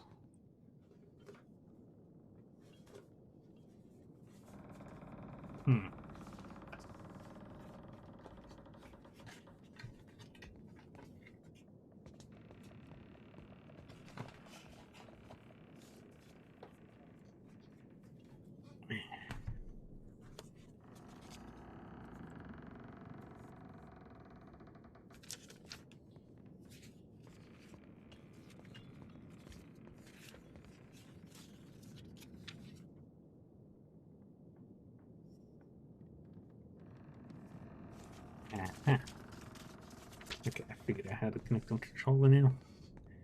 Yay. What are you gonna do? Go madder than I already am? I don't rightly know. It's not like I can turn my back on my duty to my god, even if it kills me. Elif hums approvingly. You need me, I'll be 2 whoops and a holler. 2 whoops and a holler. No offense, Captain, but your gunners can't shoot for shit. Hey, Vela. I put on my boots the other day to find out they were full of crabs and seawater. You wouldn't know anything about that? No, but I'll keep my eyes out. I hear some of the crew whispering bad things about you. Atta girl. Divert suspicion, give him a new scapegoat. Rehearse your story so you can say it without hesitating. I knew we were right to steal you from your home as a baby. This sees no piece of glass, but I've sailed far worse. Hey, this brings back some memories, huh? What did you do after we ended the legacy? I like that feeling, knowing we'd stop Theos. They were part of something big. That was something I never felt before, not even at war. Guess I went looking for it again. Not that I wanted to tangle with gods, but something smaller. Something I thought I could manage. Well, there's a group of Aethasians in Deerwood, the night market. Go around helping other Aethasians in secret. Sorta like the Leaden Key, guess you could say. Except not a bunch of craven lunatics.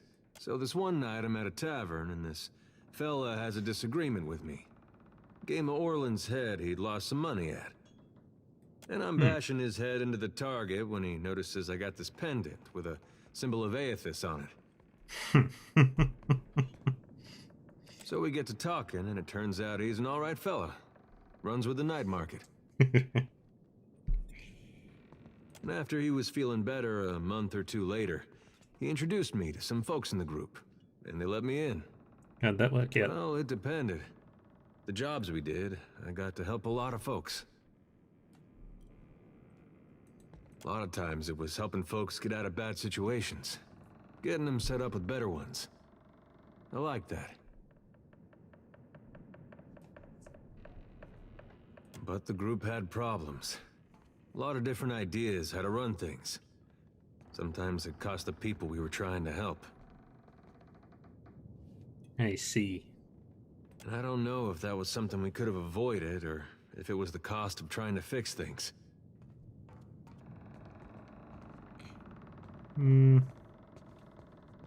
Yes.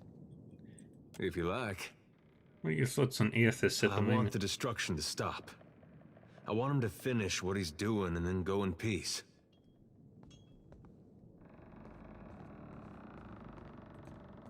Only I don't see it playing out that way. If you like. How do you like Deadfire? Yeah, it's different.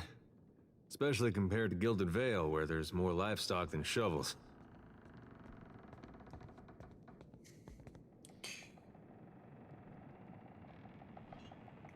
More livestock than shovels really puts things into perspective. Sounds different too. You wake up to all those bird calls, it really does sound like they're making music. If the birds woke you in Gilded Vale, it was usually a couple crows making the most horrible mating noises you ever heard. Strange thing is, I still get this feeling in me like I wish I was home.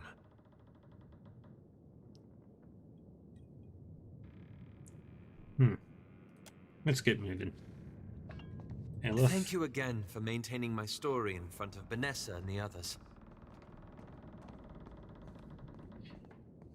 It gives you a grateful smile that fades almost as quickly as it I didn't appears. enjoy deceiving them, but it seemed simpler than the alternative.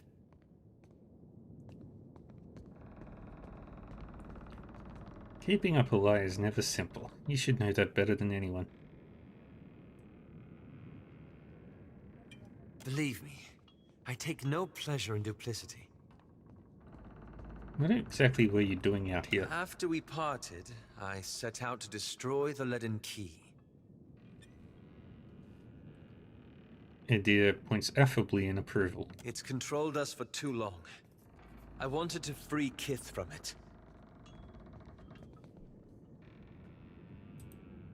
So for 5 years, I've been tracking down leaden key circles, searching for the places where they operate in secret. He knits his brows. He showed the lucid chin in interest.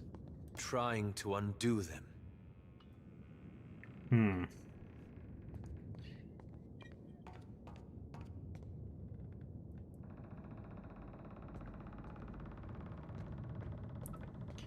Just make sure they can never again commit an atrocity like Woden's legacy. It gives you a wan smile. The task has been more difficult than I anticipated. How so? I don't think I fully understood the weight of the decisions I would have to make. Or the burden of living with them. It was much easier when I only had to follow someone else's lead. My father's, Theos's, yours. Some way I can help? I wish I knew. After we defeated Theos, I thought the hard part of undoing his work would be tracking down the leaden key's members and operations. But... Perhaps this would be easier with an example. I went to a village in Old Valia, a run-down backwater of a place. Aye, right home like it was. Alice's expression shifts as Isilnir briefly emerges. Centuries ago, the leaden key had intervened to end some heretical cult. The details were lost, but what had endured was a practice of ritual bloodletting. A gruesome, pointless tradition. He grimaces. At every full moon, the villagers would feed the soil with their blood. No one, young or old, sick or hale, was exempt.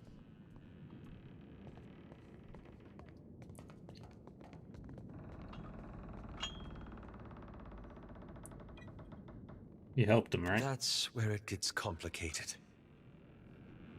He frowns at his interlaced fingers. The village priest administered the practice. Grim old fellow. Reminded me of Theos. He raises an eyebrow at you. Yep, Deadfire. Wicked el bag. 'Tis what the lad means.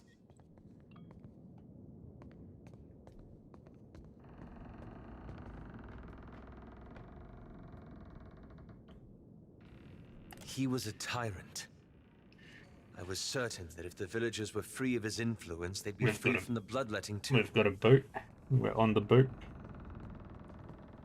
And we're sailing the seas. So I arranged for him to have an accident. He gives you a sly look. Jyoti's eyes narrow, dark lashes fusing. Seems like one of Theos's dirty tricks. I'd expect you to act with I honor. did it for the right reasons. Not that this changed much. How are we doing? Yeah, Silveria. The old man died, and the villagers were terrified. And things probably went from shitty to absolute horrible.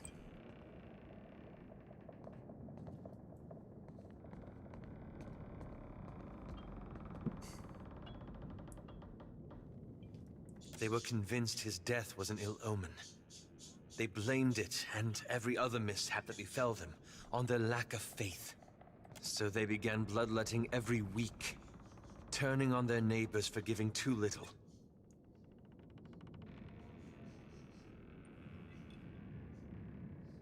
Yeah. His lips twist as if the words themselves have a bitter taste. Instead of a handful dying each year, a few perished every week. He accidentally murdered a whole village.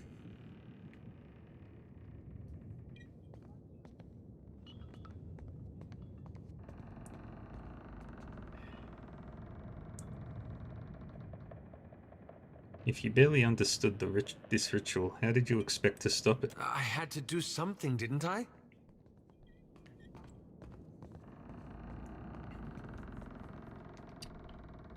Anyway, let's... He turns to you with wide, anguished eyes. He pauses again, untwisting the sash at his lap. I keep wondering what I might have done differently, or how I could have known better.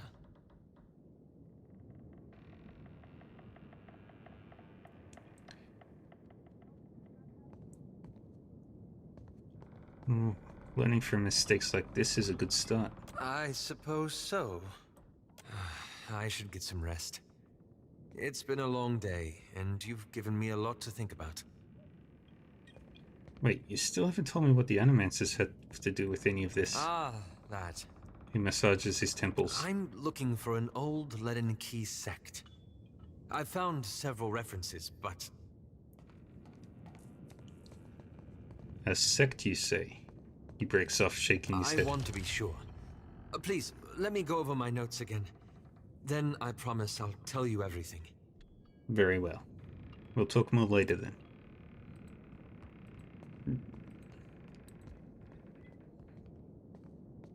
Watch and learn.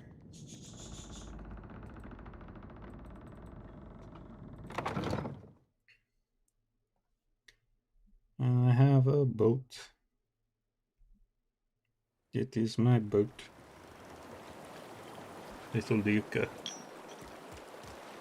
Chitopek. Ramdam Regier. Grassima Casita for taking me on.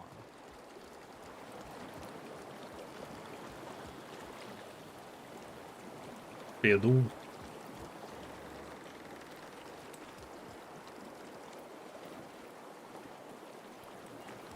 Ahoy, Captain. Truth be told, Ferrante half expects us to get our asses blown out of the water at Fort Deadlight. Fortunately for you, I have this bad habit of beating the odds. Of course, I do that by way of good old traditional chicanery. And the most important part of any hornswoggle? Solid planning. Well, that and surviving. What can you tell me about Fort Deadlight? Balin made originally. Piled them stones up a few centuries back, but gave it up when the fishmen wouldn't leave them be. Hard to defend against wilder crawling up out of your crappers. I would assume that would be very difficult to defend against. Captain Aldiz claimed it a few years back. Fucking filthy from bow to stern. She had her lads and lasses cleaning fish shit out of the floorboards for months. A couple of them thought it might be better sailing elsewhere and left in the night. Aldiz tracked them down quick as you like, took their heads, and fixed them into little lanterns for the front gate. Called them Fort Deadlight's Deadlights. His nose They twitches. say she ain't had a deserter since. Tad cruel for my taste. But I admit to admiring the wordplay.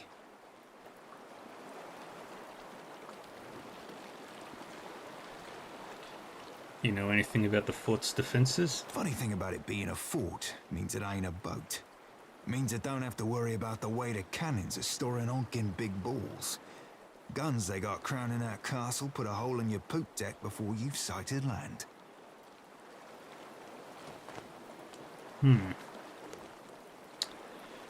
He sighs and scuffs his boot against the floor. Fort itself be floored of sealing rum-sodden fools, so that be going for us.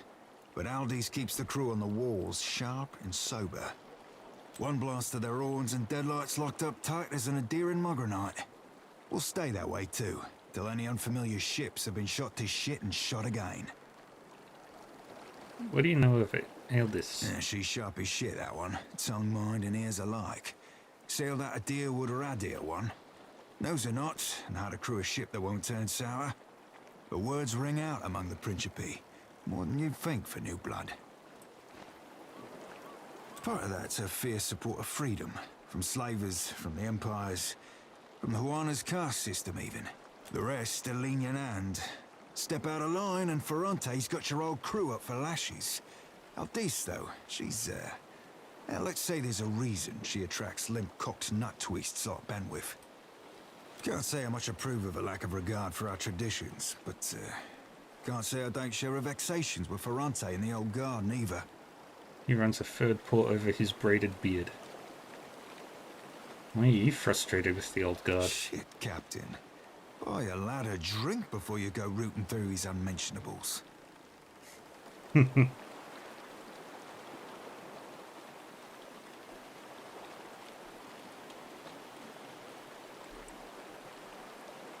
Let's leave it enough for now to say I think there be a course to be charted betwixt anarchy and tyranny.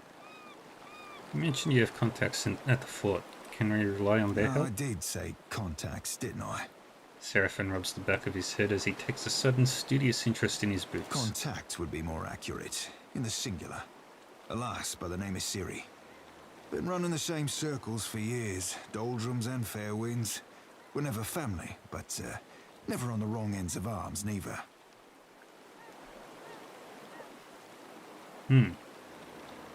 Might have shaken the sheets a few months back.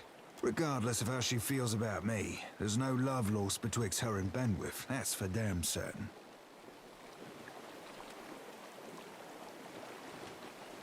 Your contact is some random lover of yours? Random? What do you take me for, Captain? The Scourge of Hearts throughout the Deadfire. Well, I can't say as you're entirely wrong.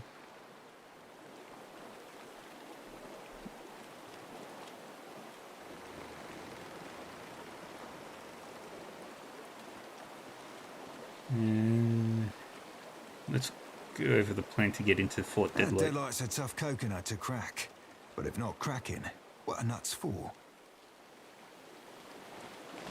I think this calls for a clever approach. Smart play for crashing any party involves scavenging yourself up an invite, and then dressing to impress. He puffs out his chest, thumbs tucked into the fine fabric of his shirt. Fort Deadlight sends out invitations? No, Captain, they do not.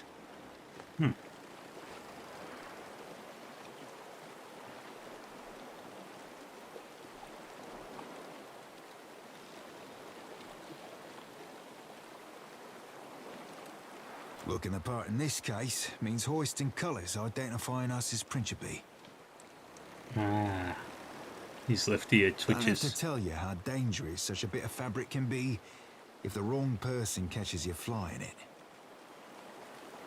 Let's discuss another plan. Deadlight's a tough coconut to Might be there's a way to sneak inside. Bet we can find a shady spot to tie up a skiff under the veil of night. Then up the walls and over, quick as you please. Sussing out a place to land without being spotted ourselves require Helia's own eyes. Or a spyglass. You've got a spyglass, I hope? I don't have a spyglass. Then let me recommend you remedy yourself there, Captain. A good spyglass be like a good lover. Shows you the bits you'd have missed otherwise. Don't you have a spyglass? Yeah, sure. Used to. Then I made the mistake of lending it to Ferrante. Apparently forgot it weren't his. Yeah, I could see that happening.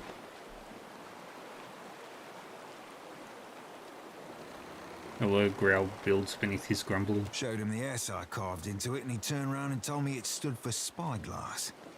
There's an important lesson to be learned there. You take something to see, you hold grip on it real tight.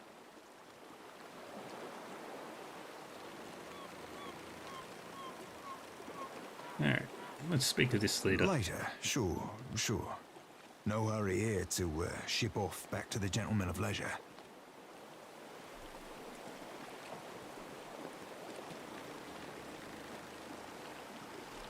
And the dialogues.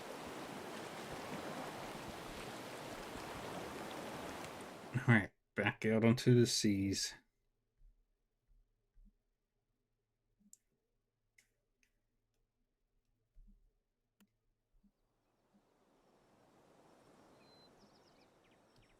Where are we going? This way.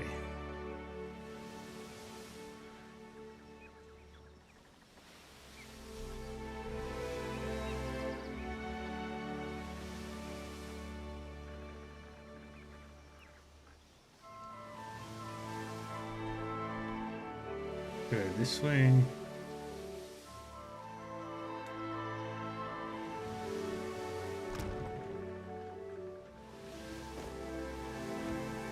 Now we've got a cook.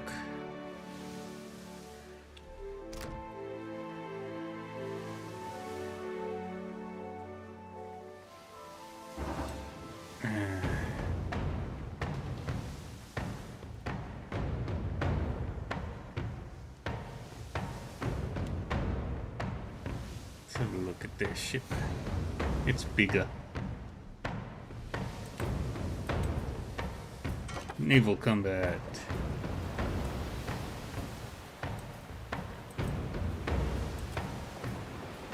The present captain swings the scuttle at the starboard.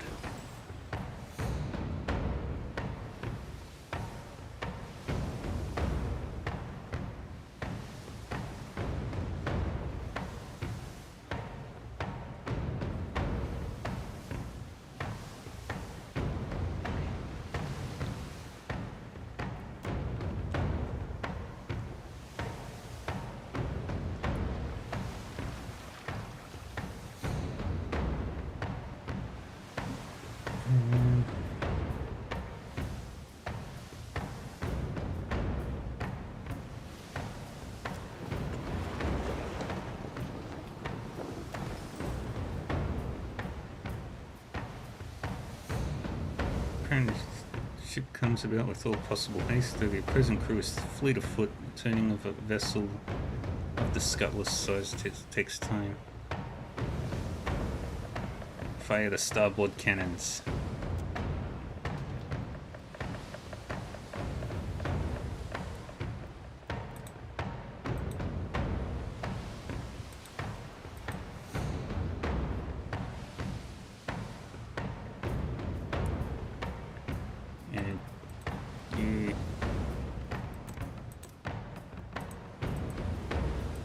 No.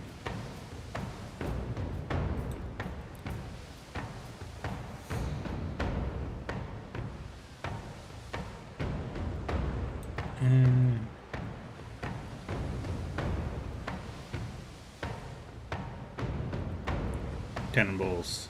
Fire. As the ship crests over the peak of a wave, the cannoneers fire a deafening volley at the opposing ship.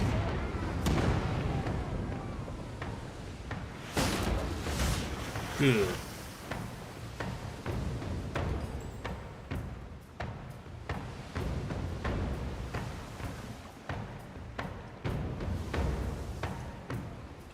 As the ship crests over the peak of a wave, enemy crews scurry to their stations in preparation for maneuvers. The enemy ship comes to an abrupt stop in the water. They've lost the wind.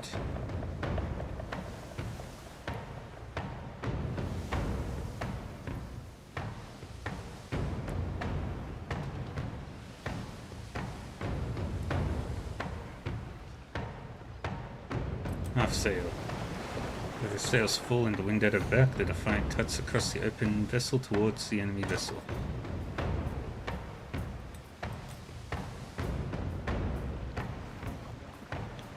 opposing vessel maneuvers to bear down on you, aiming its artillery squarely at the Defiant. Distant thunder of cannon fire echoes across the sea.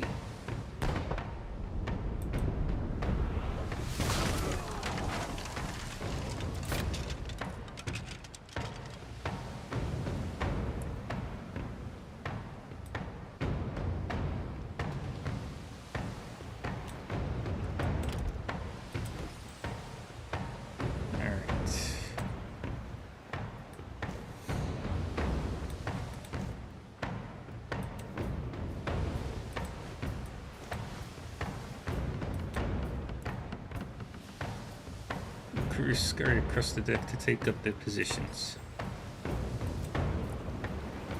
You hear the shouts of the enemy's ship's bosun over the sound of the water, ordering the crew to their stations. Sailors climb the rigging like spiders and let loose the sails.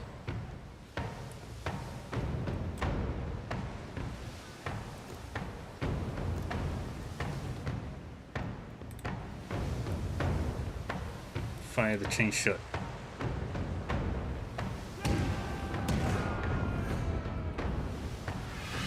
Oh, nice.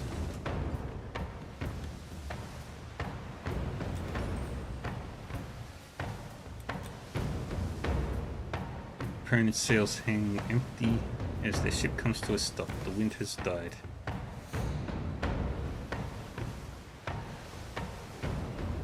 Turn to starboard.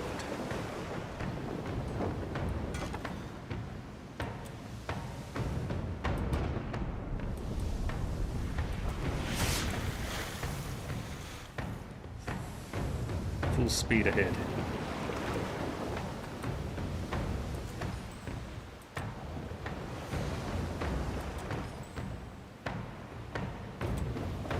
Turn.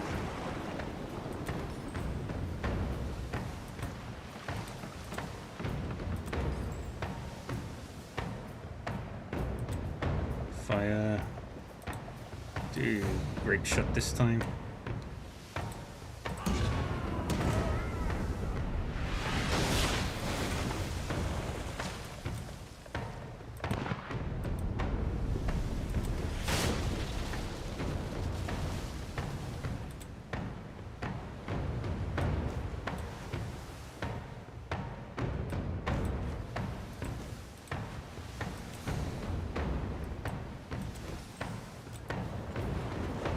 Hydrate. Thank you, Mini Mixie.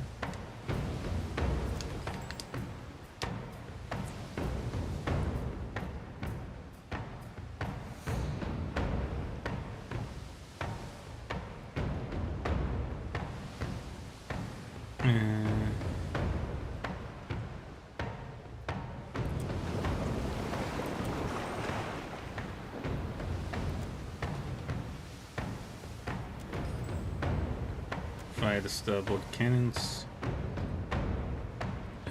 Keep the grape shot going.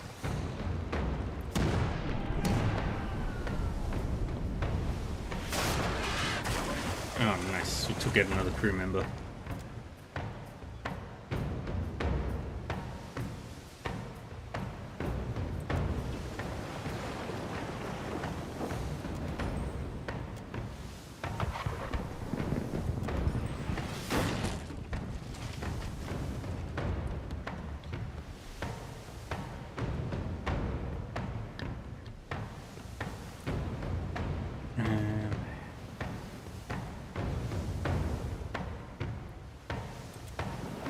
Turn to port again.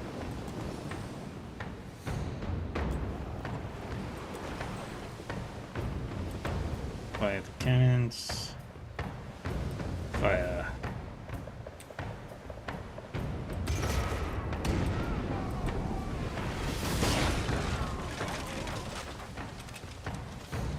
Scuttler misjudged the wind's direction. As the crew executes their maneuver, the ship's sails abruptly flutter loose on their masts.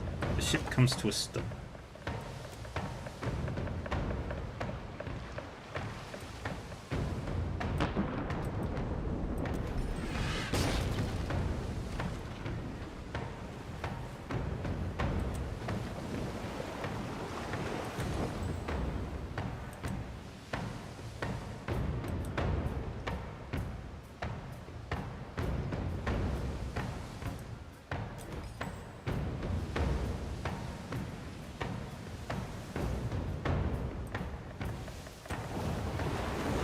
Get up nice and close.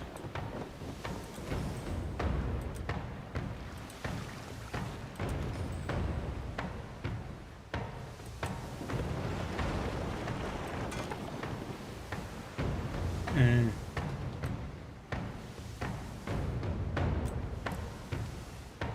fire the port cannons.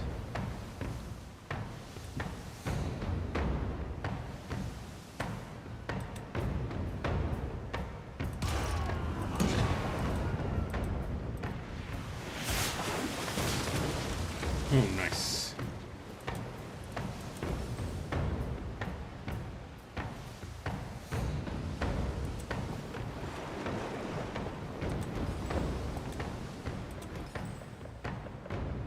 Full speed ahead.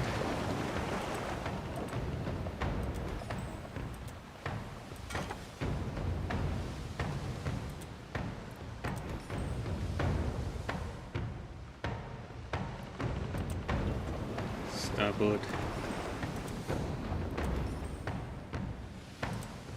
Fire the grape shot again.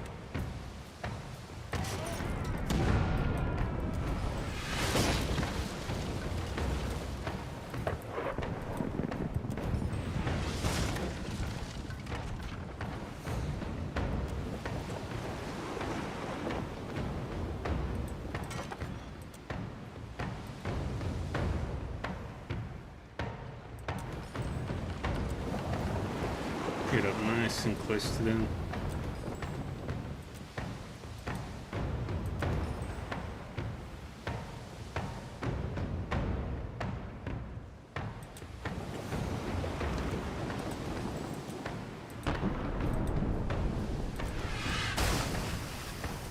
Fire the starboard cannons. Switch to cannonball.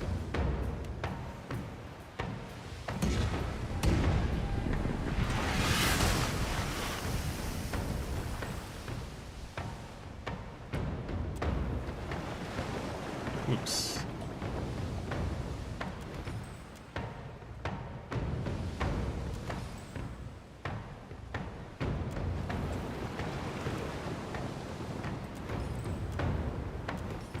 We're gonna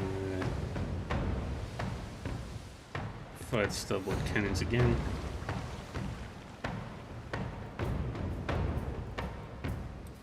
And grape shot again.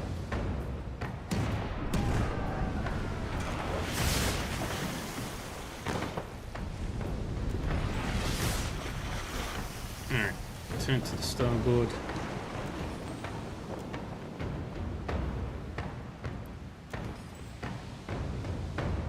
Ramming speed.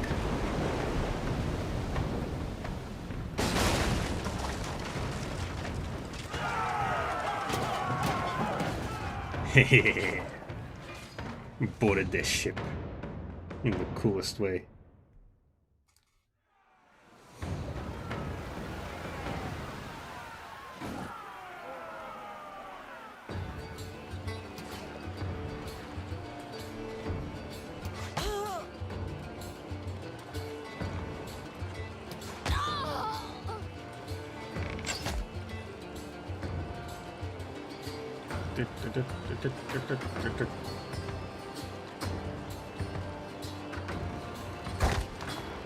Aye.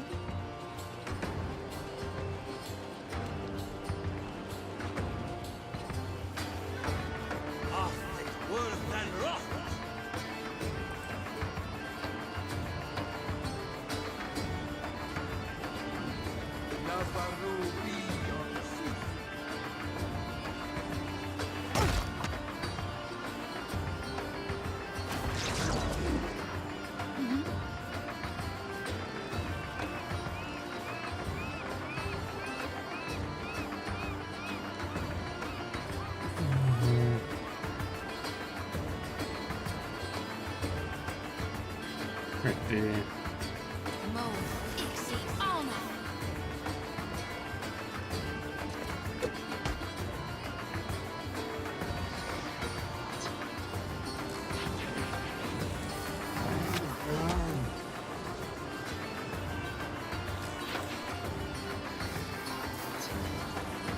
That's gonna leave a scar. Captain. Okay. Well, he's slicing us. Another tack, Cap.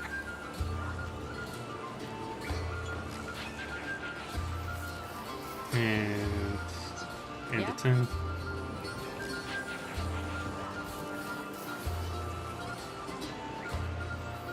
One of these myself.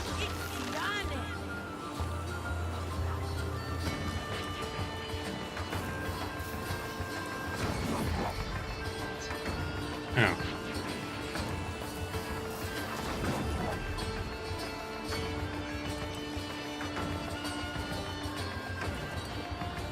Get up there, end the turn.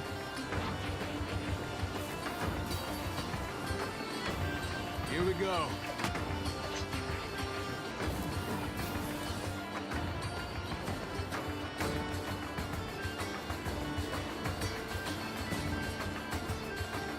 Damn it.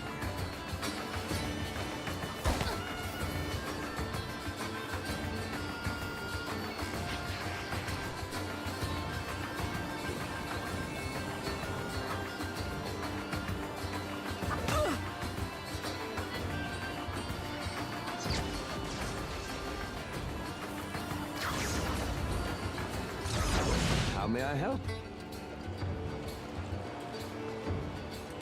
Do that. One here. End the turn.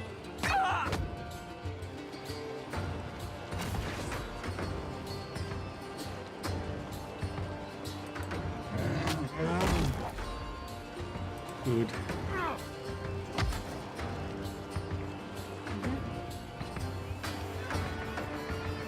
And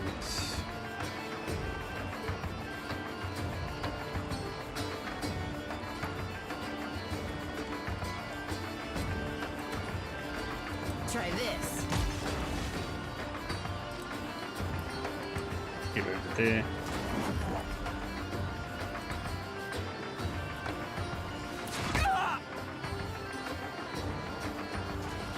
We won't show him the whip feather yet.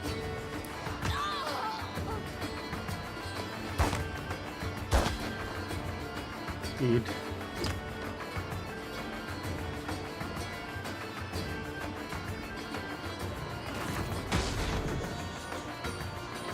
Alright, Seraphim.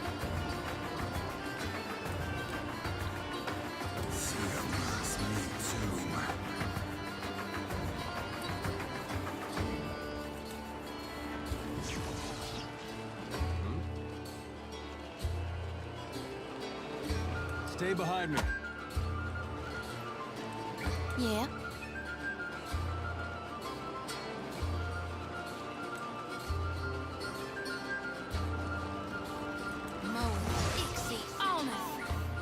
End the turn. I'll be fine. Really. Really?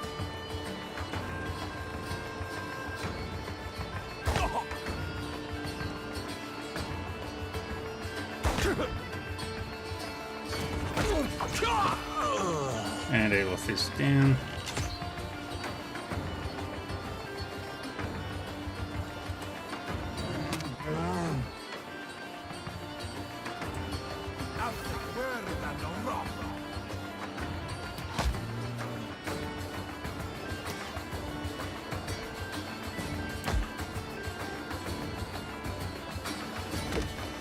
Okay. Ahoy. And watch me work. Do that.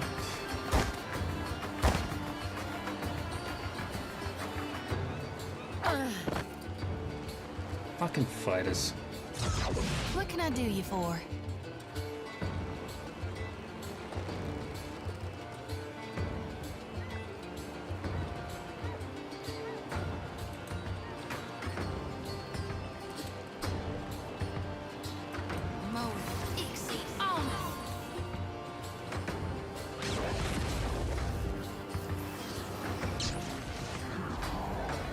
What do you need?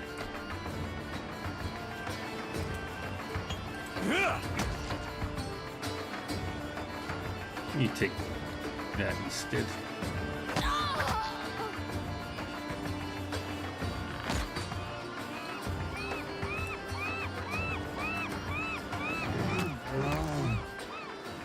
That's another one down.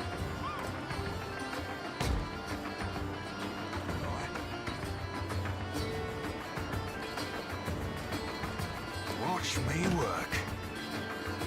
Chop.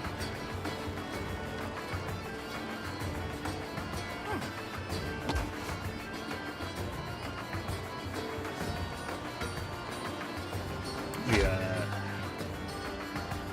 Winning. What can I do you for?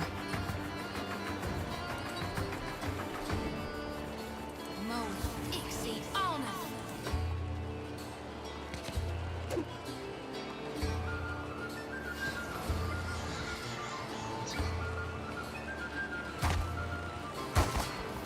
Two down. Another one down. We now I think we now outnumber them. Here we go.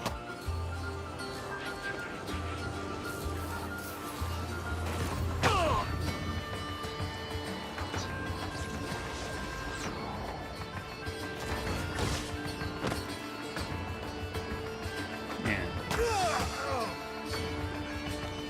That's another one down.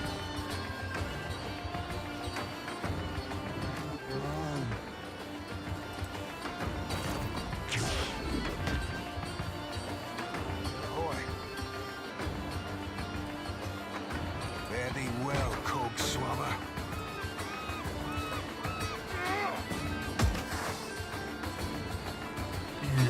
Good.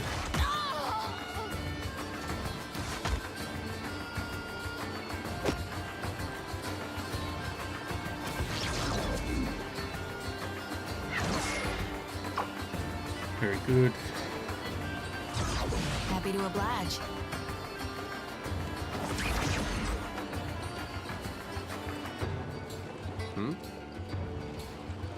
Pariathus!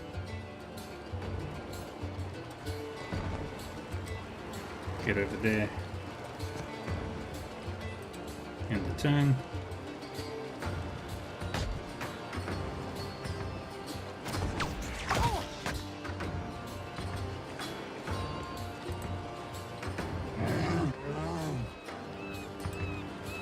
What for, Cap?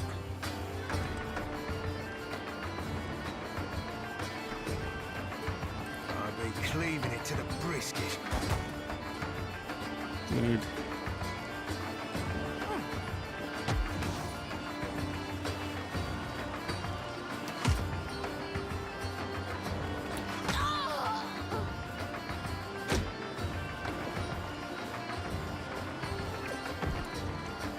And she's out. And consecrated ground is down.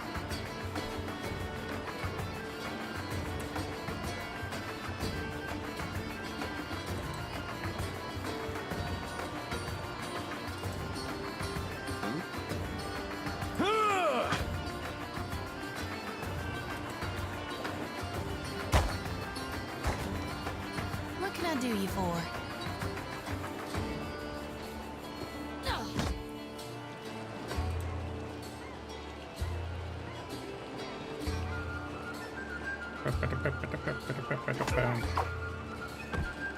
Ingram is down.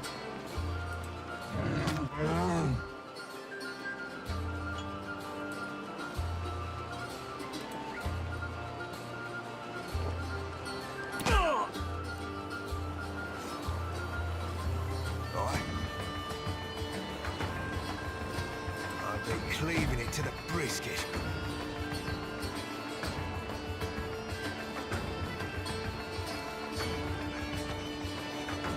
Boom. Boom.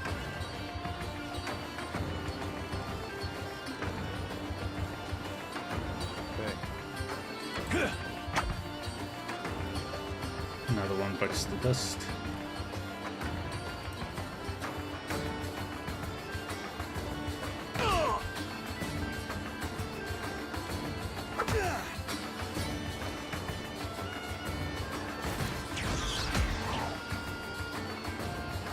you for? Let's reap this whirlwind. Right.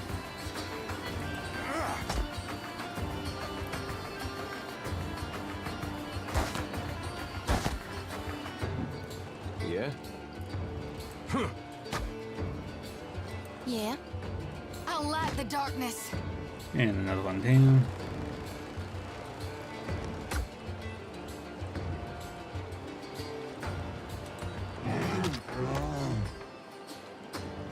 Captain. See must me too.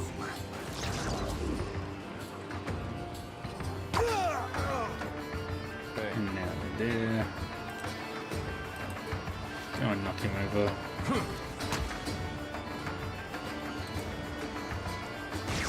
Yeah. Get threshed.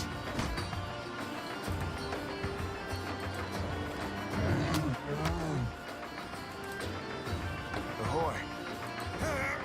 Like flogging a figurehead. Futile.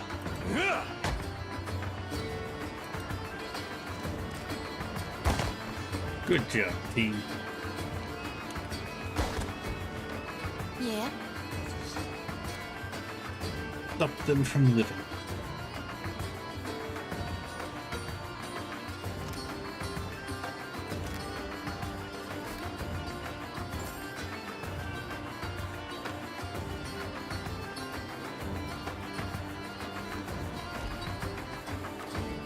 Take it all.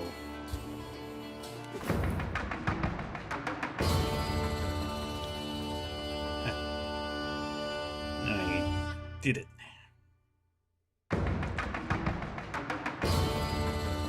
Alrighty, we're gonna keep heading over to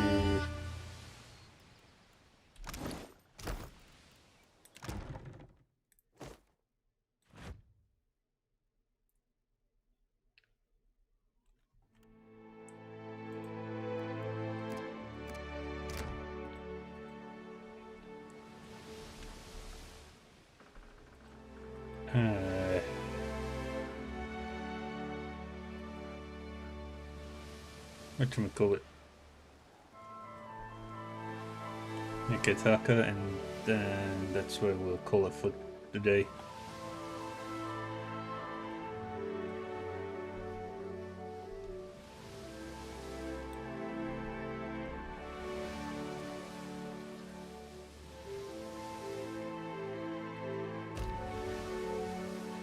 A lethargic, misshapen bird drops a damp missive onto the deck. To Vida, Captain of the Defiant. I know what you're thinking. I have too many lovable cats, dogs, pigs, birds, and pigs. Like you, I once thought I could take in stray pets, care for their needs, and shower each with equal affection. But we limited beings have only so much to love and have only so much love to spread around. Unpleasant, unfair, unfortunate. That's why I took it upon myself to optimize affection and curtail my creature care. I bring you the Ritter Cleaver.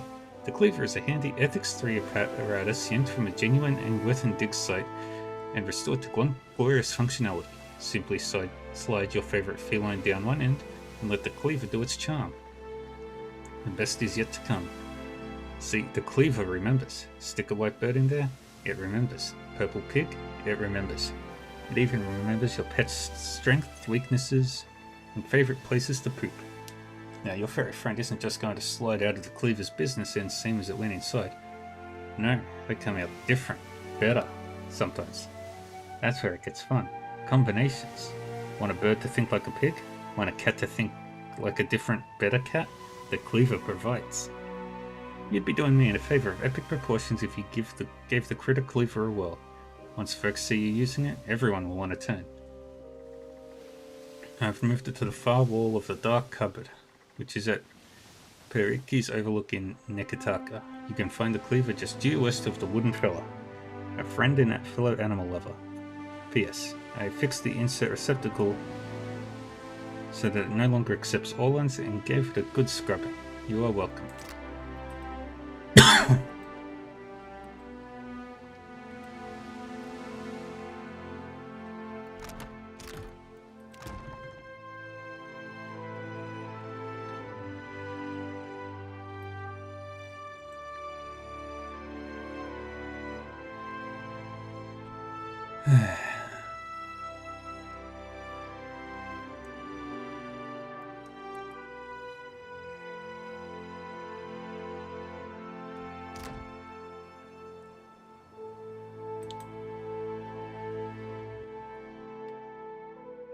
Yay.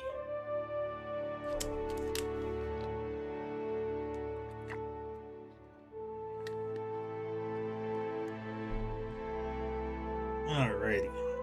Now that we've arrived at Nekataka,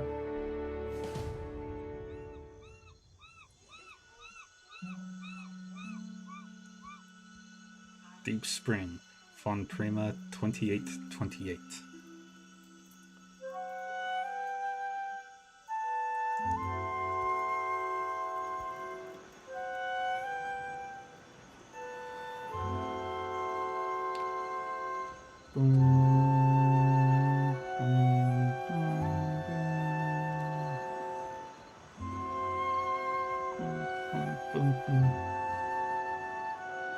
As you walk down the dock, your approach is noted by a cadre of heavily armoured Almoa. Their leader briskly leads them to intercept you. The harbour master regards you warily. She seems to be examining the patterns on your skin with a measure of suspicion. You're far from home, farmer. How did you make it all this way in your little boat? The Almoa cranes her thick neck to look along the hull of your ship. Her expression conveys equal portions of incredulity and pity. Why do we gotta be farmers just because we're from Deerwood? Are you a farmer? Yeah, but you can't just assume. We got rabble-rousers too. As her attention returns to you, the Almoa's mood becomes more formal. I'm the harbor master, Kauha. I must ask your reason for docking in Nekataka.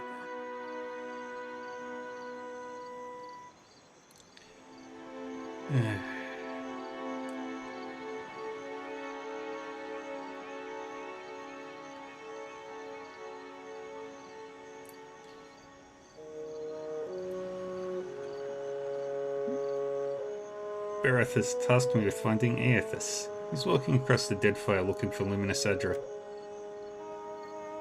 The harbour master and the women and men with her look to each other in shock and amusement. Is that so? Well, Andra told me to protect the harbor, and Wodika herself signed the order. They would have had Gallowayne do it, but he was sick this morning. The assembled guards roar with laughter and clap the harbour master on the back for her joke. Deep within you, you feel an uncomfortable roiling. You can't be certain if the sensation is physical or spiritual, but it immediately induces nausea and fills your ears with the sound of blood rushing through your head. Cutting through the din, you hear a familiar woman's voice speak. Each word comes slowly, falling with what sounds like the chiming of a small bell. Show them what you are.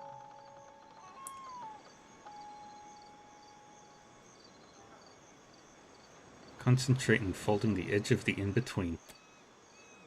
Close your eyes and turn your mind inward, blocking out the sounds of the harbour and the menacing pack of guards.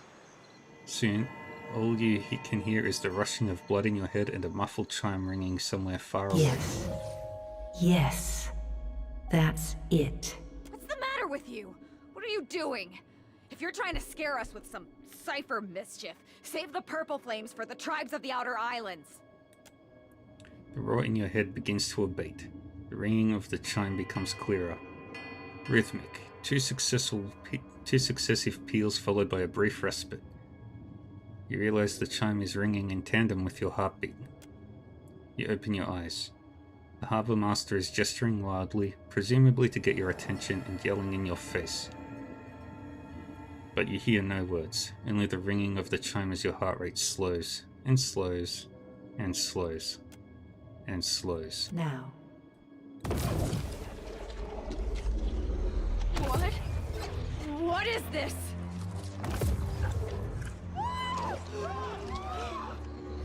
Run for it!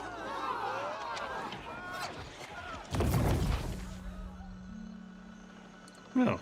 You got style, Cap. Worm-riddled, ship-sinking, flat-fucking freaky style.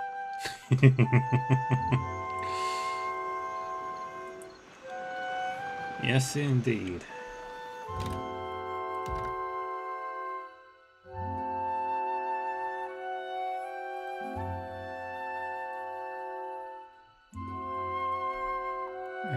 But now, my friends,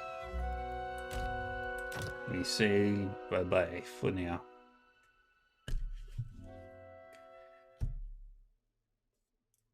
So much to do. So much.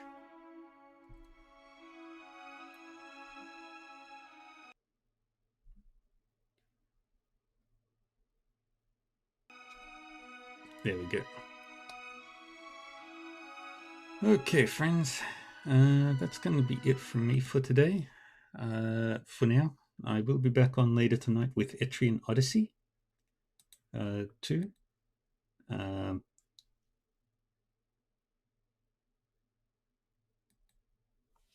Tomorrow we'll be back with more Pillars of Eternity 2 and My Time at Sandrock. And Saturday, around this time, or earlier, I'll be playing the Trails in the Sky first chapter demo. And I think we'll be... yeah, I'm not sure what else will be going on Saturday yet. But for now, take care, everybody. Let's go raid somebody who's doing stuff.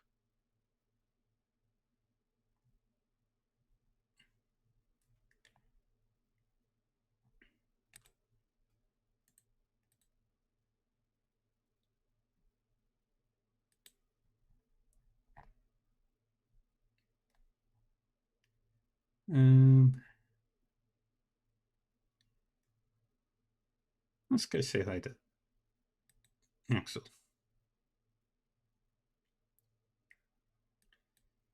Alright, friends. But yeah, take care, stay safe, stay happy, stay healthy, and all that fun stuff. And I will see you all next time. Bye-bye.